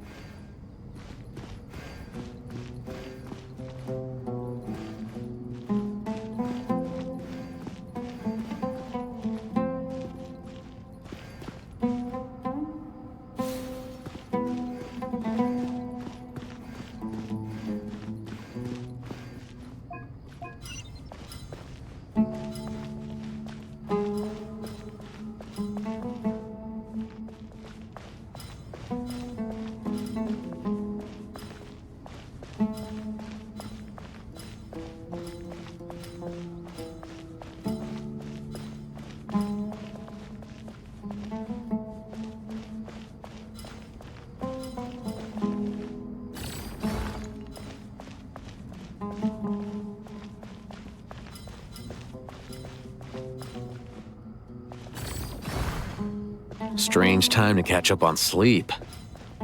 I'm not sleeping, I'm thinking. It's not that simple, you know.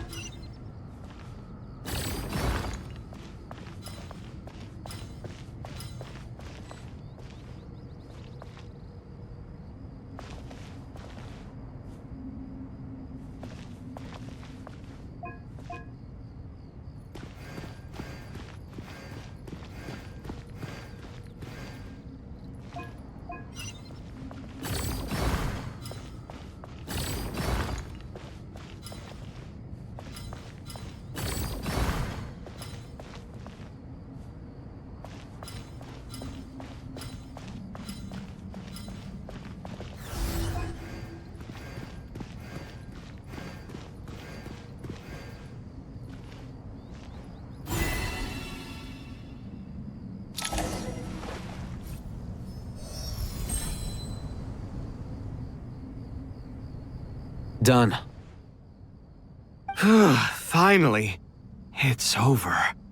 But seriously, that was incredible. Standing on the chessboard felt completely different from standing on solid ground. And also... Oh, sorry. I'll save my thoughts for later. Thanks to the three of you for helping us out with this. Is it just me, or were you giving us quite a lot of guidance along the way? We made but a humble contribution. You lived up to our expectations. Bravo! Our aid was not given for naught. In addition to the existing functions, I'd like to ask you for another favor. Since Aru's interference shield can cover the entirety of the mausoleum, it should be possible to extend its range even further. Perhaps you can find a way. So, building upon the existing functions to... Ah! I'm with you! Imagine for a moment. What would the ideal outcome look like if this function were compatible with the devices? I agree. This is the best solution possible. Please, everyone, we beg you to help us. Me, oh my! Well, since you ask so very nicely, I suppose... Goti? Kroko? What do you say? Naturally.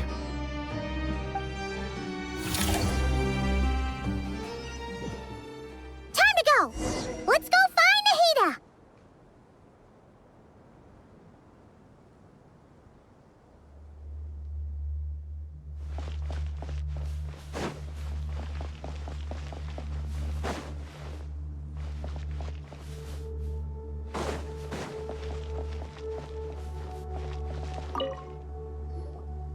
There you are. Miss Nicole truly is an angel. She shows great wisdom in guiding others, and she has already sent word to Natlan on our behalf. She said that while the other members of the Hexen Circle are busy with important work, she is quite free, and she is more than willing to accompany the people of Sumeru for the entire journey. Oh, there's Nicole, all right. Always super patient and loves to help everyone out. She's the best. She is. So kind and enthusiastic. Well, time for us to get going. Let's head out.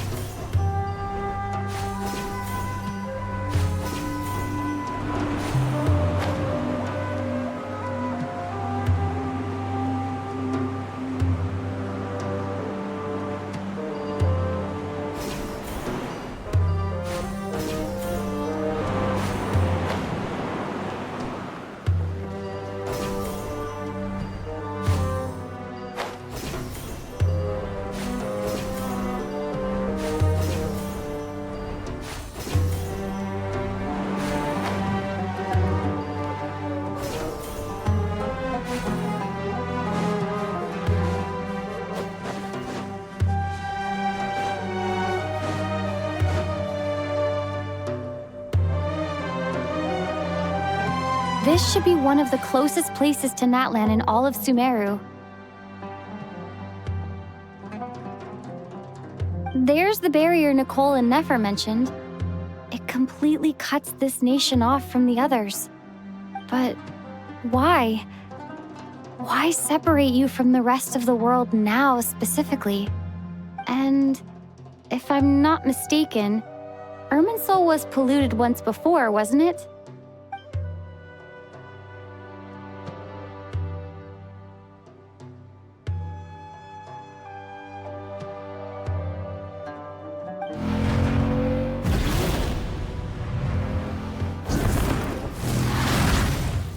Good question. I'm wondering the same thing myself. That voice. Moika, you got here pretty quickly. Hello, traveler. It's been a while. Hello there. Hello, Dendro Archon. Moika, I apologize for asking you to meet at the border on such short notice. I also apologize for not being able to greet you in person. The form in which you see me now is one carried by the Traveler. The real me is inside the mausoleum of King Deshret, and I am reaching out to you with my mind from here. Irminsul has been infiltrated by the Doctor.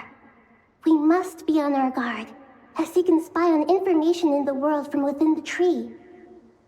Fortunately, there is no record of the traveler in Irminsul, and you are still within Natland's borders. My records will be preserved in the Night Kingdom, rather than the ley lines.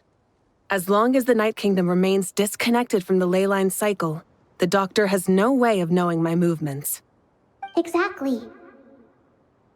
So by meeting each other in this way, the meeting essentially never happened. No wonder Paimon didn't come. You were concerned that her activity would be recorded by Irminsul. The Natlanese have heard about the situation in Sumeru. With the borders sealed off, merchants have been forced to stop their shipments. It's pretty serious, and you're the ones bearing the brunt of it. I'd like to address the question you raised at the beginning. I can offer a brief explanation, although it will sound rather cruel.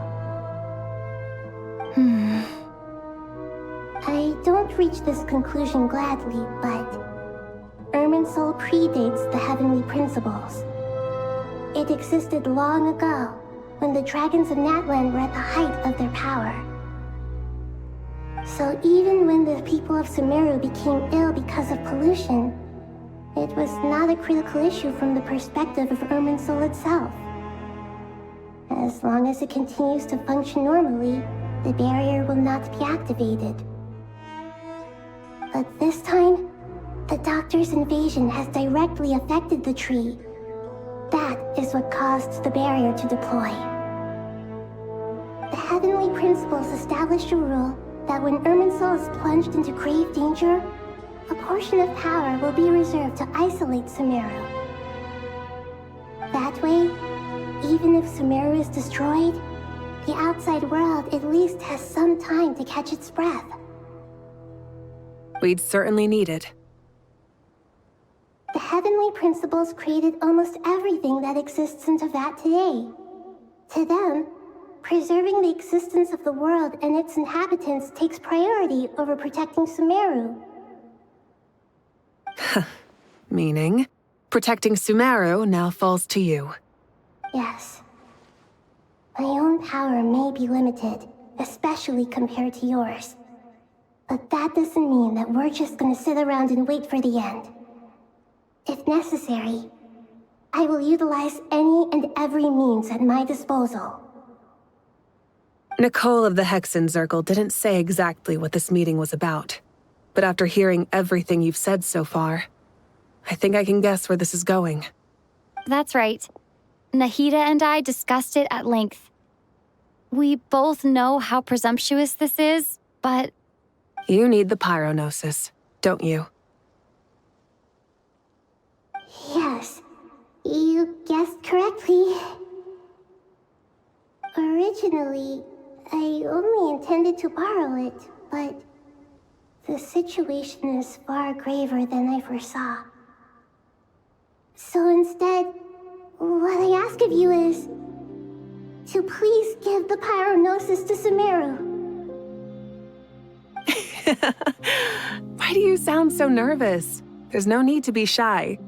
Surely a gnosis is pretty important to a god. I guess, but it's not as if losing it would suddenly render us powerless. But I'm sure you don't need me to tell you that. With all the nations you've traveled to, and all the gods you've met, you must have realized that by now. As far as I'm concerned, a gnosis is basically an elemental energy enhancer. But I don't usually use it. You know me. I like to think I'm pretty strong without it. Yeah. Not about to dispute that. So you see, you don't need to sweat it. Here, take the pyronosis. Uh-huh? Just like that? Uh-huh, just like that. To tell the truth, I've always toyed with the idea of giving it to someone who needs it more than I do. I know you accompanied Nahida here to try and increase the chance of success. It's a good thing you did, because your involvement is one of the main reasons you've managed to persuade me. Are you sure about this? Handing over your gnosis just because of me? I won't try to quantify it, but trust me. Handing over the gnosis to Tumaini is far from the craziest idea I could think of. Besides, even if you hadn't come here personally, I think I still would have agreed to Nahida's request. Irminsul doesn't just affect Sumeru. It impacts all of Teyvat. I know all too well how difficult it can be to protect the things you care about. So logically, morally, or however you want to cut it, helping you is the right thing to do. You don't need to tell me the specifics of your plan. Where the Gnosis is involved, the tighter the secrecy, the higher your chances of success. Malika, my heartfelt thanks go to you and the people of Naplan. Don't mention it. But now for the hard part. How do I actually give it to you? The Irminsul barrier is right in the way. I have an idea.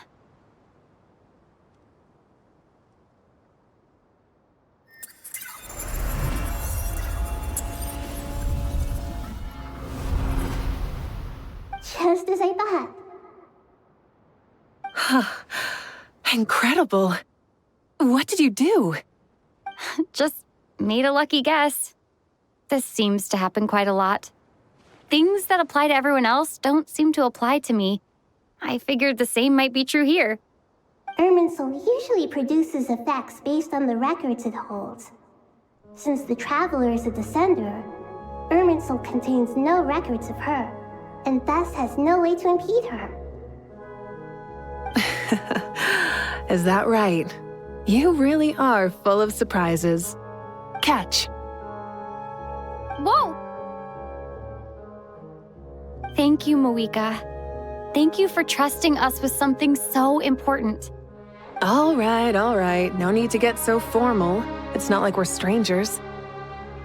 Besides, there's still one problem. You might be able to pass through the barrier, but I don't know about the Gnosis. Any other surprises for us, Traveler? Let me try something. I have the Pyrognosis in my hand. It feels strangely ordinary, not particularly heavy. And yet, this tiny thing symbolizes the mighty authority of a god. I need to think hard about my memories of Pyro. My memories of journeying through Natlan. All those important experiences I've had.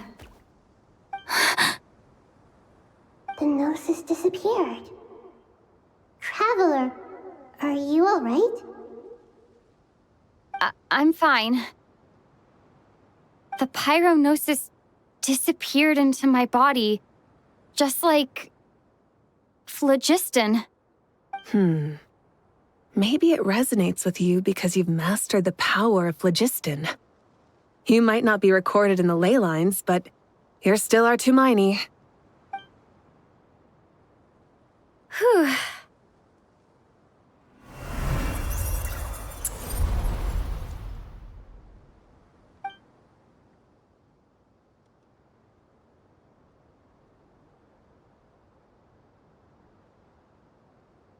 Please allow me to express my gratitude once again, Malika. Pleasure. Well, I've given you all the help I can. The rest is up to you. Good luck. We won't let you down. Yeah, we aren't about to lose.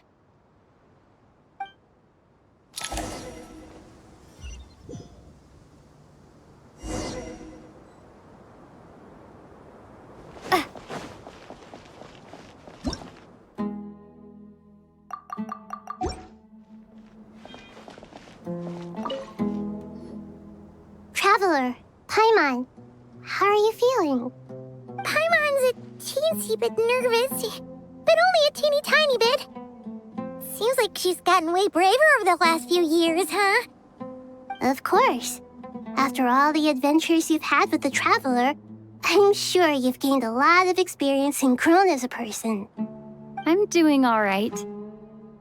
What about you, Nahida? How are you holding up? With the negative effects of Irminsul, I'm a bit like a piece of fruit that's been burrowed into by hungry insects and left to rot. I'd be lying if I said it was nothing. But please don't worry. We all know what we're getting into, and we've prepared as well as we can. I believe in everyone. I believe in you. And I believe in myself. Stoking the fire inside oneself is certainly one way to live, but knowing when to rely on one's companions is also a form of great wisdom. I've been quietly learning little things from everyone, like plucking tufts of fur from a sumpter beast.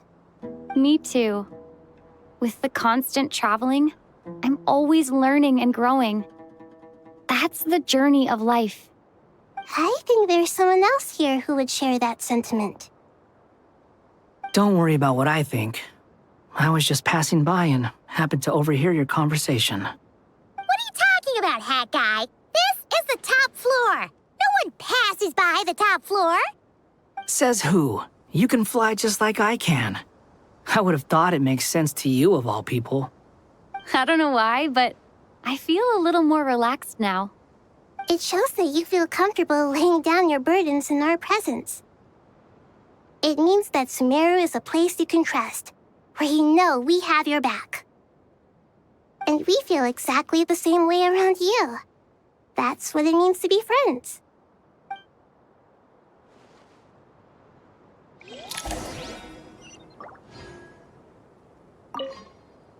Feel free to mingle if you'd like some time to catch up with people. Just remember to get a good night's sleep when you're done. Tomorrow is a very important day.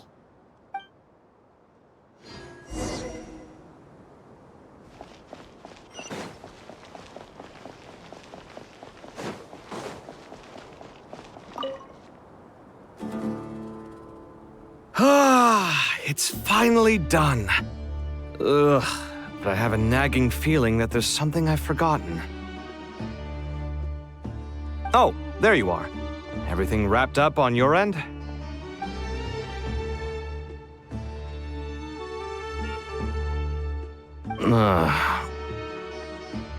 Okay, fair enough. That was a pointless question. We were working in tandem, after all. You must really be exhausted. Well, it's been a busy day for both of us. When work ends, you clock out. No looking back. Yeah, we're definitely due a break. Probably a little late to start drinking now, though. I'll stick with water. Here, this one's for you. Thanks. You want a bite to eat? I can grab us something. Or wait, I think there's a stove nearby. Let me take a look. Are you nervous? A little, yeah. Unlike you, it seems. How are you not feeling at all nervous? Because everything that happens next is beyond my individual control. I don't worry about things I cannot influence. What do you mean, cannot influence? You're the one who came up with half of the strategies we ended up using. There's only so much I can do. I was only doing my duty. Was it like this last time, too? You mean with Azar and his accomplices? Yes and no. The situation back then was easier to control, but we weren't as prepared as we are this time. So the enemy is stronger, but so are we.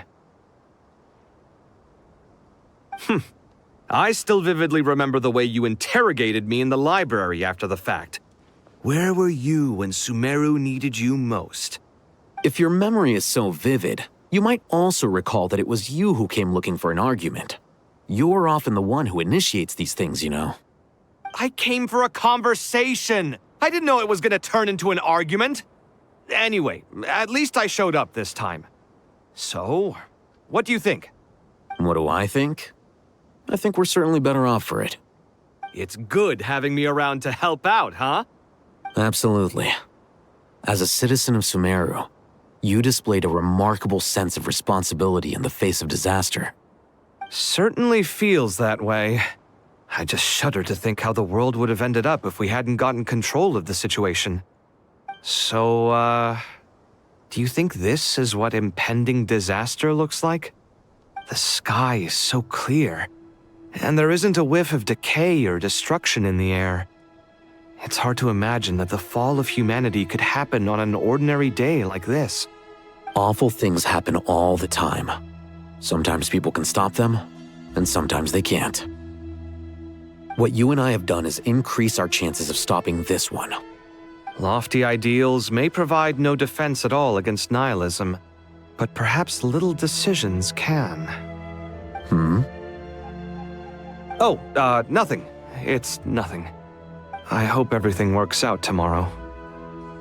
It will. As long as we stick to the plan, our chances of success are good. It's really strange. You're my junior, yet you always seem to act more like an upperclassman than I do. I think it's mostly a matter of temperament. Ugh. Walked right into that one, didn't I?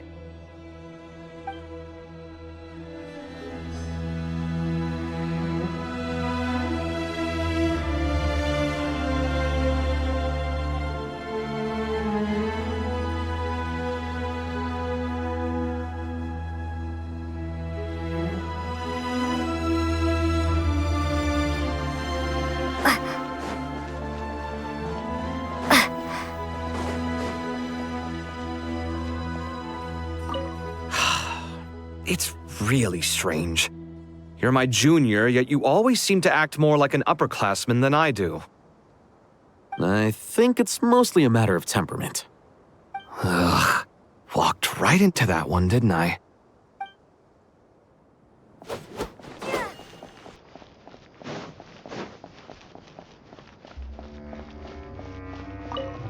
Feel free to mingle if you'd like some time to catch up with people.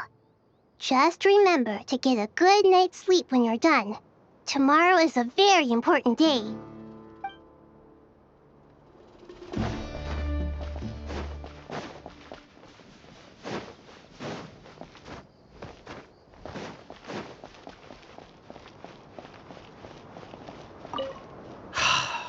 It's really strange.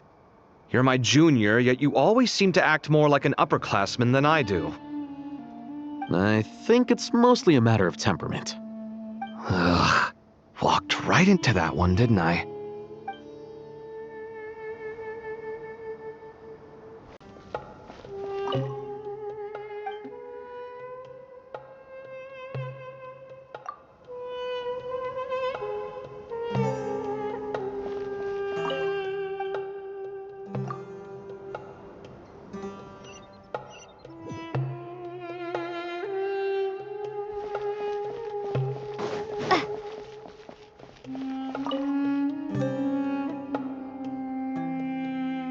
We'll make our move after sunrise tomorrow. Good. Is everything ready? As much as possible. That'll be enough. Don't let the pressure get to you. We'll take things one step at a time. That's how we've always done it. Master Tainari! Mr. Sino! So this is where you were. I brought some juice and some water. Would you like some? I know how easily you get dehydrated in the desert, so you should definitely have some water. In which case, I'll have the juice. I gotta ask, though. Who's on juice-making duty at a time like this? Madame Farazan said she was feeling a little nervous, so I told her about the automatic juicer my friend invented. She took it right off me and started making carton after carton of juice. A juicer? Did Sucrose send that to you? Yeah, I hadn't had the chance to try it out before this incident occurred, but I couldn't bear to leave it behind in Gandharvaville. The juice is very sweet. I think so too. Kale, how are you feeling? Physically, I'm okay, but it just still feels strange to me. Why would a great power like this come to someone like me? I know the feeling well. That same question ran through my mind every day as a kid. At least now, you have someone who can relate to you. All the more reason that you should apply for Spontamod. Tainari fiercely opposes the idea, though. Those two things are completely unrelated. What are we all chatting about, Would anyone like any juice? Oh, you have some already. I had some earlier, ma'am. Maybe give the extra to someone else? Very well, very well. I shall be off then. There's this enormous power, and then there's little old you. You feel like there's no connection between the two. And that sense of dissonance is difficult to get used to. Yeah. But after all this time, I can't believe this stuff still gets to me sometimes. Makes me feel a little childish. Kale, just because we normally keep the conversation light doesn't mean we can't discuss deeper issues. I don't think it's childish at all. You were the victim of a terrible crime. It's normal to struggle with the fallout from it. You have absolutely nothing to be ashamed of. My professor once told me that no incident can be considered truly resolved until the victim says it's over. Your rage and your pain are completely justified. Thanks.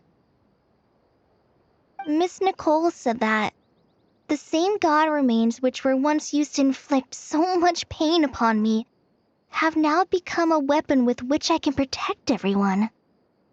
It's like my own personal kind of evolution. Every innocent person who's been hurt needs time to realize that it wasn't their fault. I was the same. But it's all about to be over. Tomorrow, it ends for good. I don't know if you've noticed, but you rarely stumble over your words anymore, and your outlook has become much more positive. It's a big change from how you used to be. And since this isn't over, you can settle the matter on your own terms. It's time you seized back control. I believe in you. Yeah, Sumeru is my home, and it's so important to me. I have to protect it. No, I will protect it. And once you're done, how about you come back and apply for Spantamod? Stop it with the sales pitch, would you? Hey, excuse me. There are still 3 unclaimed cups of juice here. Why don't you take one each? Ugh, my arms are getting sore from carrying them around everywhere. Madame Farazan, why are you... Here, let me take them off your hands. Thank you, Madame Farazan. Drink up and enjoy my handiwork. I think I'm going to make something else now instead. Please, try to relax, Madame Farazan. Your nerves are starting to get the better of you. I know.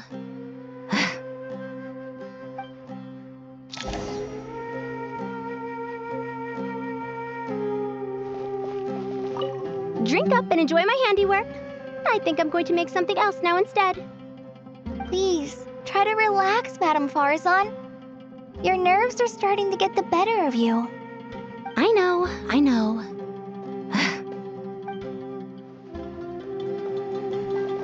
Drink up and enjoy my handiwork. Please. I know.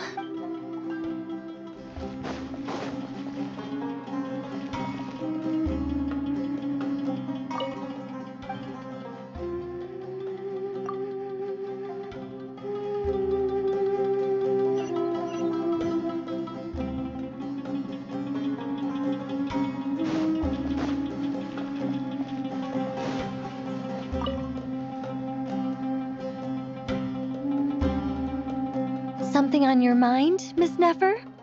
Nothing in particular. It's just... right now, the future feels strange and unfamiliar. But the future has not yet arrived. How can you say how it feels? Some people know that there's an impending disaster.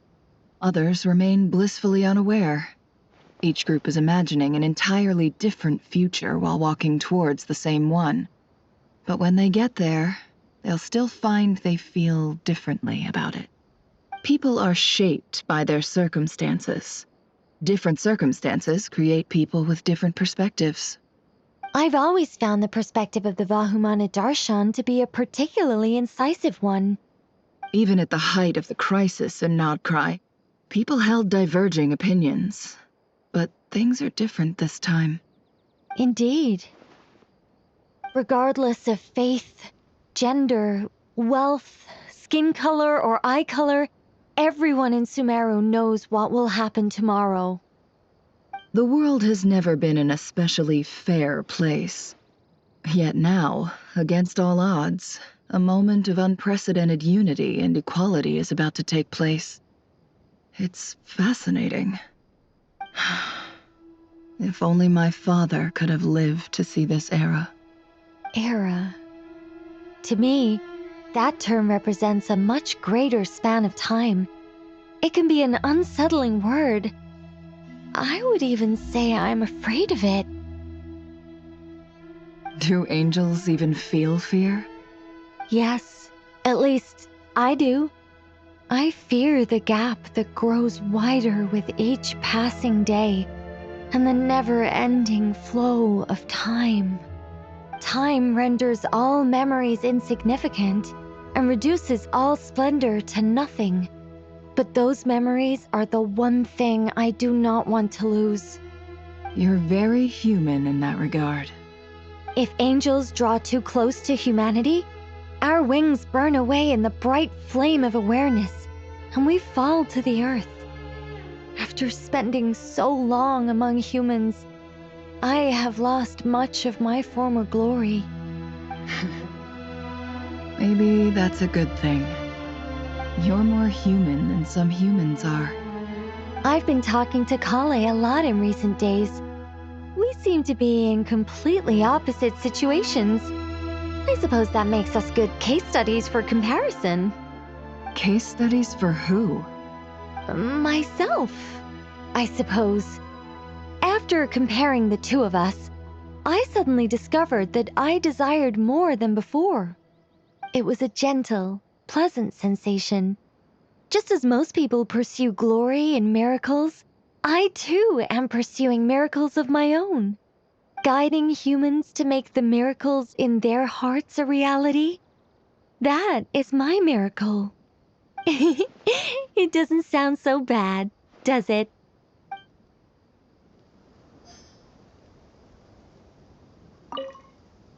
It was a gentle, pleasant sensation. Just as most people pursue glory and miracles, I too am pursuing miracles of my own. Guiding humans to make the miracles in their hearts a reality. That is my miracle. It doesn't sound so bad, does it?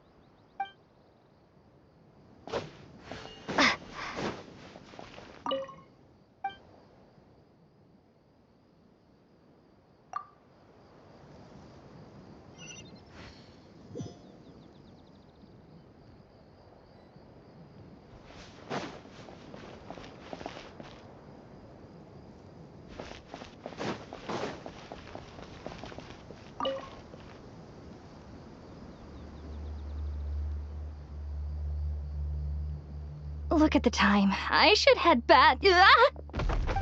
I'm so sorry.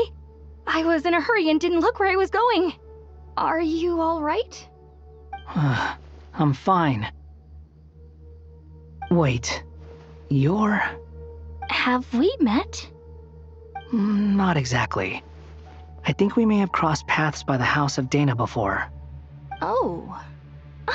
You're Hat Guy! From Vahumana, right? You recognize me? The clue's in the name, Mr. Hat Guy. Fair point. It's getting pretty late. What's keeping you up? I could ask you the same question. If I'm not mistaken, all the workload for the Ratawa Hisdarshan wrapped up a good while ago. Well, I have something of a background in Satyavada life, so I was helping the Dendro Archon make some preparations. But I must have lost track of time. Did you find the experience enlightening at all? Honestly, it was tedious and uneventful at first. But eventually, I think I did sense some profound truths. But they also brought a lot of suffering with them. I was told that I even shed tears while I was meditating, though I have no idea why. Sorry. I hope I'm not scaring you. Not at all. It just proves you're very accomplished in your research. Good night. I wish you all the best for tomorrow. Thank you, sir. You too.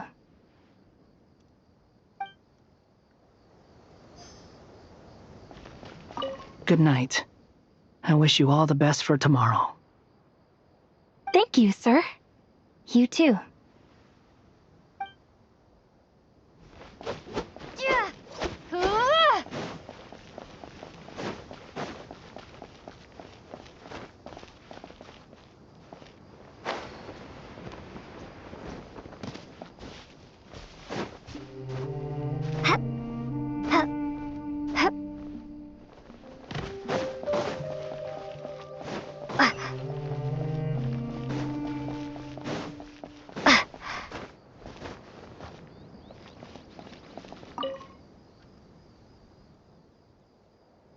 Too bad we've got a fight tomorrow.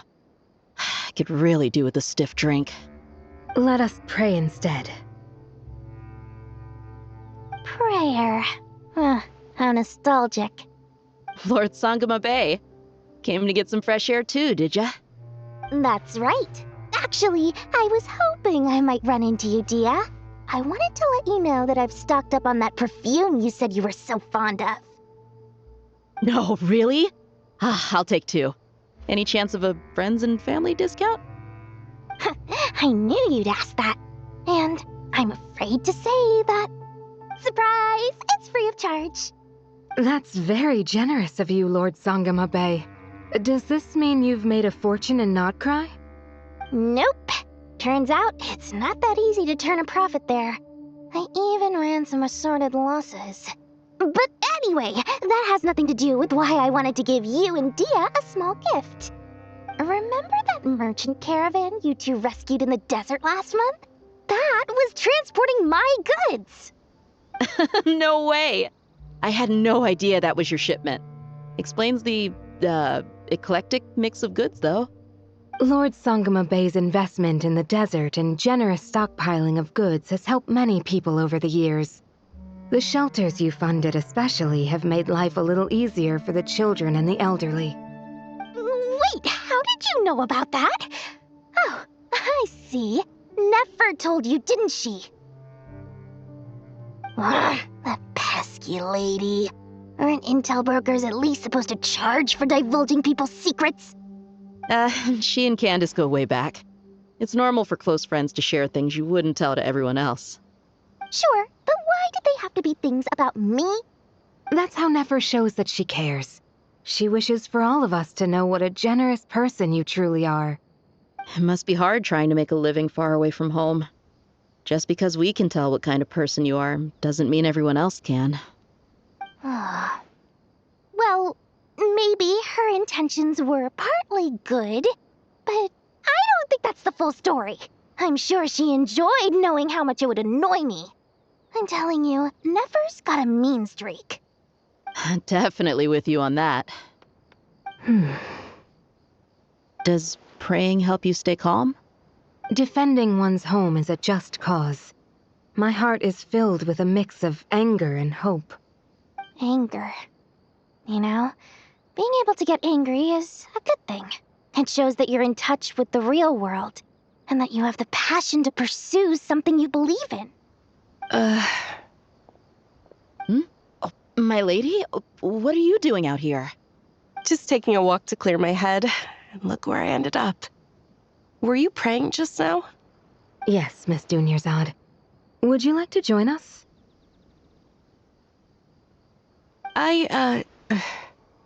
Come on, it's fine. She won't mind who you pray to. Oh, then sure. I remember you, Miss Dunyarzad. You visited my shop before. If I recall correctly, the god you worship is the Dendro Archon, correct? That's right. She is such a gentle and kind god. But to me, she is more than just a god I worship. I see her more as a friend. And so do many others.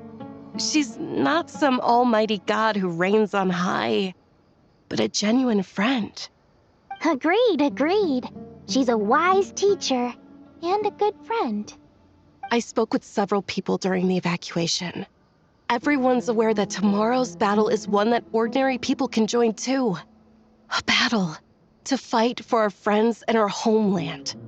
Oh, it makes me glad. I can finally do something for those who protected me. You've grown so much since we first met. Oh, a compliment? Ooh, more please. Thank you. My lady, you've always been a remarkably strong and ambitious person. It's indisputable. And that's not just a compliment. It's a statement of fact. What are you praying for?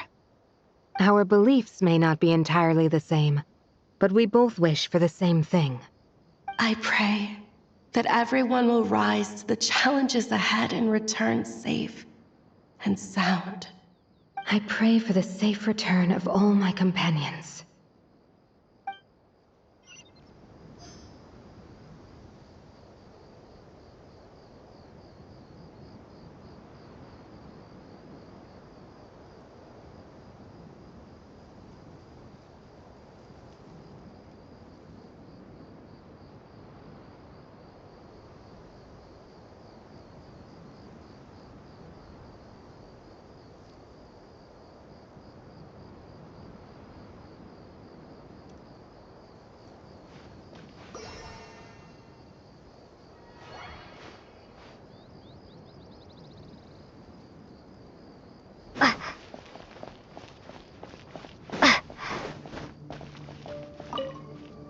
What are you praying for? Our beliefs may not be entirely the same, but we both wish for the same thing. I pray that everyone will rise to the challenge. I pray for the safe return of all.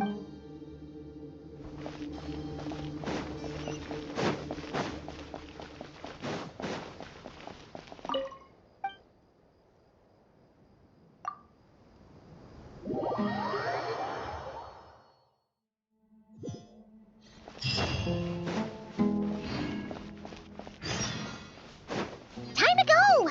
Let's meet the others at the mausoleum of King Deshret.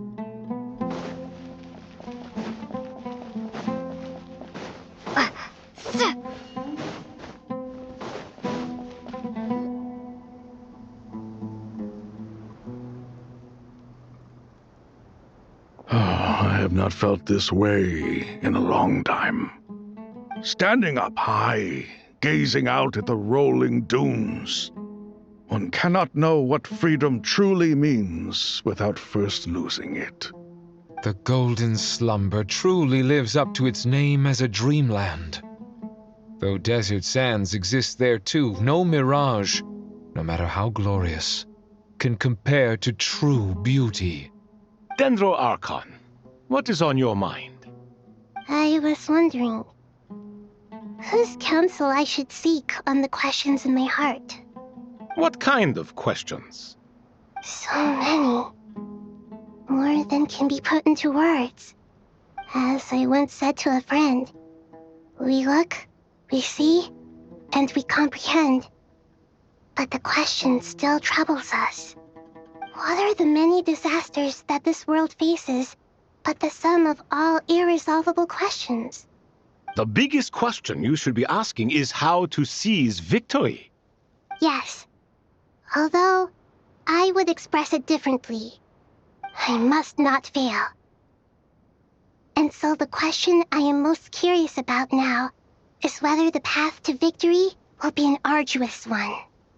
What we declare to be a young sapling, we may, in fact, find to be a towering tree, if we would only cast aside our ignorance and look beyond the veil of time to see her true form.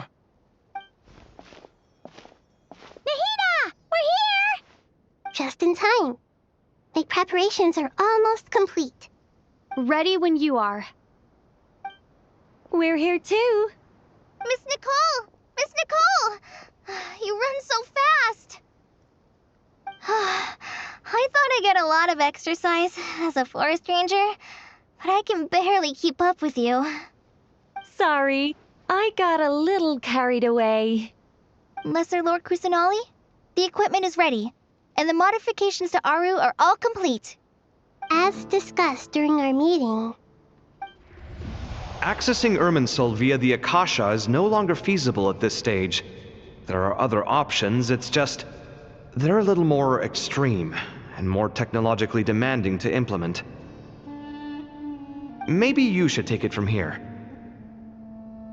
The architecture and functionality of the Akasha terminals overlap considerably with Aru. There is reasonable evidence to suggest that one was developed based on the other, or that they both utilize technology of the same origin. As long as the transplant and merge operation succeeds, Aru should theoretically work on a scale greater than the Akasha and approximately equal to Irminsul. It will become the largest active computing device in all of Teyvat. A system this powerful is capable of a lot of different things. In the past, the Akasha was primarily used for one-way information transmission, but I suspect it could also serve as a central bridging hub. In the pursuit of greater knowledge, some scholars have attempted to connect their consciousness to Irminsul through the use of terminals, incense, and meditation. Correct. In academic language, scholars who reach that stage are said to have entered Satyavada life. Hypatia has performed this practice many times in the past, and she was once under my care for a period of time. Right. And this at least proves that there is a zone within Irminsul that can be connected to. That's right. Providing wisdom to the people is one of the very reasons for Irminsul's existence. I think I understand where you're going. Please, continue. In that case, I'll skip to the conclusion then. We need to further modify Aru, merge it with the Akasha, manufacture terminals, and distribute them to every single person we can reach. Every person? Even the desert folk? Yes, everyone. I've already calculated the amount of raw materials we need. So you mean we're going to get new Akasha terminals? Yes, but this time the people of Sumeru won't be using them to acquire knowledge, just to connect to Irminsul. That's the key. When we evacuated the city, we brought all the important assets from the House of Dana, in case we ended up needing them. Fortunately, this included the Akasha system's main terminal. We've checked all the relevant records, and one thing is certain. Nothing like this has ever been done on this scale before, so... Everyone in Sumeru is part of the plan. Whoever controls the people controls the situation. Since this function of Irminsul was introduced, it has only ever been made available to scholars, who don't constitute a particularly large group of people. But by expanding the scale to include all the people of Sumeru, all the individual connections will stack up to create a significant load on the system. Under normal circumstances, Irminsul would be able to cope with the additional load. But with it already being under strain from other activities, its remaining capacity is limited. Thus, it might be possible to shut it down completely by overloading it.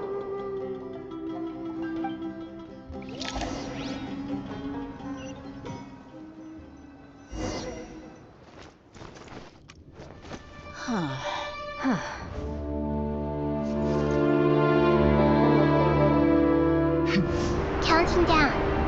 3, 2, 1. Are you ready? Ready!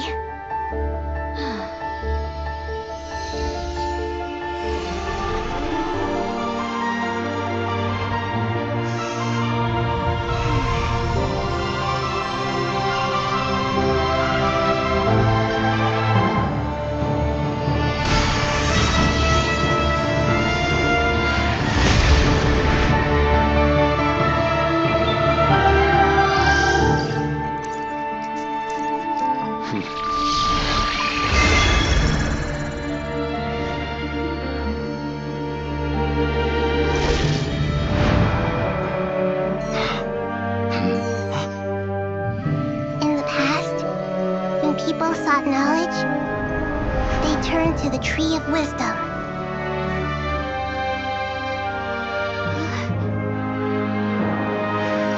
Today, we use it to save Sumeru and the whole world. that nurtured learning must not become tools for destroying the world.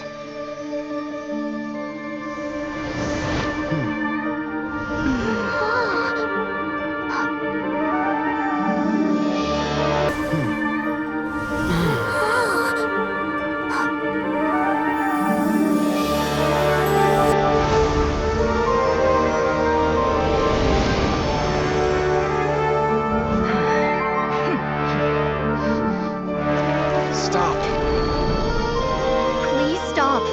End this transformation.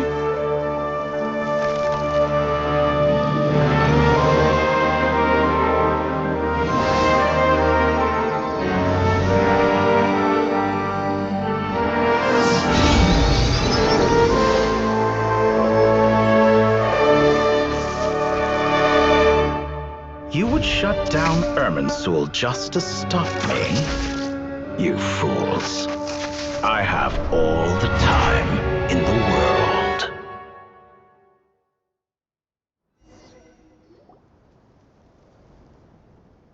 Success! The evil Irminsul tree has stopped growing! Great.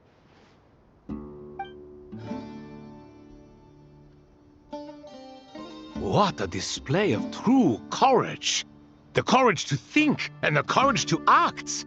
I never thought I would witness the shutdown of Irminsul with my own eyes. Perhaps this is human wisdom in action? Indeed, only humans could do such a thing. Gods are few and far between.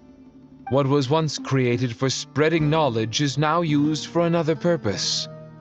A rather ingenious plan. I am grateful to you three for your help.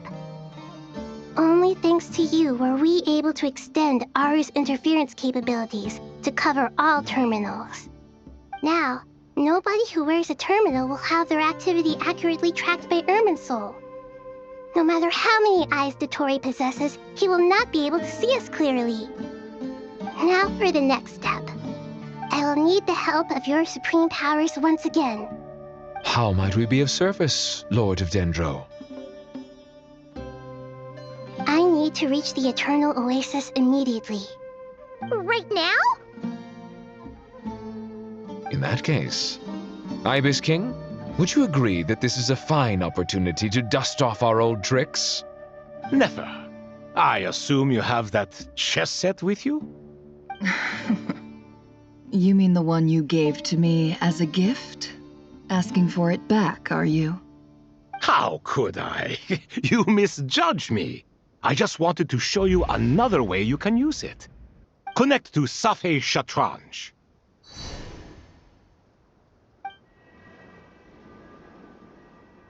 Safei Shatranj? You mean that place in the desert? Thoth's chess set gains its power from the chessboard laid out in the desert by King Deshret and ourselves. All ceremonies conducted using the chess set must be activated via Safei Shatranj. In other words, the chess set is an extension of the chessboard. In the past, moving a chess piece was a sacred and momentous act. Transfer initiated. Entering live combat mode.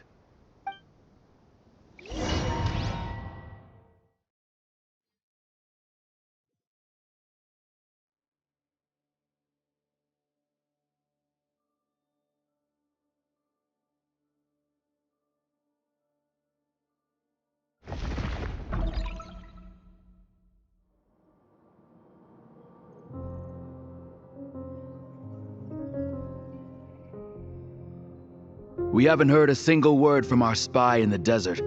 I'm afraid he might have been captured. Never mind. But we spent years turning him. And a lot of Mora. Nothing comes for free in this world, but the loss is not without its purpose. For a small price, we have wasted a precious amount of the limited time they have. Quite a bargain, if you ask me.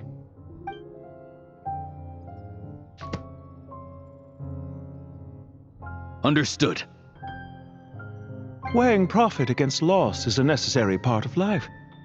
But to tell the truth, I have been operating at a loss since this all began.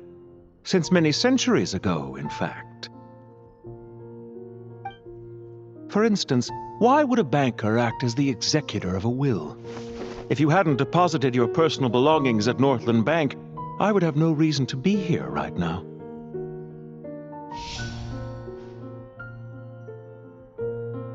Dottore, I've placed your final data backup into the ley lines as per our contract. I trust we are now square for the safe deposit fees you paid. Is it not a little petty to split hairs like this, given our amicable relationship? I consider sound bookkeeping a matter of principle. Do not forget that you only live to see this day thanks to me. In fact, every day of your life since you met me, you've been living on borrowed time. Why, that's hardly a fair assessment. I will concede that my survival was perhaps at your whim, but I became a harbinger on my own merits. Managing money is not like other professions. Mine is not a role I could have acquired based on your recommendation alone, and certainly not one I could have lasted so long in without genuine ability. The information stored in the ley lines is quite comprehensive. Rest assured, I have not forgotten how strong your pride is. Well, I presume you have no sense of fragmentation while talking with me. How could anything possibly go wrong with such strict measures in place? The remainder of your soul was split in two, with one half sent to Nodcry and the other stored in the most secure vault of the Northland Bank. Though I must say your disdain for the other segments is quite amusing. Zandik is you, and you are Zandik. Zandik created the segments, yet you, a segment yourself, reject him. That is, Zandik, created segments of various ages in his later years. To achieve this, he had to freeze time and part with a portion of his soul. But as constructive as it sounds, it erases my uniqueness. If each segment is equally me, then by the same token, none of them are truly me. A soul living forever in the past inevitably holds different views than he did in his later years. The same thing that completes me also restricts me. You too might ask yourself which stage of your life you want to be preserved at. The day your business failed? Or the day you were framed by a gang and sold off to a medical lab as a test subject? We needn't dredge up the past. This undesirable plan was eventually scrapped. Lesser Lord Kusanali was quite right. I needed an opportunity to eliminate myself. And after that, I concluded that there was no more effective plan than directly splitting the soul. Once the soul is transferred out, you will find that creating a physical body is far simpler than creating a puppet. The other half of your soul suffered a crushing defeat in Nodcry, you know. And yet in the process, I obtained the information I always wanted, did I not? Because now we finally know where the best testing ground truly lies. I once thought your ultimate goal was to ascend to godhood. But as it turns out, that was merely one of your experiments. Experiments take many forms.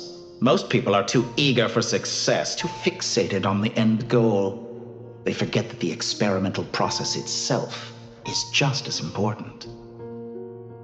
A suspiciously vacant seat, a new face. I trust you can put two and two together.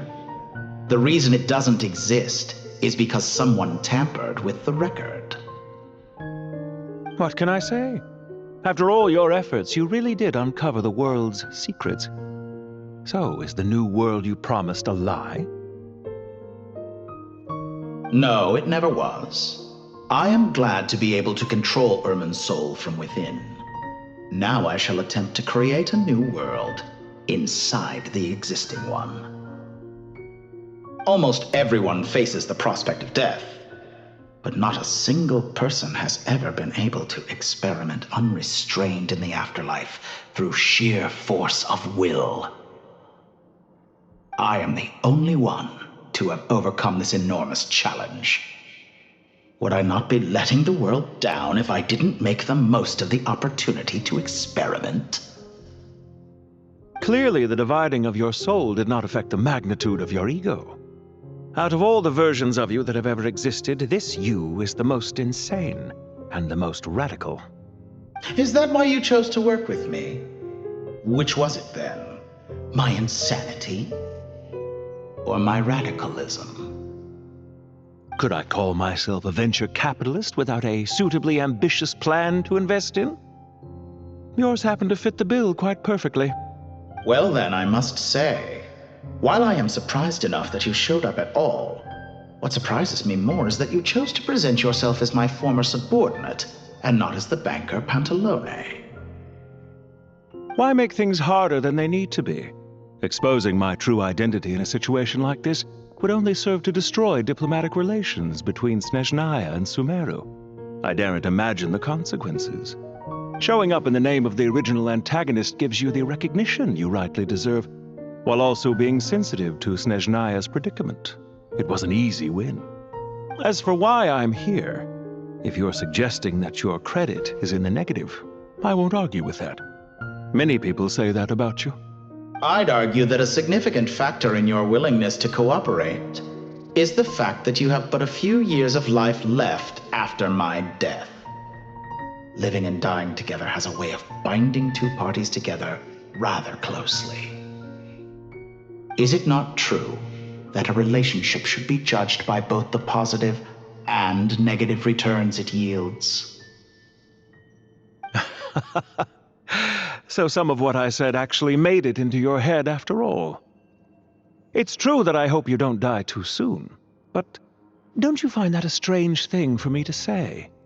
After all, you've already had quite a long life, especially for a human being. Let's not pretend that you're any more innocent than I am. Are we not the same in this regard? We both despise the existing laws of this world, and neither of us enjoy being under anyone else's control. Is it really so greedy to want the world to operate by a new set of rules? Of course not, my dear friend. And as I've said before, mutual interest is the foundation for the most reliable of relationships. You can attest to that. I just hope there never comes a day when I have to work too hard to prove that. Regrader, sir. People have been spotted approaching Sumeru City. How strange. Despite your access to Irminsol's data, it appears the soldiers noticed before you did. They must have found a workaround. Well, Dottore, I trust you know what this means. The fact is... They're coming. They'll breach the city gates any moment now.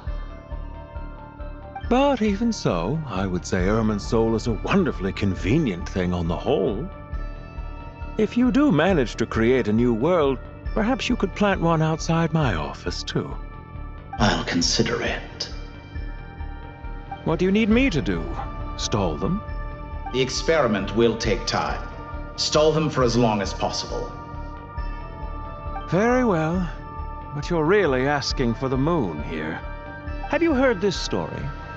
There was once a guilty man, kneeling in the center of a church while an angry mob outside waited to bring him to justice. He pleaded with the gods, begging them to grant him one final request, the chance to finish confessing his sins before he was sentenced. Many suns and moons passed, seasons changed, and still his confession continued, as if he intended to speak until the end of time. Are you suggesting I worship you as a god? Or were you hoping that I might confess my sins to you? Certainly not the latter. That would make my life miserable indeed.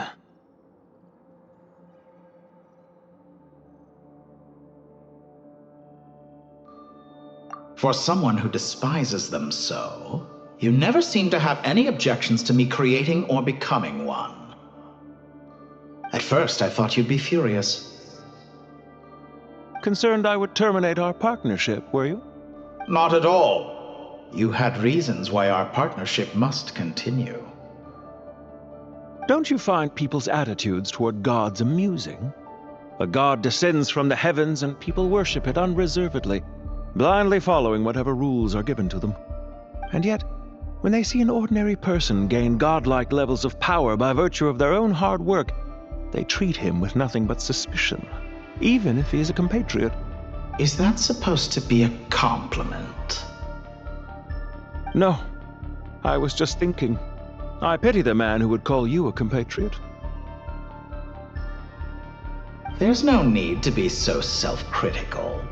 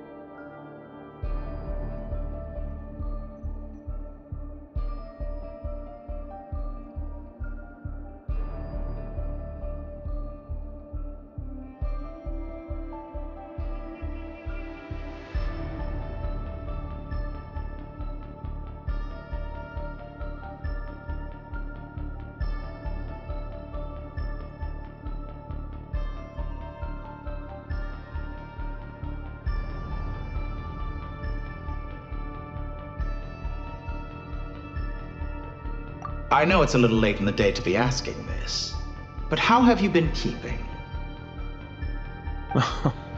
I'm flattered that you would take the time out of your busy schedule to consider my well-being, Doctor. The part of your soul that went to Nodcry caused quite a stir, sending our organization back to the drawing board on numerous fronts. It was quite a headache for everyone involved. Dear me, I must have caused you no end of trouble. You certainly did. I had the rare honor of being summoned before the Tsaritsa with Pulcinella to answer for myself. A terrifying ordeal. Don't worry, I pulled through. At most, it's a public relations nightmare. I made sure of that. Now I'm curious. How did you explain yourself? Oh, it was quite simple. I just pinned the blame on someone who wasn't there to defend himself. I could hardly be expected to defy the demands of someone as insistent as the Second Harbinger, now could I? How you slander me. You know full well that I am perfectly amenable to reason. There's no question that you are partly to blame for the ruin of my reputation over the years.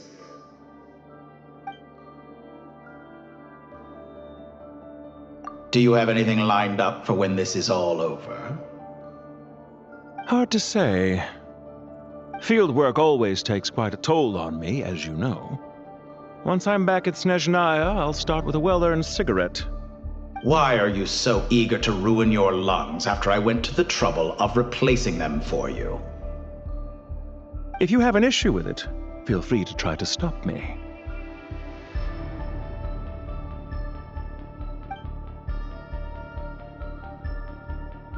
What's on your mind? The limits of humanity. It's a pity. Despite running countless calculations, I find there is simply no way to reduce any further the amount of one's soul required to sustain an individual. It's rare to hear you admit to being unable to achieve something. I beg to differ.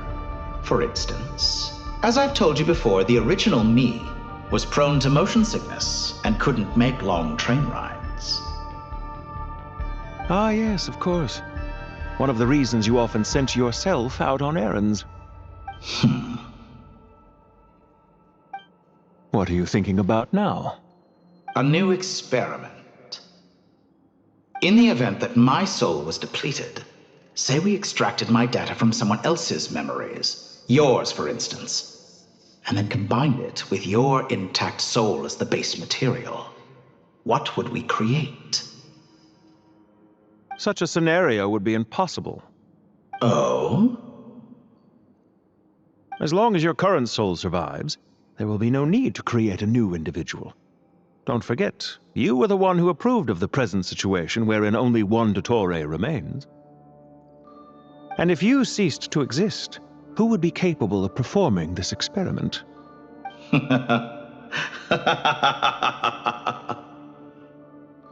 Since the day I met you, you've always excelled at talking your way out of a quandary.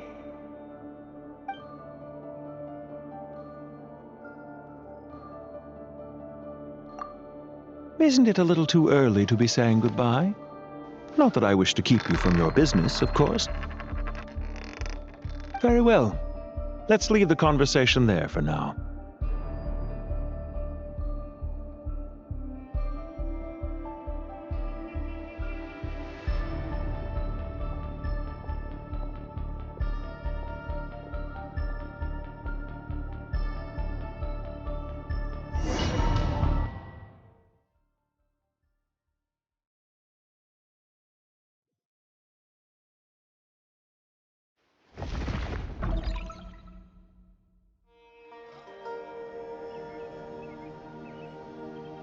The power of King Desheret's 7 pillars is truly remarkable.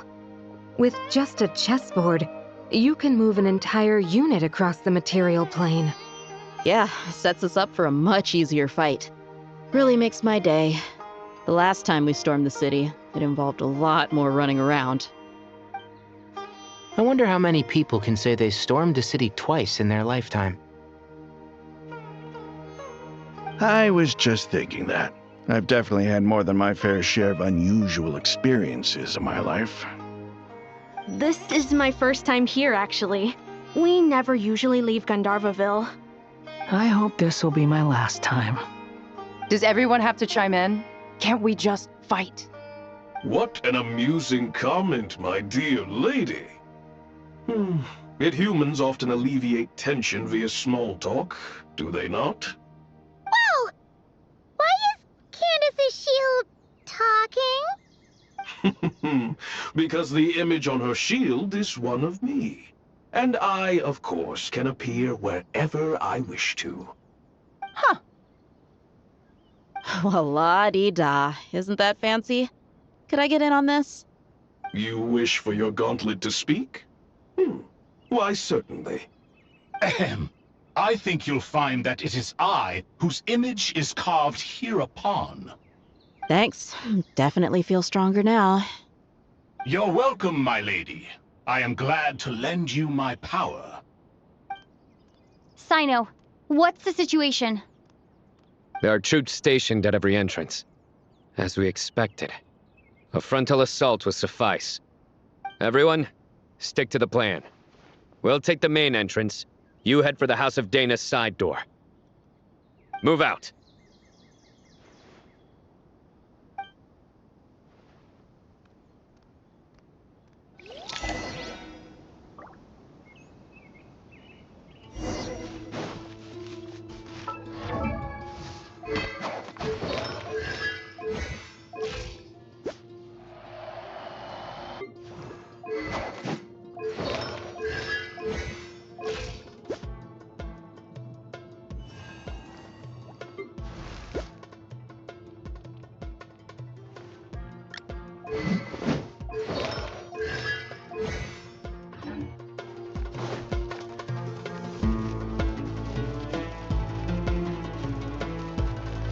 Out of my way! Take this! Watch out! Get lost! Whew. Thank you, Jet. You gotta be more careful. If you're not ready to put your life on the line, you can't be certain of defeating your opponent. She's right. Keep your wits about you, Rana.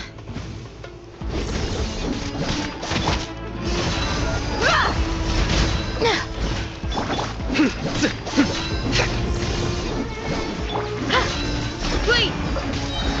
Hear my prayer!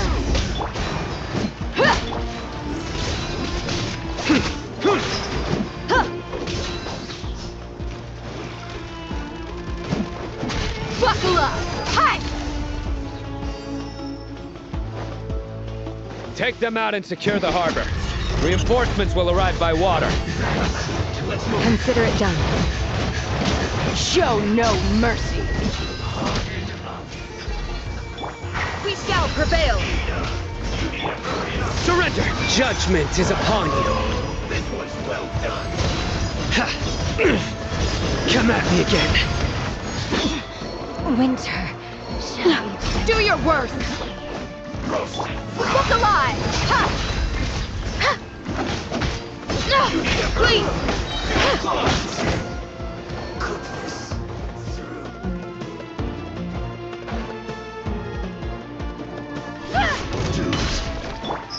You asked for it!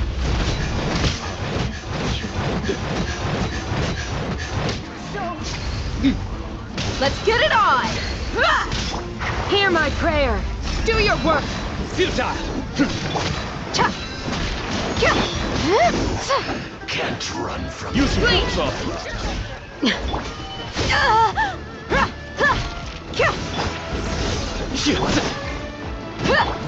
Grant us your blessing!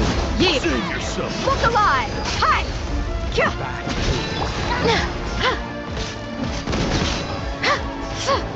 Please! Surrender!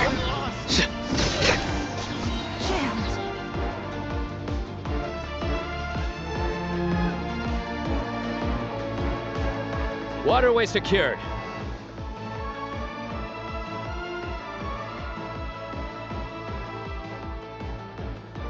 Brothers!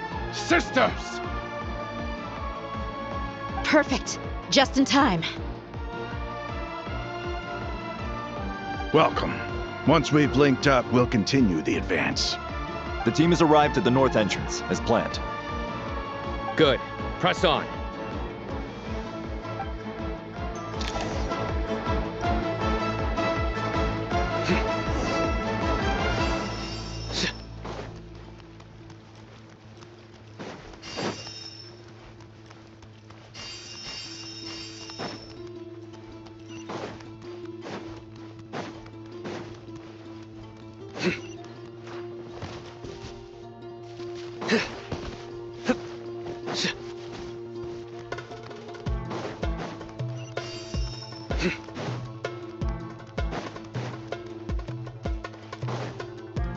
Are you Buckle up! Ha!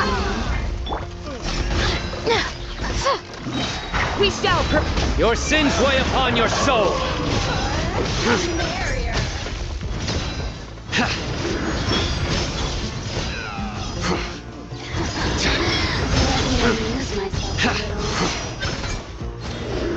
Guilty. Your penance is due. gloves off!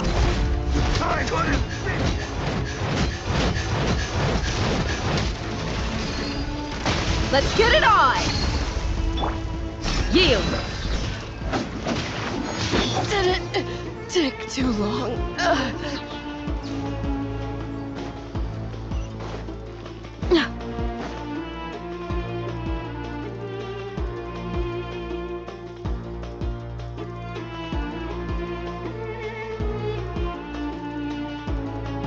Look out! It's an ambush! Finally. We need to hurry. Take the middle road now. Mahamacha Sino, area clear. Don't relax just yet. More Fatui approaching from the right.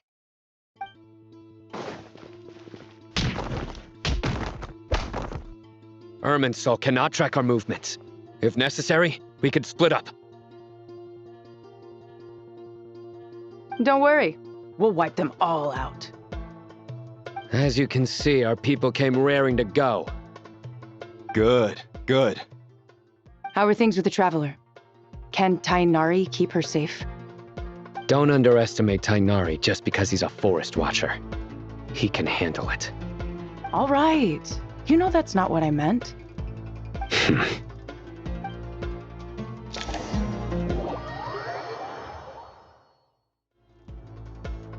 Sino and the reinforcements have drawn the Fatui's fire away. It's our turn. By using a cluster leaf of cultivation, we can pass through certain terrain silently. Good luck with that. We'll just fly up there. Huh? Oh, yeah. Paimon forgot she could fly. Ready? Ready.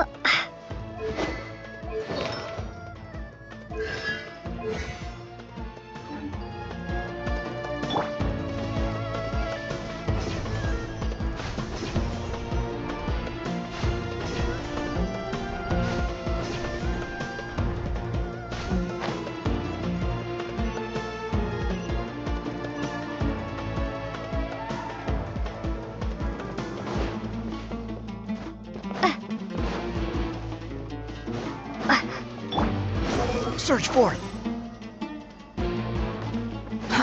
Too slow.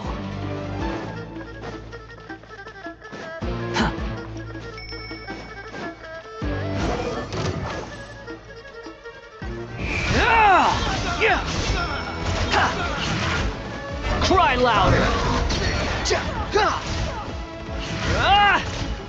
Time to ignite. Can't quit following me.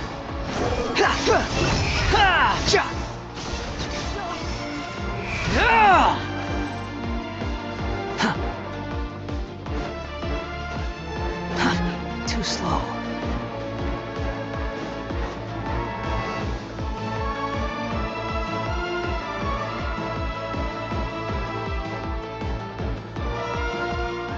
Fatui soldiers up ahead.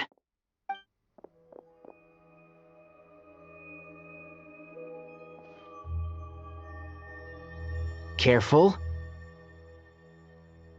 Prepare for battle. Hey, there's people over there. You have some nerve showing your faces here in the center of Sumeru City.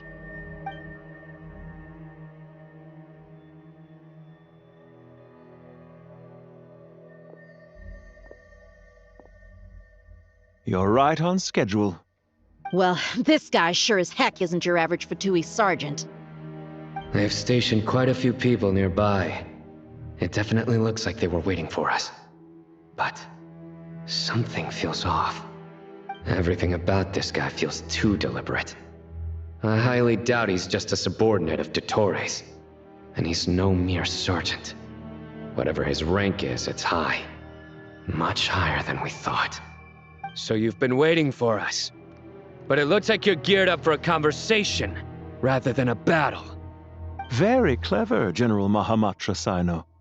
I know you're the one in charge of this siege, and I look forward to making a deal with you. A siege? Sumeru City belongs to us! Historically, yes. But things can always change. We have quite a sizable force with us, you know. For instance...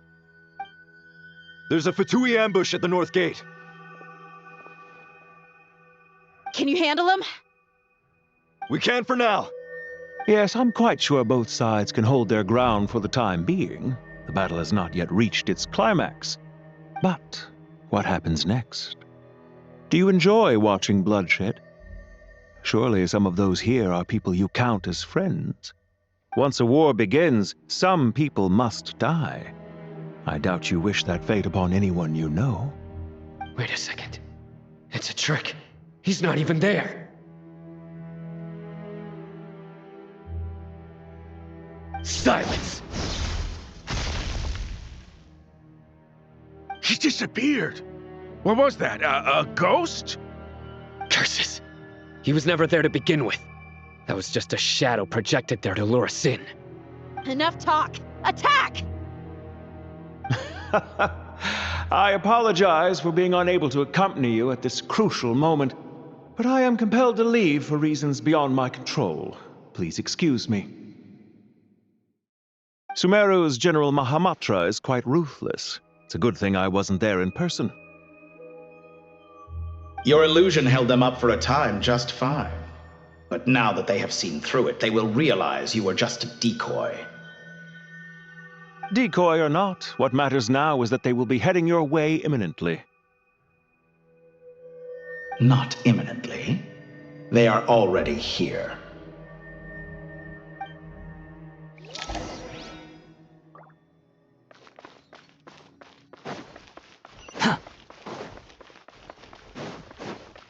The wind rises. We made it! This is far enough. Tainari, you go help Sino. Don't worry about us. We'll manage from here. Are you sure you don't need me to stand guard? No need.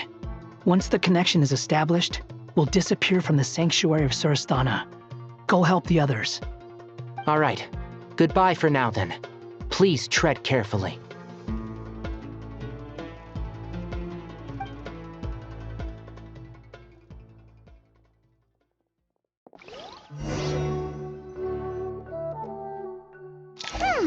Now where's the interface Nahida mentioned? Come on, where's it hiding? Found it. It's over here.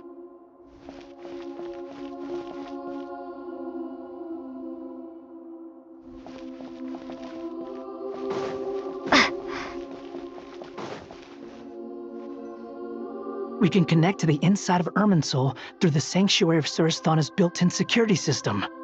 You should be pretty familiar with the process. Is it the same route as last time? For the most part. We don't need to adjust any of the parameters. Then I should be fine. And Paimon? Once you're both ready, we'll set off. Wait! The stakes are way higher this time, right? Maybe Paimon should stay outside and help the others. Then, you can focus on the fight without having to worry about Paimon. Huh? Why are you staring at me like that? It's nothing. I just suddenly realized how much you've grown. Hey, you've grown quite a lot yourself. Don't you two start getting into it again. Well, anyway, Paimon thinks she's pretty knowledgeable. Who's the best guide in Teyvat again? And don't forget, Paimon's a college student now. If we say Alhatham's not a weirdo, it's hard to explain how he came up with the idea of you applying to the academia. But for all that he counts, you're doing surprisingly well in your studies. She just goes to show how important it is to have someone supporting you. And Paimon's not the only one. Let's not forget that you only became a student because of Nahida's personal recommendation. That's fair. I have learned a lot in Sumeru. Oh yeah, did you ever come up with that ugly nickname you promised me? What? No way! We're friends now! Paimon gave up on giving you one ages ago. Anyway, isn't Hat Guy enough of a nickname for you? Fine. Suit yourself. We need to go. Paimon, if you're staying, look after yourself. Will do. Paimon's gonna link up with Tainari and Sino. You guys are the ones who need to be careful. We will be. Bye for now.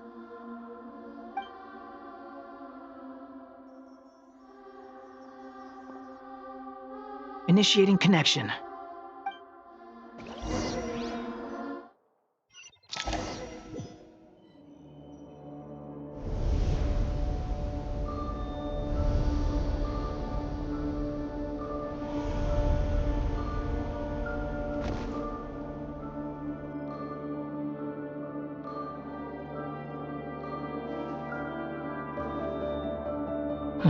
Well, here we are again. Come to think of it, I still don't even know where we're going. Thanks to our terminals, it should be impossible for Irminsul to read. I can... Don't tell me. Only you need to know. That way, whatever happens to me next, it won't affect your progress. Listen to me. Your safety is just as important as mine. Don't even think about sacrificing yourself for the greater good. We came here together, and we're leaving together. All right, if you insist. I won't argue with you.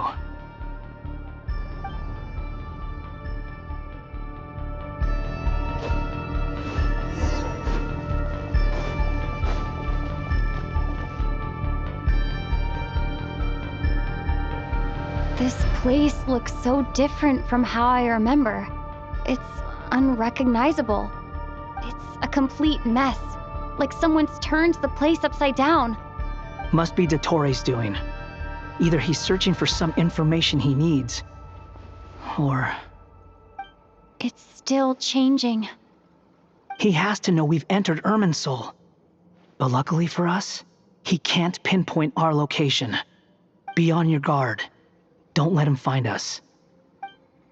The red parts have probably been corrupted by Dottoro's power. Don't touch them, or you might alert him.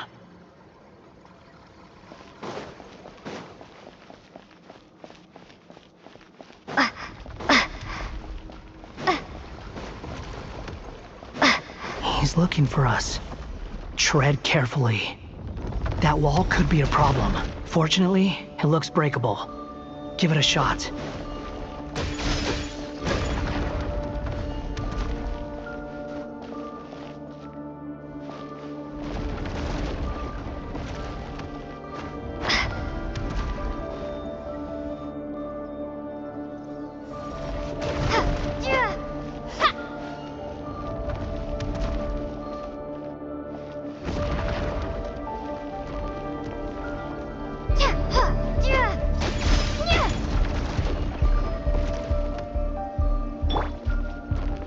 Squall and Fury.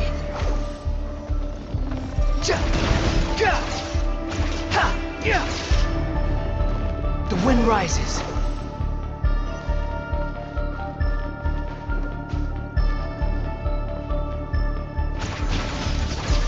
Behold!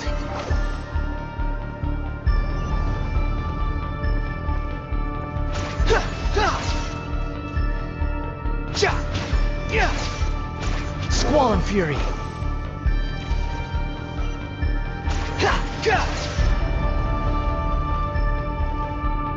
Behold!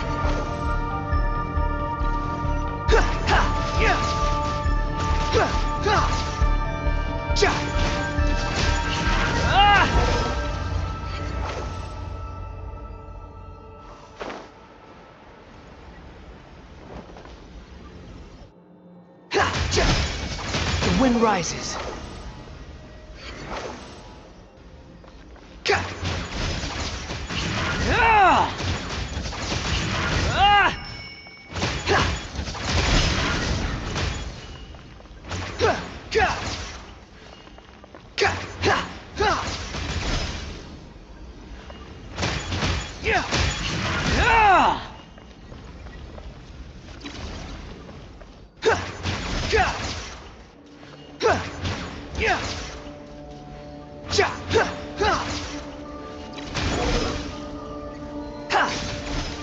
Upon the gale. The same old trick again? Are you kidding me? Let's handle it just like we did before. This cheap trick isn't gonna stop us.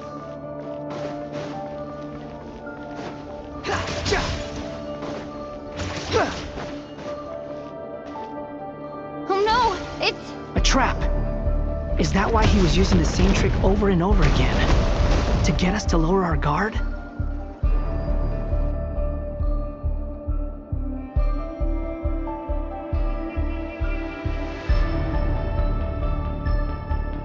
I'm trapped!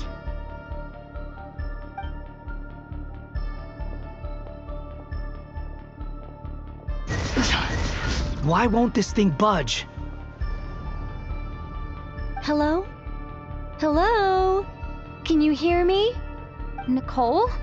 Is that you? Yes, it's me. I'm monitoring your progress from inside the Eternal Oasis, and I have to say, this terminal is simply marvelous. It makes tracking you so much easier. I couldn't see anything at first, but now that you two are inside, I can use your location with support from the terminals to get a partial view of the situation inside Irminsul. It's not the clearest image, but it's better than not being able to help at all. So, here I am. I can't intervene directly, but I can help to guide you out of the jam you're currently in. So please, just follow my lead. Dottore in his current form is a blight upon both Irminsul and the ley lines. Pay attention to your surroundings. There must be sources of his contamination nearby. The corrupted information is his means of manipulating the environment. You must destroy them. Is that one of them? Precisely. Good work. But we're not done yet. Stay close, and let's see if we can find any others like it nearby.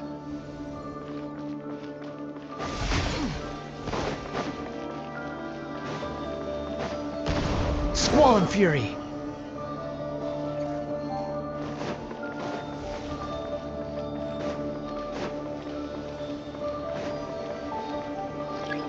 The wind rises. This must be another one. Agreed. Now... Oh, wait! Watch out! It's Dottore. I think he's found us.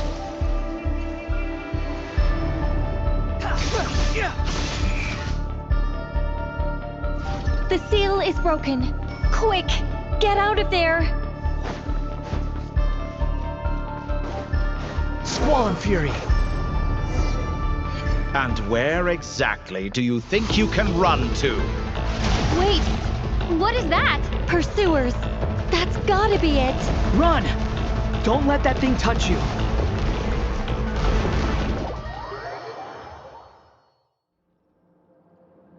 And where exactly do you think you can run to? Wait! What is that? Pursuers! That's gotta be it! Run! Don't let that thing touch you! Dodge that attack!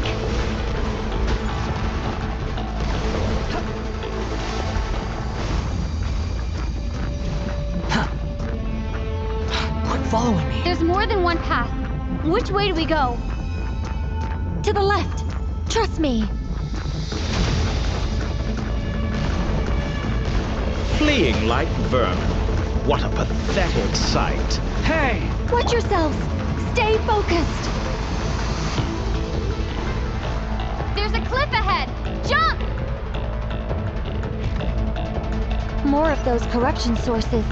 Destroy them as you did before, and open the exit as quickly as possible. They're relentless. Is he trying to wear us down? You'll just have to destroy these too. I think the pursuit is over. Hard to say. Stay alert.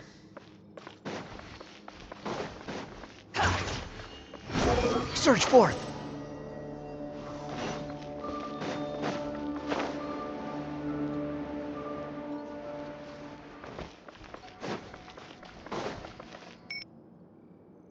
Whew. I think we've made it to relative safety. Phew, goodness. That was tough. You doing okay? I'll be fine. Don't worry. Take a short rest, and then... Nicole? Nicole! The connection's been cut. But that means... Look at you supporting one another. How very touching.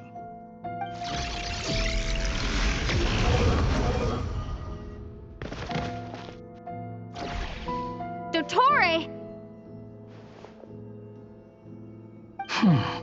Took you long enough to find us. You're more useless than I thought. Oh, really? I think I deserve a little more credit for my methods than that.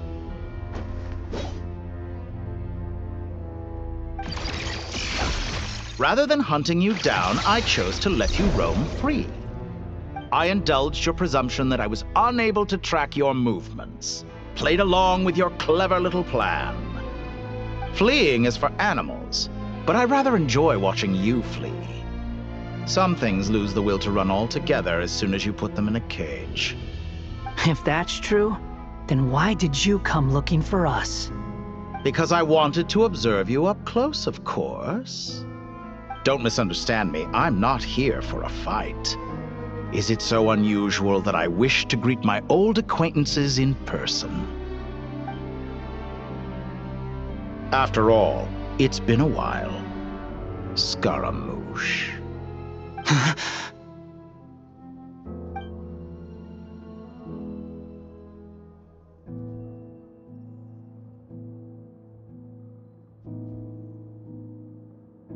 Why are you so afraid?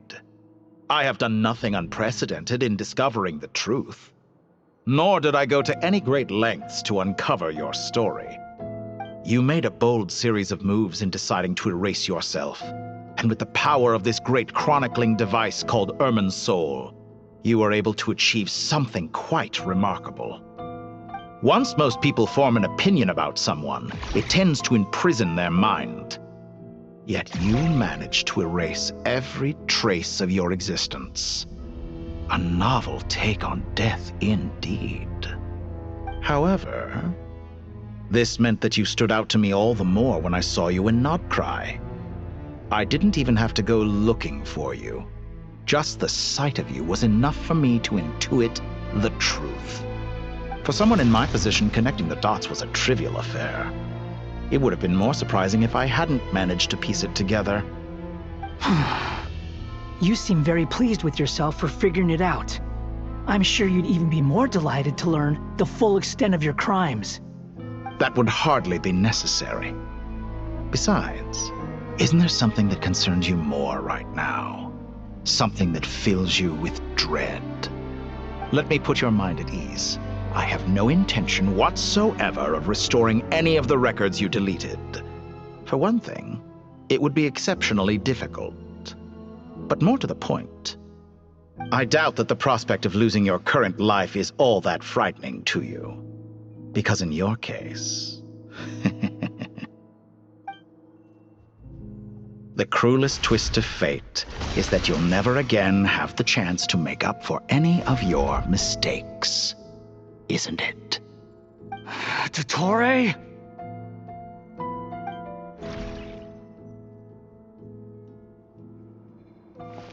All here shall bend to my Fortune Behold!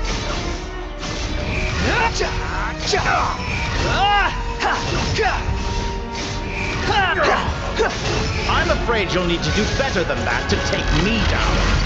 I expected you to have grown stronger. Ah, how foolish of me. I forgot that you lack any means to increase your power. You will pay for everything you've done. Oh, will I now? You're dead! Time to ignite!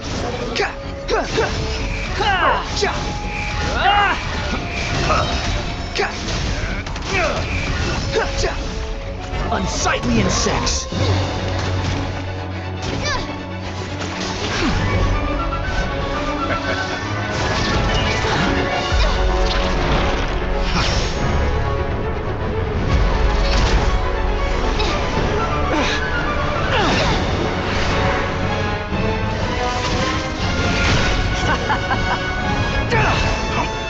Does the prospect of death amuse you? I could ask you the same question! I'll distract Dottore. You focus on the mission. Got it.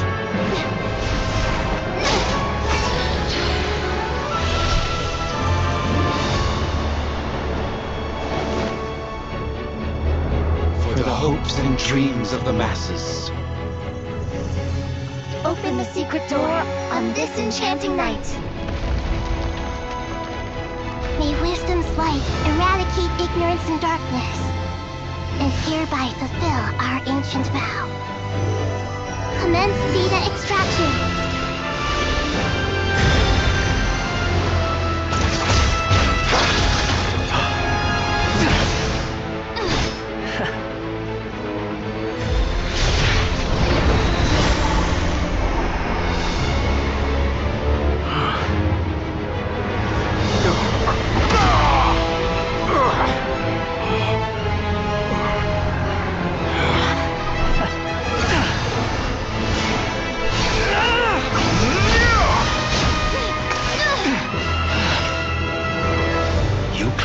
Outdated ideals and stand in the way of progress. You will pay for interfering with the grandest experiment of all time.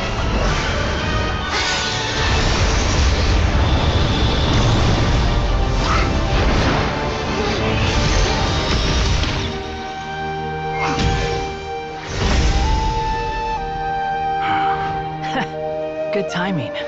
Dottore, as clever as you are, you fail to understand wisdom. Wisdom takes many forms, but the path you have chosen eschews them all. Huh.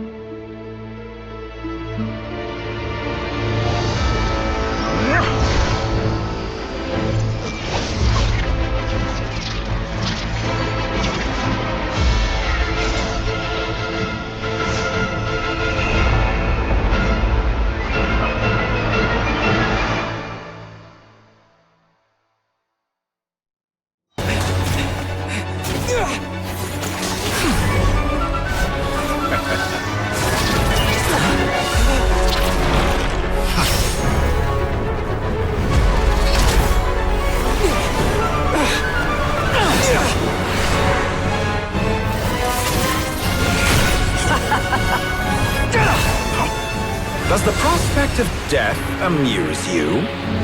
I could ask you the same question! I'll distract Dottore. You focus on the mission. Got it!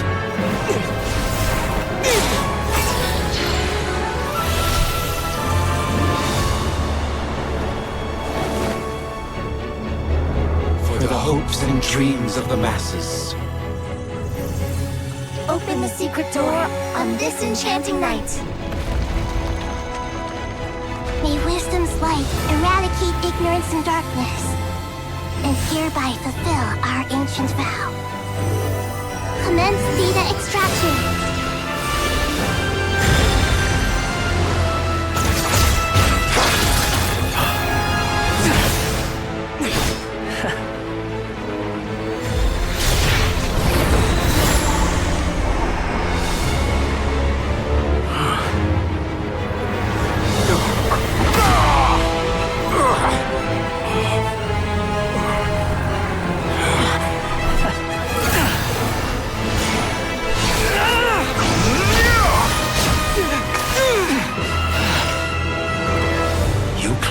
Outdated ideals and stand in the way of progress. You will pay for interfering with the grandest experiment of all time.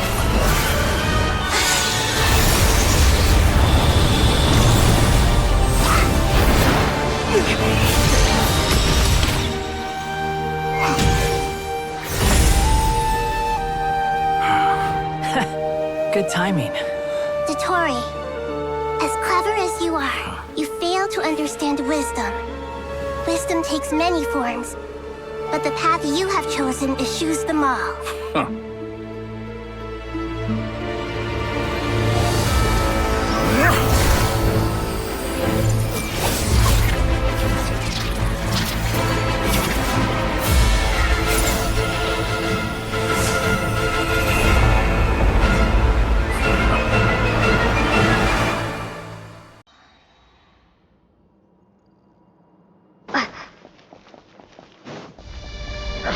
My strength is fading! Since you are within Irminsul, It stands to reason that any power you wield comes from it. You're extracting the information from Ermin's soul just to strip me of my power. I will find his weakness.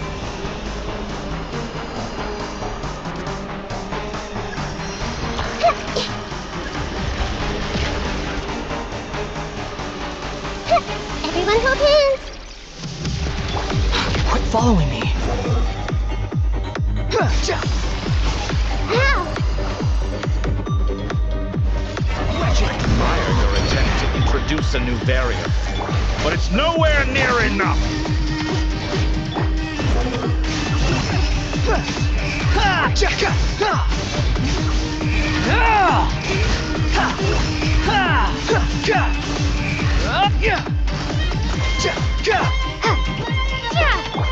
I see everything. Time to ignite. Squall and Fury.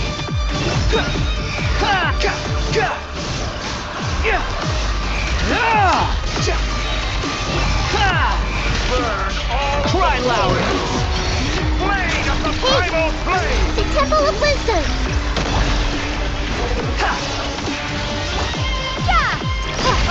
You won't They're so close. Just hold on a little longer. I'll hold him up. Traveler, Hat Guy, the rest is up to you. We certainly have a knack for surprising each other, don't we? I'm just getting started.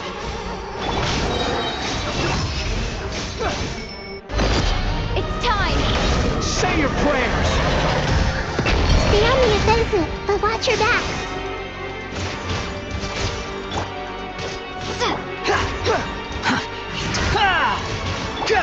Scorch and burn! The wind rises.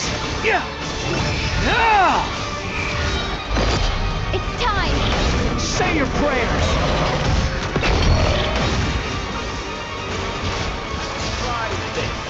Muso no Hitotaki! Behold! Upon the gale.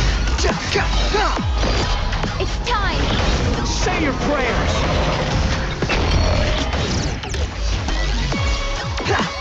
Burn all before you!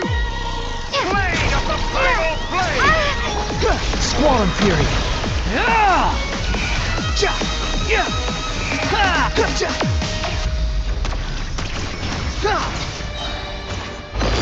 It's time! Say your prayers!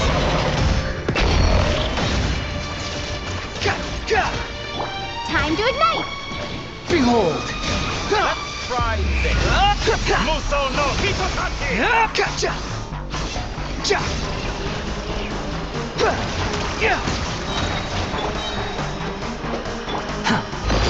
It's time!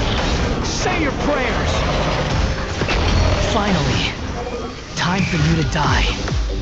Excited? Time for me to die?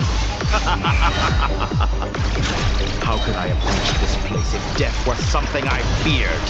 The last gasp struggle of a dying man is a pretty pathetic sight. And I know it when I see it. We shall see about that. It's time! Say your prayers!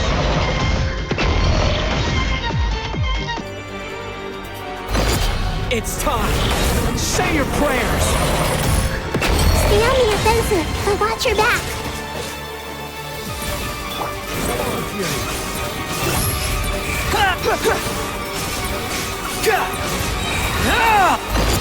It's time! Say your prayers!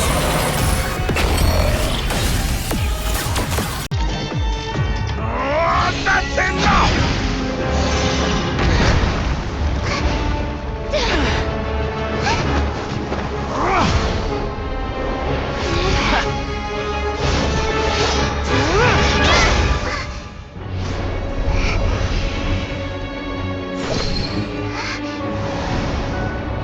It's all yours. Do with it as you see fit.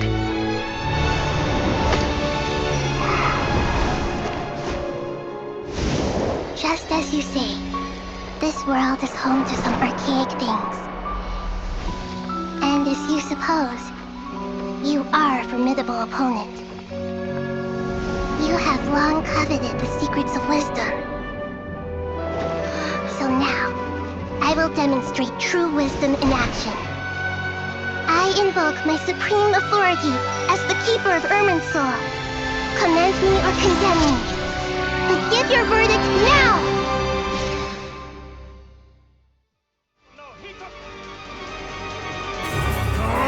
That's enough!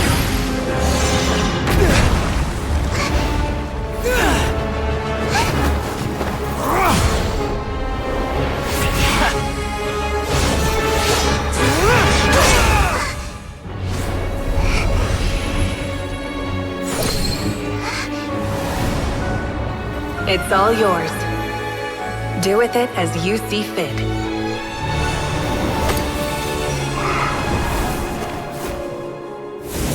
Just as you say, this world is home to some archaic things. And as you suppose, you are a formidable opponent. You have long coveted the secrets of wisdom. So now, I will demonstrate true wisdom in action. I invoke my supreme authority as the keeper of Irminsul. Commend me or condemn me. But give your verdict now!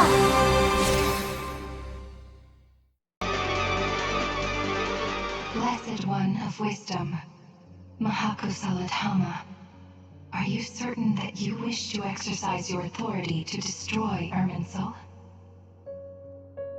It represents both your roots and your finest accomplishments. You truly intend to abandon the very thing you have always fought for? This is my decision. Irminsul has been corrupted beyond redemption. Irminsul is the original tree of Tevat. It is the means by which the heavenly principles maintains fate itself. The 7 Archons should honor and revere it, for their authority was bestowed upon them by the heavenly principles.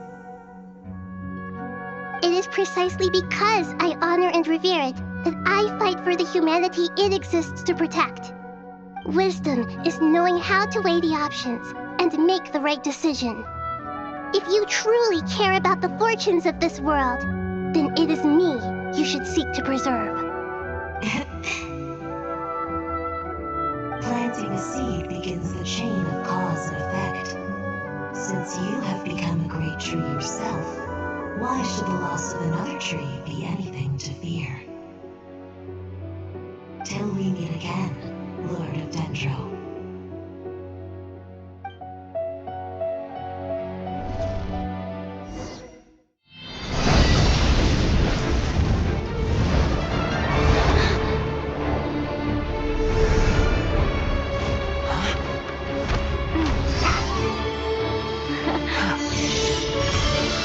The first flame.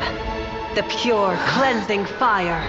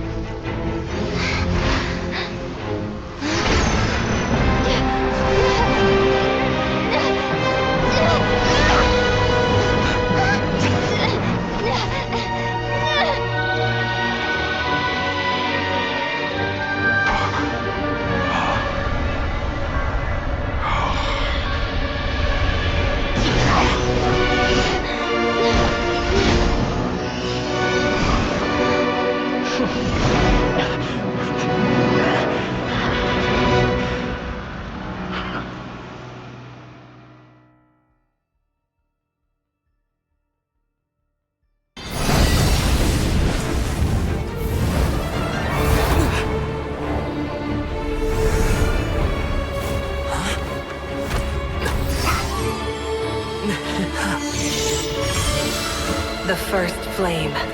The pure, cleansing fire.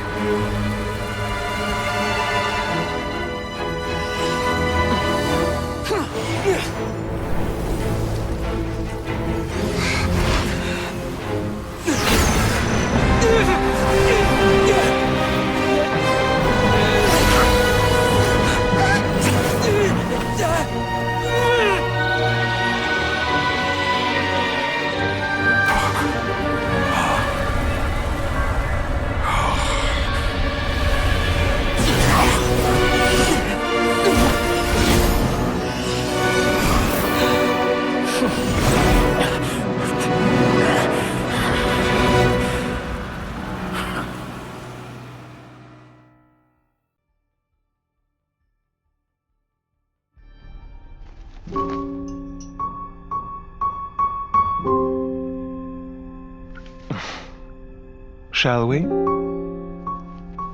Where were we? I was suggesting that you needn't perform when signing a contract. You're only sitting here because your bank demanded an evaluation of the trustee. So you told a story about a young scholar from a merchant family in Sumeru? I told a compelling tale, didn't I? The post-expulsion story is far more captivating. The human experiments or the elixir of immortality? The part where you die. Ah, yes. My favorite part.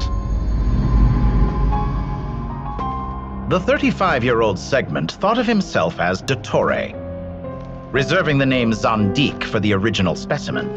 Of all the Segments, he was the most selfish.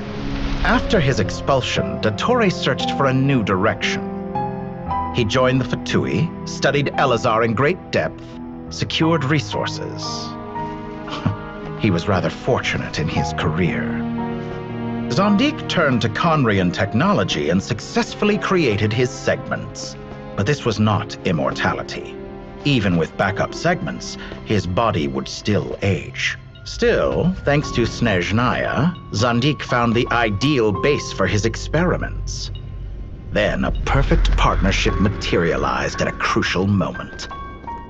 The year that both parties realized they needed more time. Fortunately, Zandik succeeded. In a miraculous turn of events, he gained the extra time he needed. I seem to recall it differently. All right, it's true. No matter how much elixir he took, Zandik remained human and continued to age. Then, on the morning he turned 85... Help me up! Call for help! Surely he would be rescued, Zandik thought. But to his surprise, no one helped him. Zandik was too selfish for that. Don't forget, you're one of us. Yes, and we're all waiting. Waiting for me to die. Pantalone arrived for a meeting and happened to witness what followed. He found it unsettling. I never said that. But the Zandiks were unfazed. It was a rare opportunity for self-dissection.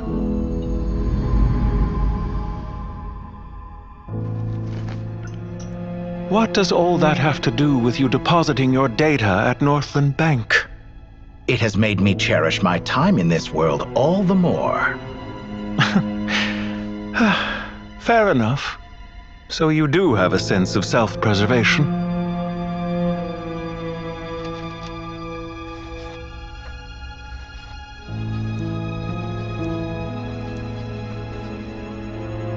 What do you mean? You're hardly normal, and you don't cherish life. You just don't want to admit defeat in the limited time you have. Even so, don't I deserve an interesting ending?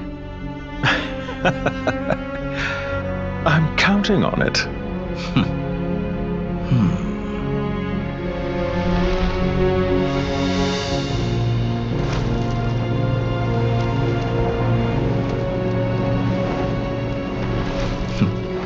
If nothing else, I expect my funeral will be a grand affair indeed.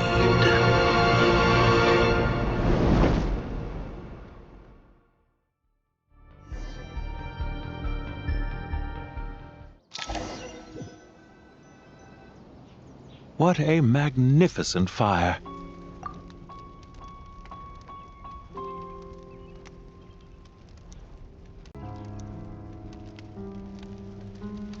In Snezhnaya, we light fires to ward off the cold.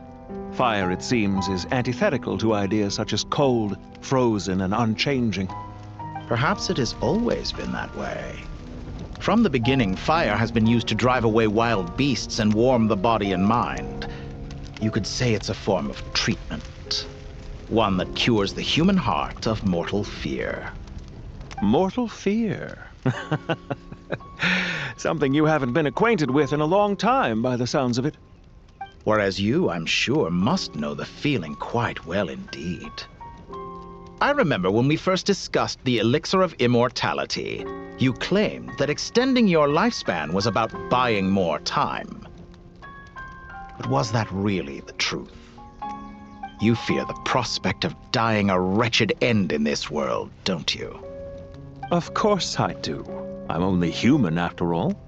And while you may have forgotten it, you cannot deny that you too were once human, Dottore. I do not believe that there is no such fear in your heart. Perhaps you are right. But I abandoned it long ago and devoted myself to my experiments. I have felt no fear since. From the very beginning, I never thought you could win this game.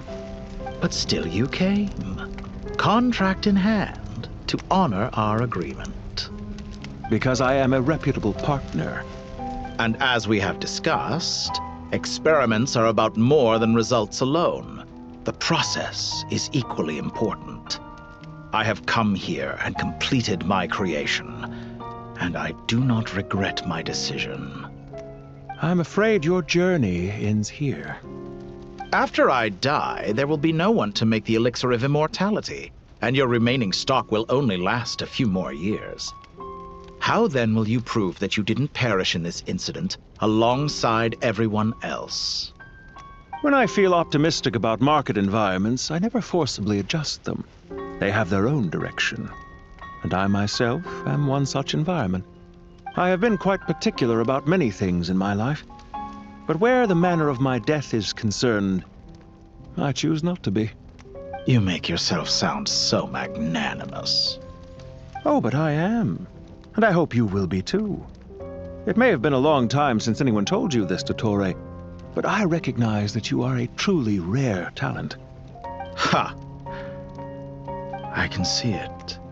The experiment in blasphemy that I've been performing all this time. It has been a long process, and I do not care about the results as much as people might imagine. If the very goal of your experiment was to explore infinite possibilities, then there was never any reason for it to end. Indeed. Yet now, the experiment has officially drawn to a close. What should I call you? Zandik? Or do you prefer Dottore? Suit yourself. Goodbye, Feofan. This time, that's what it truly is. And don't I know it? Goodbye, Zandik.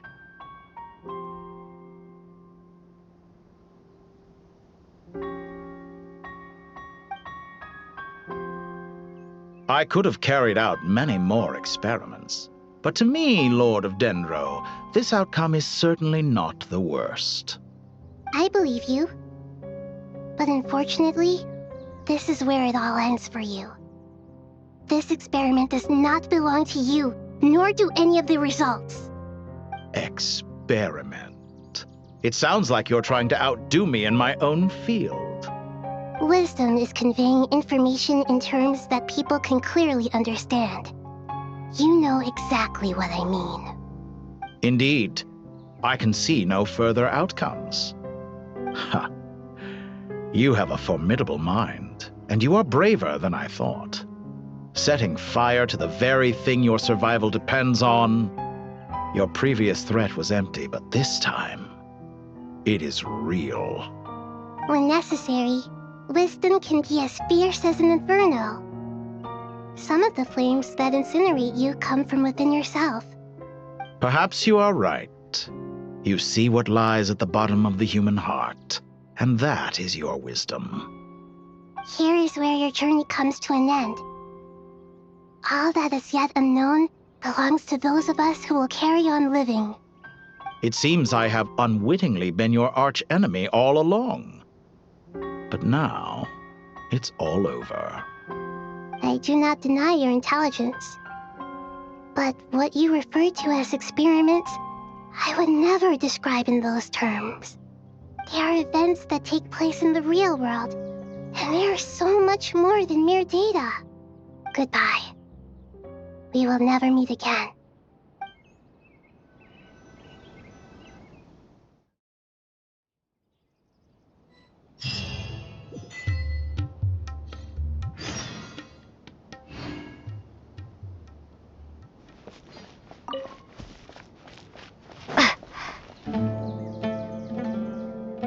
Well, that's the last of them.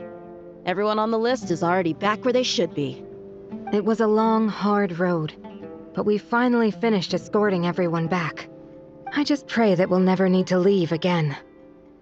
I hope we can stay here forever in this peaceful paradise of our own choosing. Paradise. In the annals of the Temple of Silence, that word carries great significance. It represents the hopes and desires of the gods. Their longing for a place to rest. I wouldn't think gods need such a place. People always think they're the only ones who can lose their homes. They forget that gods too need a place to reside. As the Goat King once said, "A god without his people shall cease to exist." Gods need their believers every bit as much as their believers need them. Only we can truly understand how much the desert faith has faded over the centuries. But we still talk about the gods as though they're part of our lives. Given the myriad ways in which gods and humans interact, I'd say they really are. How else could Dunyarzad consider the Dendro Archon a friend? Well, that sounds about right to me. Describing them as friends sure makes us feel a whole lot closer. If you told me a few years back that I'd have this many friends, I'd have called you a liar.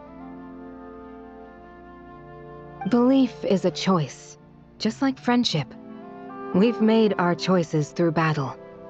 The right ones, wouldn't you say? I'll be heading back to the Temple of Silence. I heard the Goat King and the Ibis King decided to pay us a visit. How about you? It's back to Aru Village for us.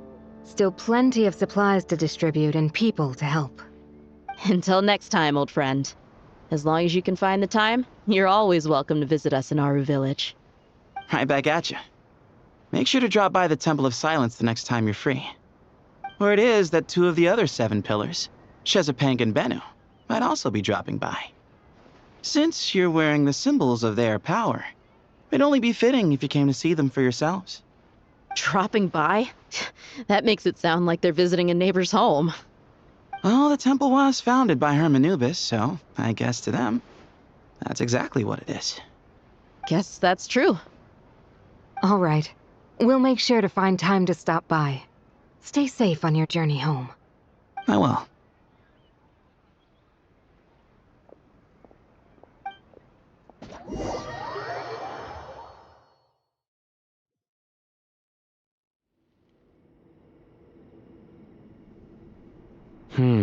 You do have a point.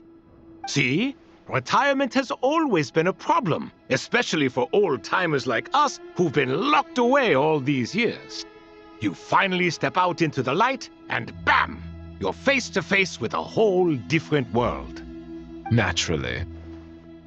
What do you think, Layla? Huh? Why would you think to ask me? How could I possibly be qualified to decide where the servants of King Deshret should live? Sorry if my question was unclear. Do you think their statues will stand out too much if we place them here? Hey, I never agreed to this. How could we possibly allow our statues to be left in Hermanubis' home? That would be like breaking into someone's house, then pretending it belonged to you in the first place.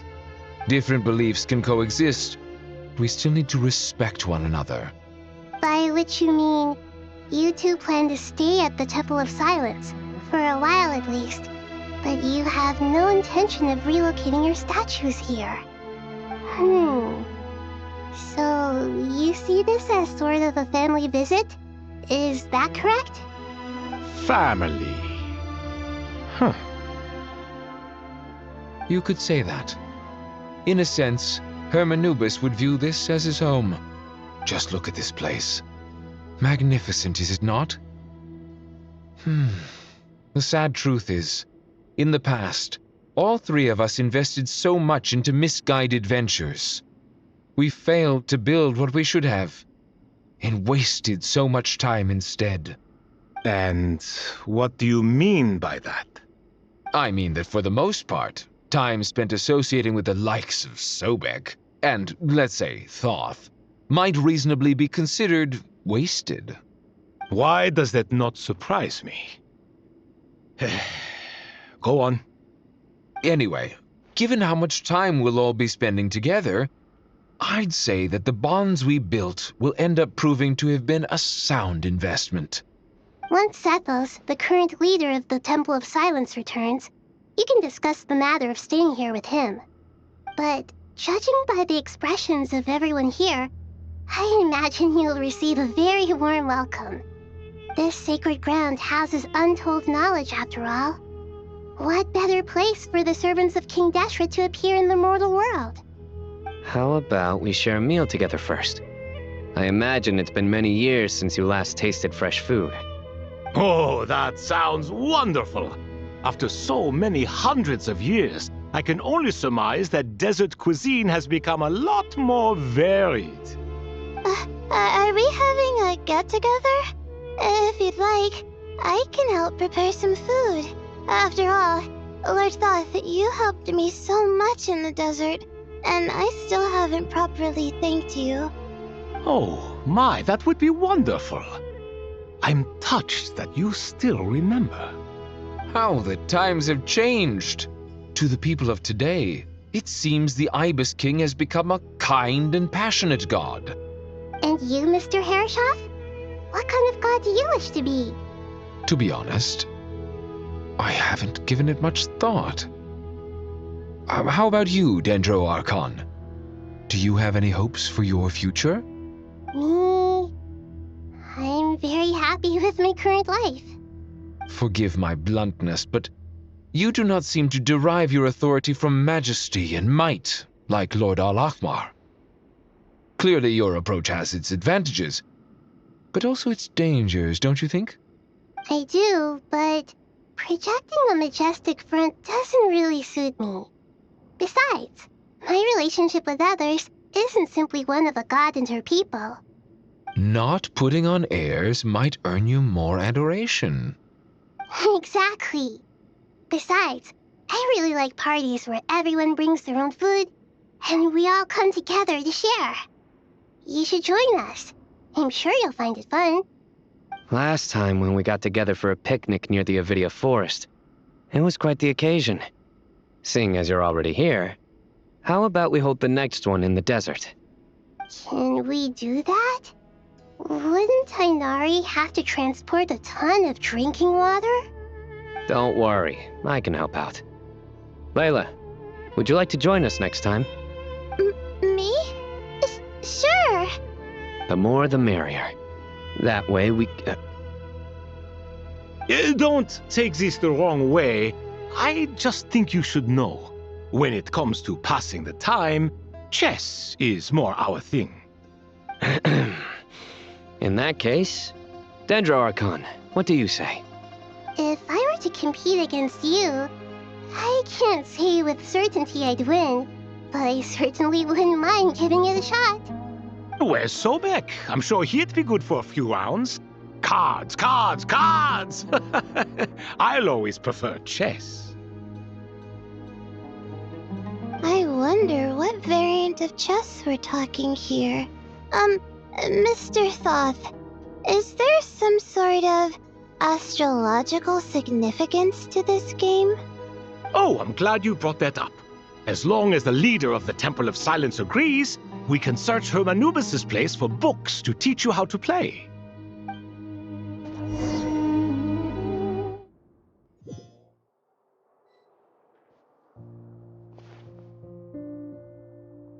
Such devastation visited on Sumeru City. So many houses destroyed or damaged in the fighting. Who could have foreseen this? Look at all of this. It's going to take me forever to tidy up. I suppose living below the academia doesn't always work out to your advantage.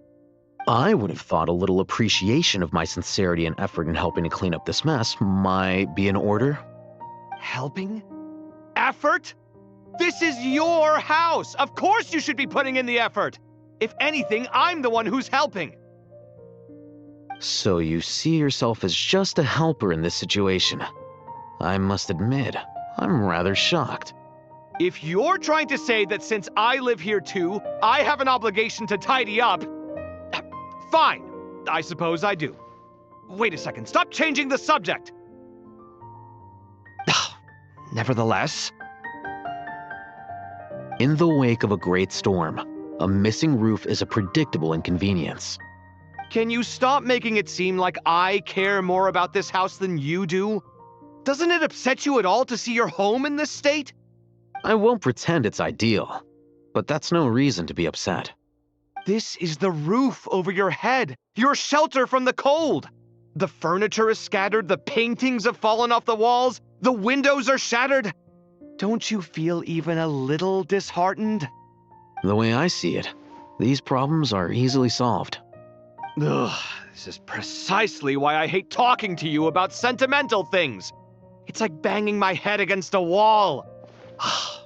You simply don't understand just how much work goes into making a proper home. It sounds like this is causing you a lot of anguish. You mean the house or the paintings? I mean your sentimentality. Oh, well, yes.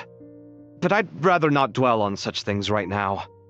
Generally speaking, when anguish becomes the norm, people usually make an attempt to improve their situation. But there are so many people and things in life that are difficult to change. It's not like you can force them.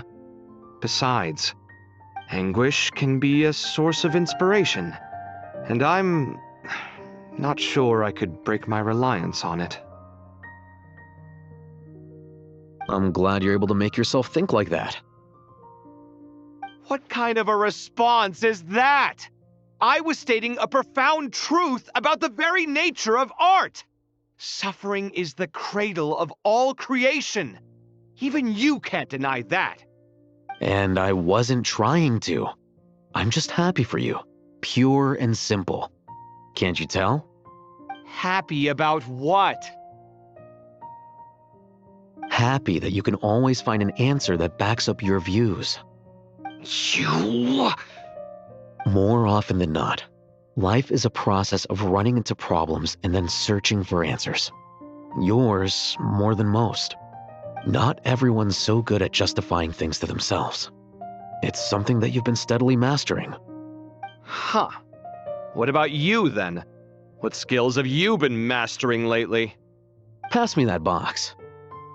Huh? Okay. You may consider this my progress on the path to mastery. What? Wait a second. Isn't that box mine? Hey, it is! It must have fallen off that shelf. I'll hate them. Those are my paints and inks. Would you like me to put it in your bedroom for you? Huh? I mean, sure, if you don't mind. What kind of progress is this? Does he think he can bribe me? Not that giving me back my own things is much of a bribe.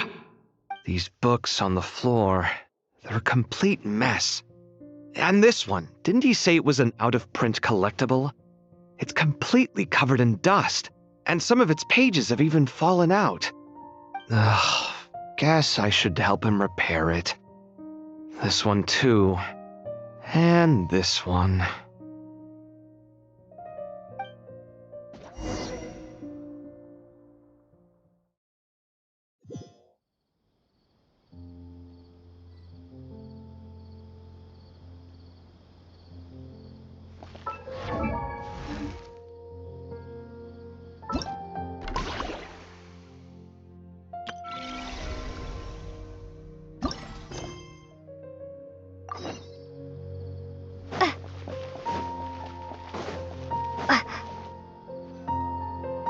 Local subter beasts, imported goods, such a bright future ahead. I can picture the Mora just rolling in.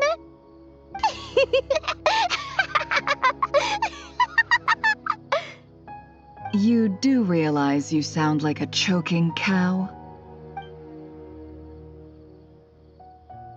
It's called being imposing. Can't you feel it? Are you not intimidated? Oh, I'm positively shaking in my sandals. What commands do you have for me, oh mighty Lord Sangama Bay? You've got a lot of nerve, Nefer. You went and told Candace and the others everything, didn't you? Seriously, do you have any idea how differently they see me now? Surely that's a good thing. I presume they're more disposed to actually like you now, maybe even view you as a friend. You traded my secret for sympathy! Thanks to you, I've lost every last shred of my mercantile majesty. How am I supposed to make anyone think I'm a big, scary investor now? The dark days of Lord Sangama Bay are behind you. Why not take this chance to make a few honest friends? Speaking of friends, since when did the notorious Lady Nefer gain such an admiration for holier-than-thou types? A moon chanter here, an angel there? Who'd have thought it? A coming together of fates, nothing more. No need to throw around accusations of admiration. Forget it. You're right about one thing at least. Making friends is never a bad thing for a merchant. Still, I really took a loss this time.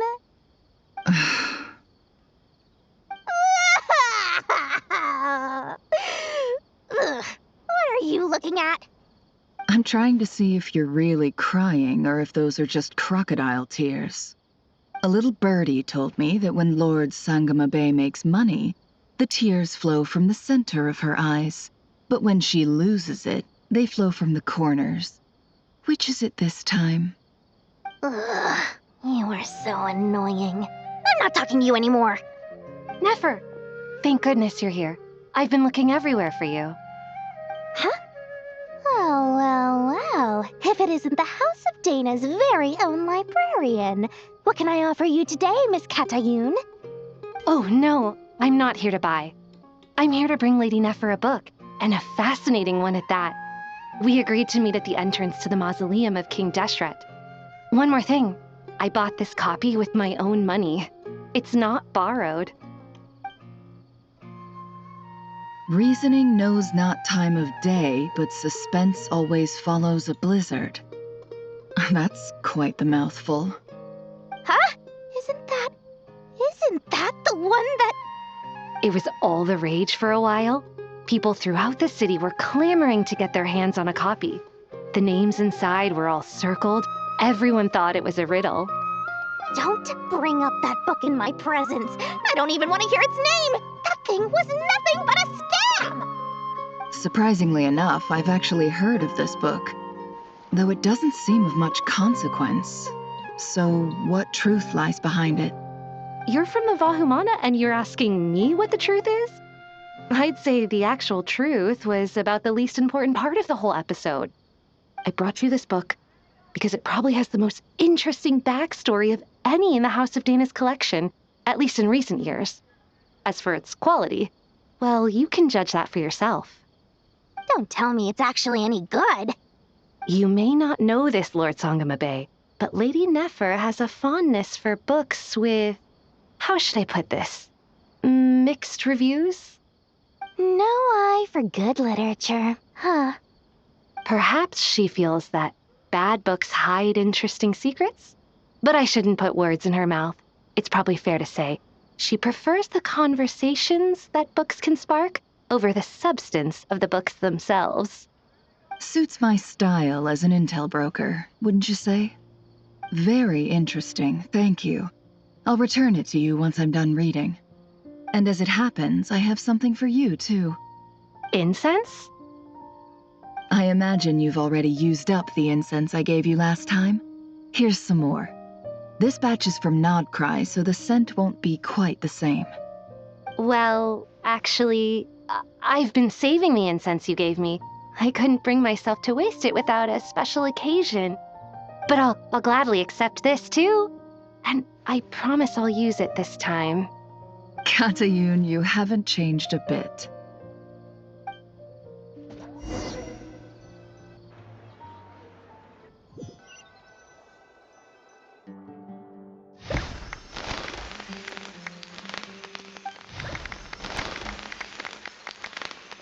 Congratulations, Kale.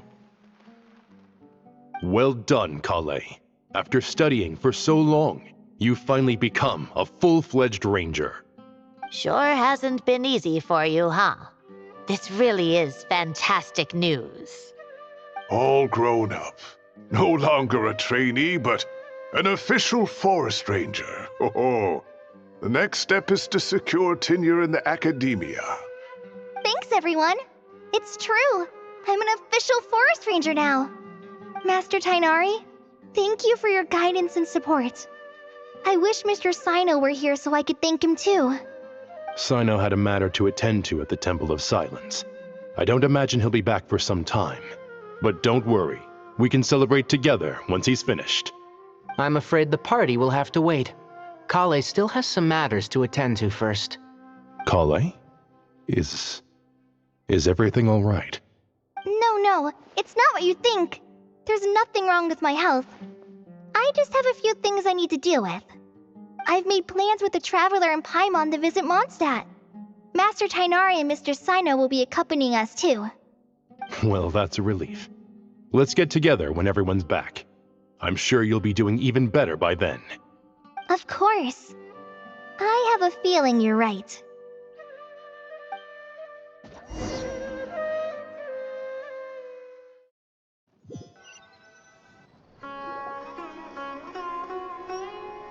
Phew! After all that catching up on sleep and food, Paimon's feeling full of vim and vigor again. For someone who spends so much time resting, your recovery routine is surprisingly simple. Hey! Paimon's been working her butt off too, you know. She flew all over the city helping everyone out. Don't worry. I saw how hard you worked. All right. We all know you're the most hardworking person in Teyvat. As long as you're rested and full, that's what really matters. Paimon's been looking around the place, and it seems like the city's already on the mend. But Paimon's been wondering how Nahida's doing. We should check in on her.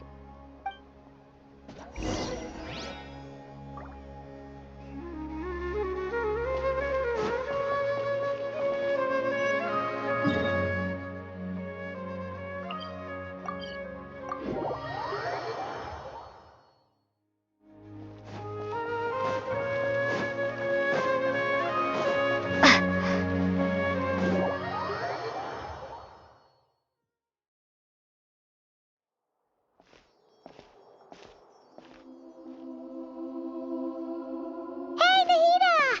And Hat Guy's here too! Traveler, Paimon. What's going on here? Nothing much. Nahida was just expressing concern for my physical and mental well-being. Oh, the Traveler told Paimon all about that. We've both been very worried about you. Are you feeling alright?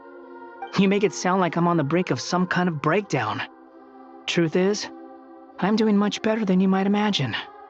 If we can just get to the bottom of Dotori's intentions, we can minimize his negative influence. That's the sort of thing I excel at. Just listen to that newfound optimism. It seems like having you enroll in the Bahumana was a truly inspired move. I can really see the positive influence. Observe, a classic Sumeru specialty. Chalking everything up to education and learning. To be honest, even I can sense the change in you. Everything Dotori said to you was a way to manipulate your mind. Fortunately, you're no longer under his sway. Can someone as old as me really continue to grow? If it helps, just think of yourself as a late bloomer. It's all a matter of phrasing, and it comes down to what standards you measure yourself by. For a puppet, developing at such an age is perfectly normal. But if you choose to call yourself a late bloomer, it sounds more like you consider yourself human. However you see yourself. Well done. All right. I see what you mean. Anyway, what's your next step? What else can I do but complete my current courses? Everything else can wait. Anyway, that's enough chit-chat. There are still things in the city I need to help out with. I'll be heading there now.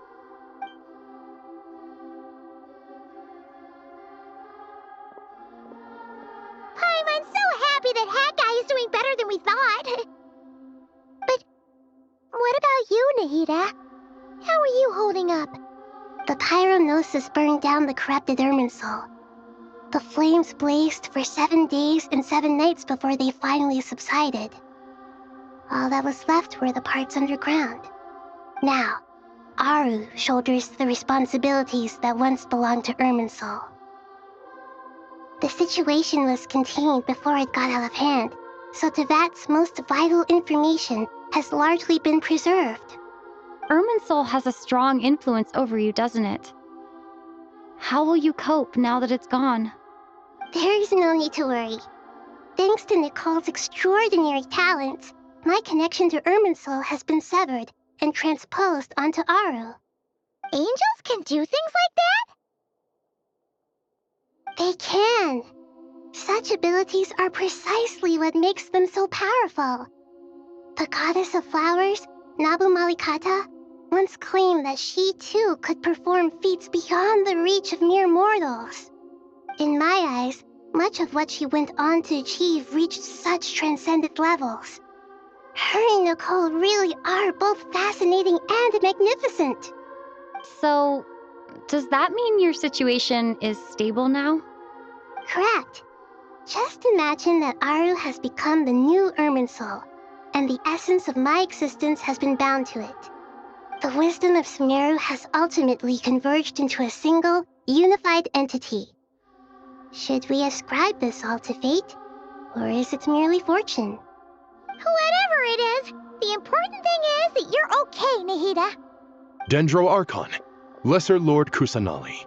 Oh, thank goodness you're here. Greetings, Traveler and Paimon. Sir Nevis, do you have something urgent to say? Yes, there's something I need to report. We've received a message from Snezhnaya.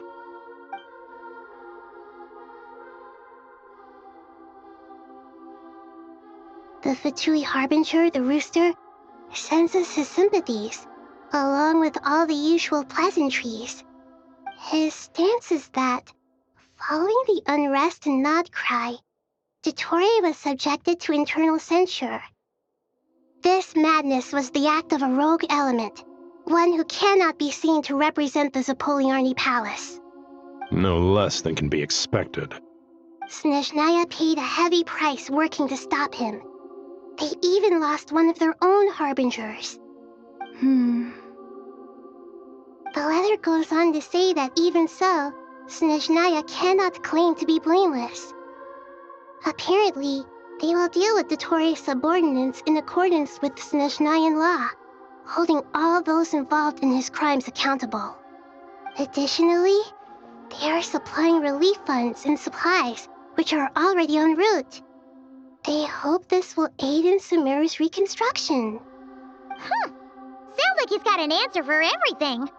True, but as diplomatic rhetoric goes, it's highly effective. Completely watertight, both in logic and sentiment. This disaster has had a profound impact on Sumeru. There is much that I will keep in my heart. The matter of Dottore can be seen as settled for now. We are sure to cross paths again in the future, and in that light, Snezhnaya would do well to uphold their responsibilities and keep a tight rein over their actions. With Irminsul burned, the flow of fate now carries many more possibilities. I will be watching carefully. Perhaps we can move on to a less serious matter? Dendro Archon, will you eat with us once this matter is dealt with? Everyone wishes to celebrate together. Your presence would be most welcome. Of course! Junior Zod, Sino, and Hypatia all told me the same thing. If there isn't enough room for everyone, we can arrange back-to-back feasts. What a wonderful idea. That just leaves the question of what we should eat. Not more tomatoes, surely. More? Dendro Archon, what do you mean by more tomatoes? Those good friends of yours are always talking about tomatoes. Sometimes when I'm walking through the city, I can even hear them arguing in the fields. Since you see them so often, you must hear about tomatoes even more than I do. Tomatoes. Tomatoes. The word has a certain magic to it. Like the autumn fur of a sumpter beast swirling in the wind, sometimes flying up my nose. Tomatoes. What can we make with tomatoes? Wait, why tomatoes? Take your time, there's no need to rush. The traveler, Paimon, and I still have somewhere we need to visit.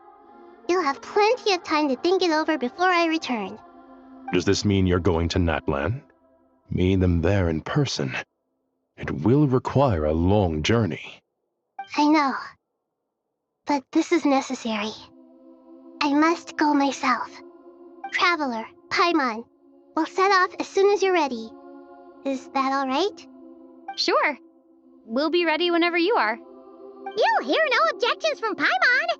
We should grab some snacks along the way, though. It'll be just like going on a long holiday.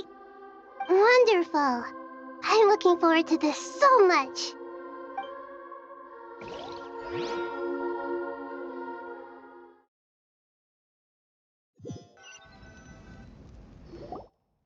Natlan is such a lively place. It's super cheerful and positive, too. I can see that. There are people outside exercising at all hours. Such a healthy way of life. You came. Welcome, welcome. You must be hungry from your journey. Would you like something to eat? Oh, thanks, but no thanks. We've been eating the whole way here. We had a mushroom platter, Sab's meat stew, butter braised chicken, hot sour pudding. Paimon's positively stuffed. All right, all right. No need for all that detail. I'm starting to get hungry myself. Maybe later then. We can wait till everyone's got an appetite, then I'll head out for a meal together. Sounds like a plan. Let's find somewhere to sit down.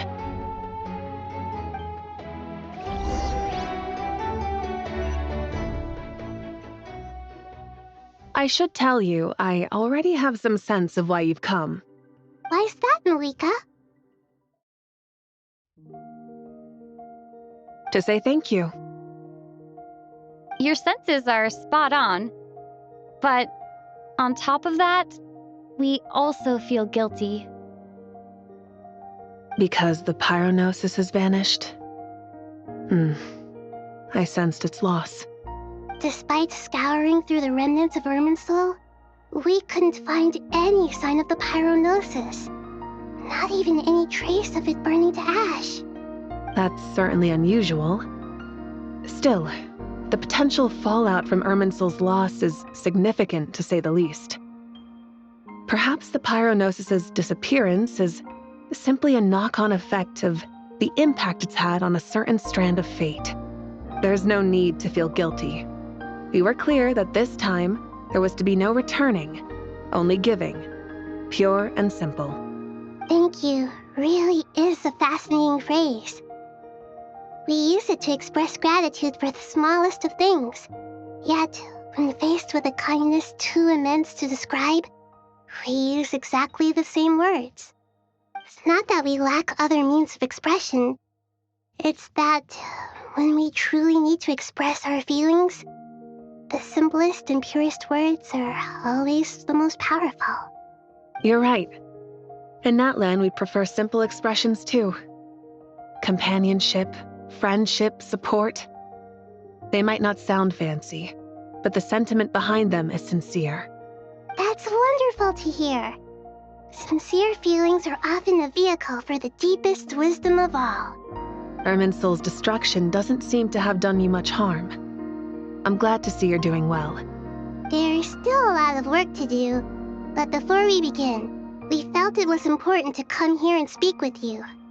Partly to express our gratitude, but also because we felt that seeing you, in a sense, is like basking in warm sunlight. That's a nice way of putting it. I like that.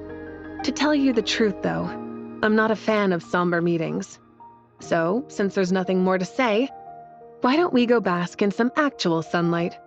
The weather's beautiful today. What a great idea! Paimon's gonna lie back and soak up some rays.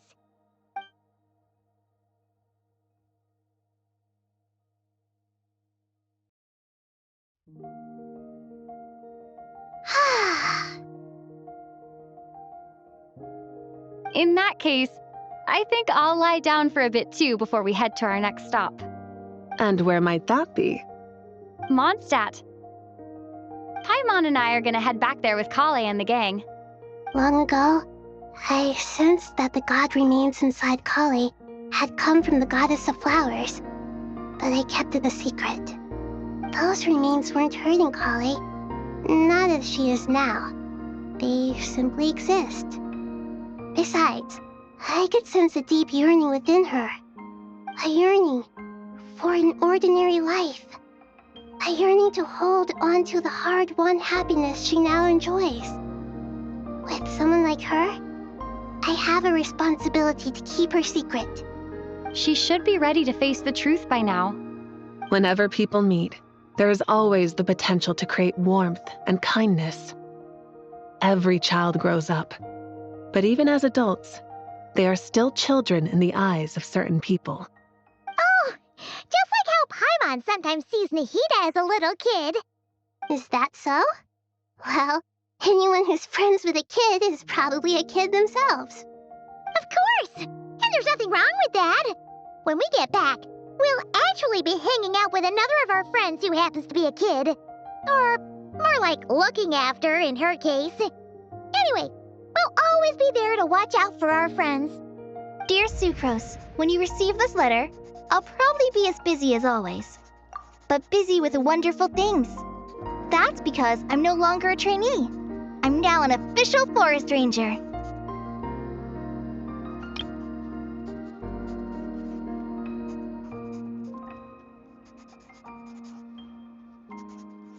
Impressive, right? Sino said that official rangers sound much tougher than trainees. Though he did say it was already pretty tough to start out with. You probably heard that something big happened in Sumeru recently. Don't worry, it's all been taken care of. We're heading to Mondstadt soon, so if you're free, maybe we could meet up? Plus, it's not just me. A few of us are going. Hey, do you still remember that time we all got together? You know, when we all went to the Windbloom Festival? It'll be just like that.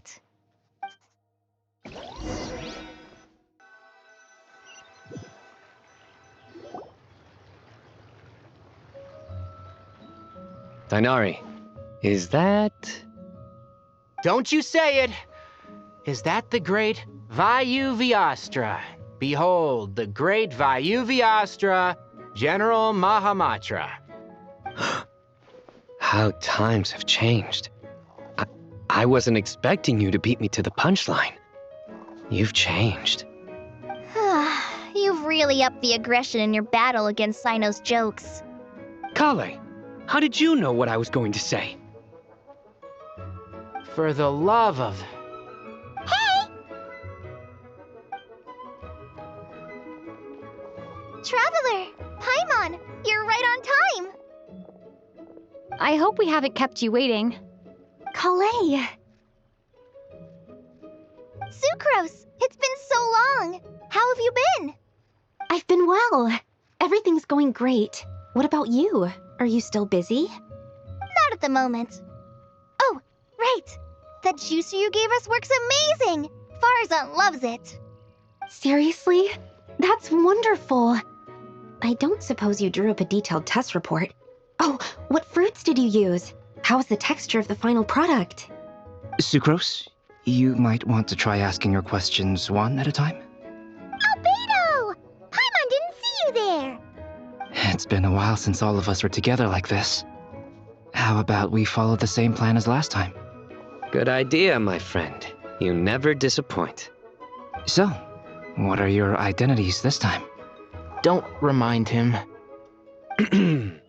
First things first. Allow me to introduce our very own official forest ranger Kale. The rest of us are simply her humble travel companions. This sounds like one of those mushy stories that gets people hooked on some corny, heartwarming premise. Oh, is our story not heartwarming? If I recall correctly, there was even a scene like this in King of Invocations. Besides being heartwarming, our story's also about tough, impressive-sounding job titles. At least that's what I think.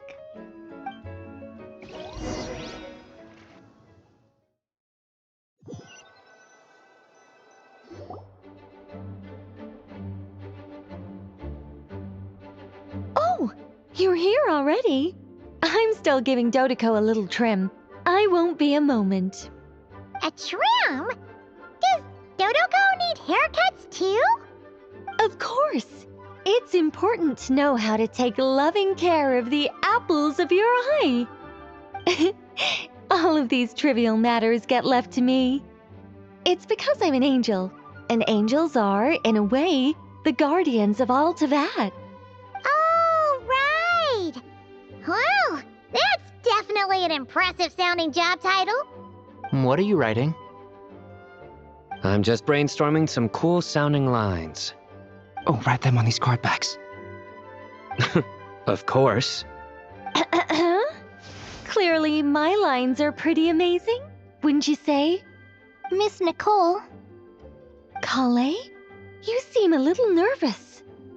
I was just wondering, who was the person you mentioned who needed their wish fulfilled?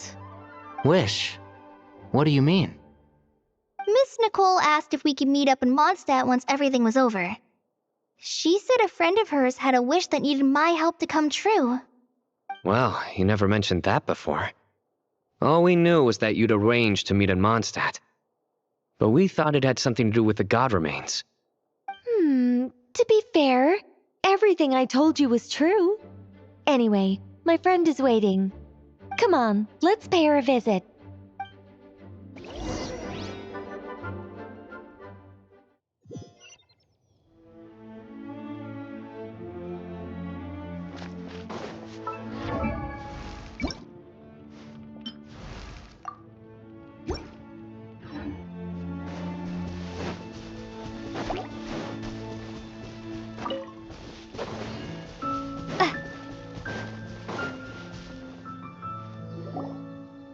Huh? You're... Surprised? I bet you weren't expecting to meet a woman like me beneath this beautiful tree in a faraway land. An oasis will spring from the place where a djinn resides. That saying falls somewhat flat here in Mondstadt, given that everywhere is already so lush and green. Lilupar, what are you doing here? I made friends with Miss Nicole. I asked her to bring me here and then invite Kale to come. The prologue to this story is that I have a wish.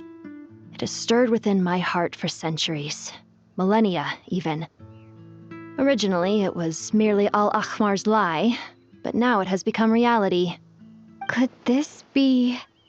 related to the goddess of flowers? My dear young lady, my mistress left her final trace in this world upon you. I can't tell you how glad I am to see you here. And now I have seen you, and peered into your heart. You have experienced hardships and suffered setbacks. The torment an ordinary person might expect to face has befallen you threefold. This is the source of your resilience. But, beneath all this, I've witnessed the seeds of desire. You yearn to return to the simple life you once knew, do you not? I do. I want to throw away everything that isn't mine.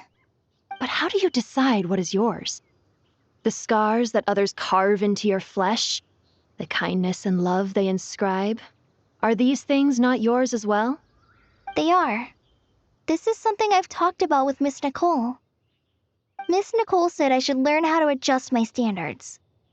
I just want to live as an ordinary human. Anything beyond that isn't mine.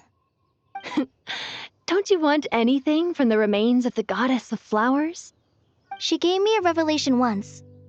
I think that's already more than enough. In the past, you would not have possessed such a rich heart.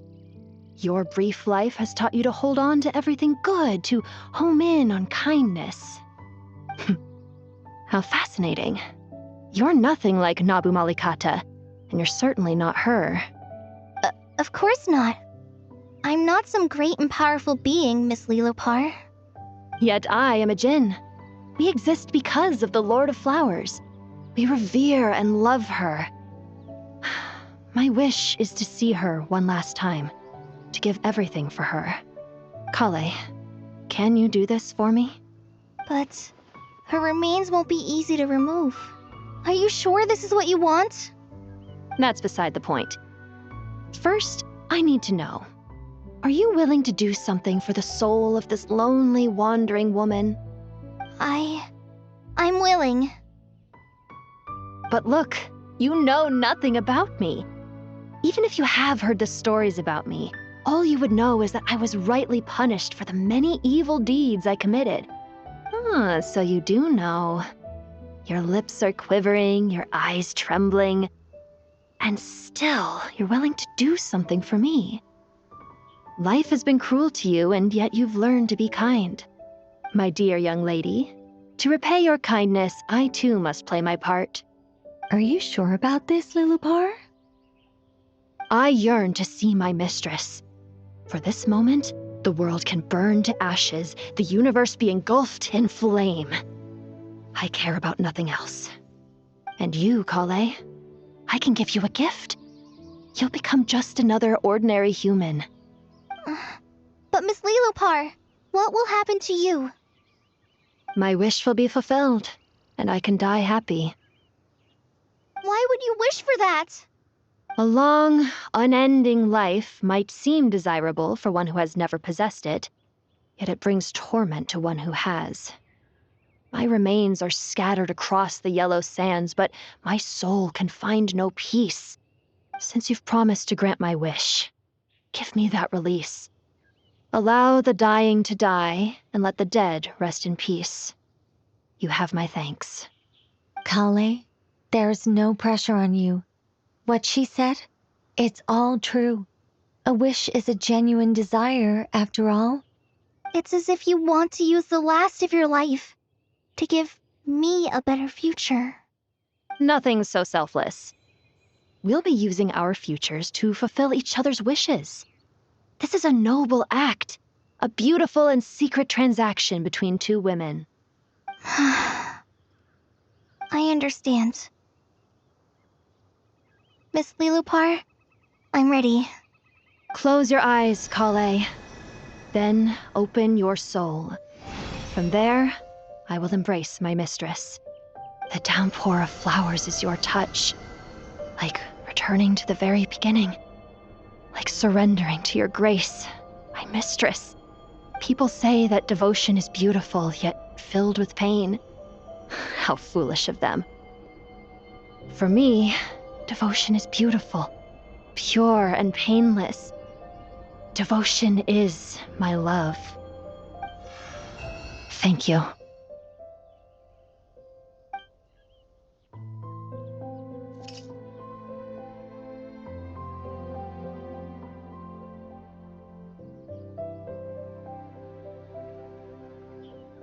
Lilopar! She disappeared? She left, carrying the blessing of flowers. Kale, are you alright? I'm fine. Now that the remains are gone, I don't actually feel any different at all. Those remains weren't hurting Kale. Not as she is now. They simply exist. Besides, I could sense a deep yearning within her. Kale must have already received what she was yearning for. I'm doing fine.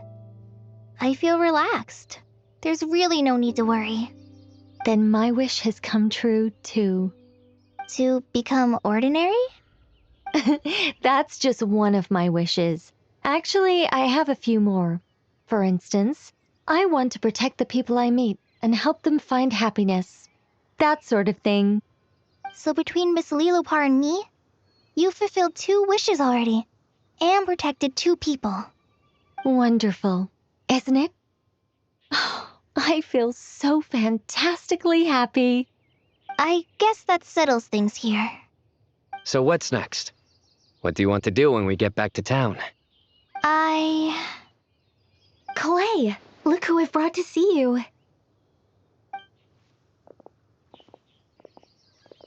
Hey, Kale! I heard you guys were holding some kind of secret event. How come you started without me? Huh? Oh no, it's nothing like that. We were just saying goodbye to an old friend.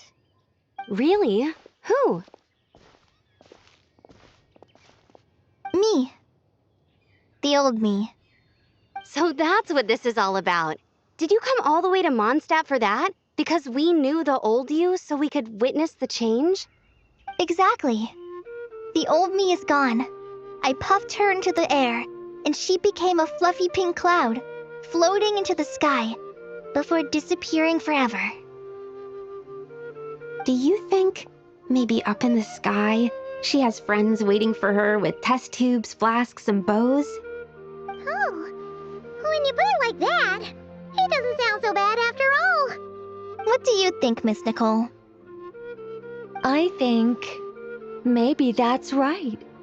At least, if it were up to me, I'd consider that a happy ending. Dear Sucrose, even though my childhood ended long ago, these past few days have really felt like growing up again. I've become stronger, and I feel like I can finally accomplish things by myself. Surely someone as mysterious as you will find a friend like this fascinating? Always growing, always thriving like a plant. I came to say goodbye to my old self. I know that after this, she'll be gone. Thinking about it makes me feel a little lonely. I know the weakness that kept me company will one day leave me too. But somewhere in my heart, I feel a great sense of joy. It feels like I've always wanted to take this step, to walk towards the new me.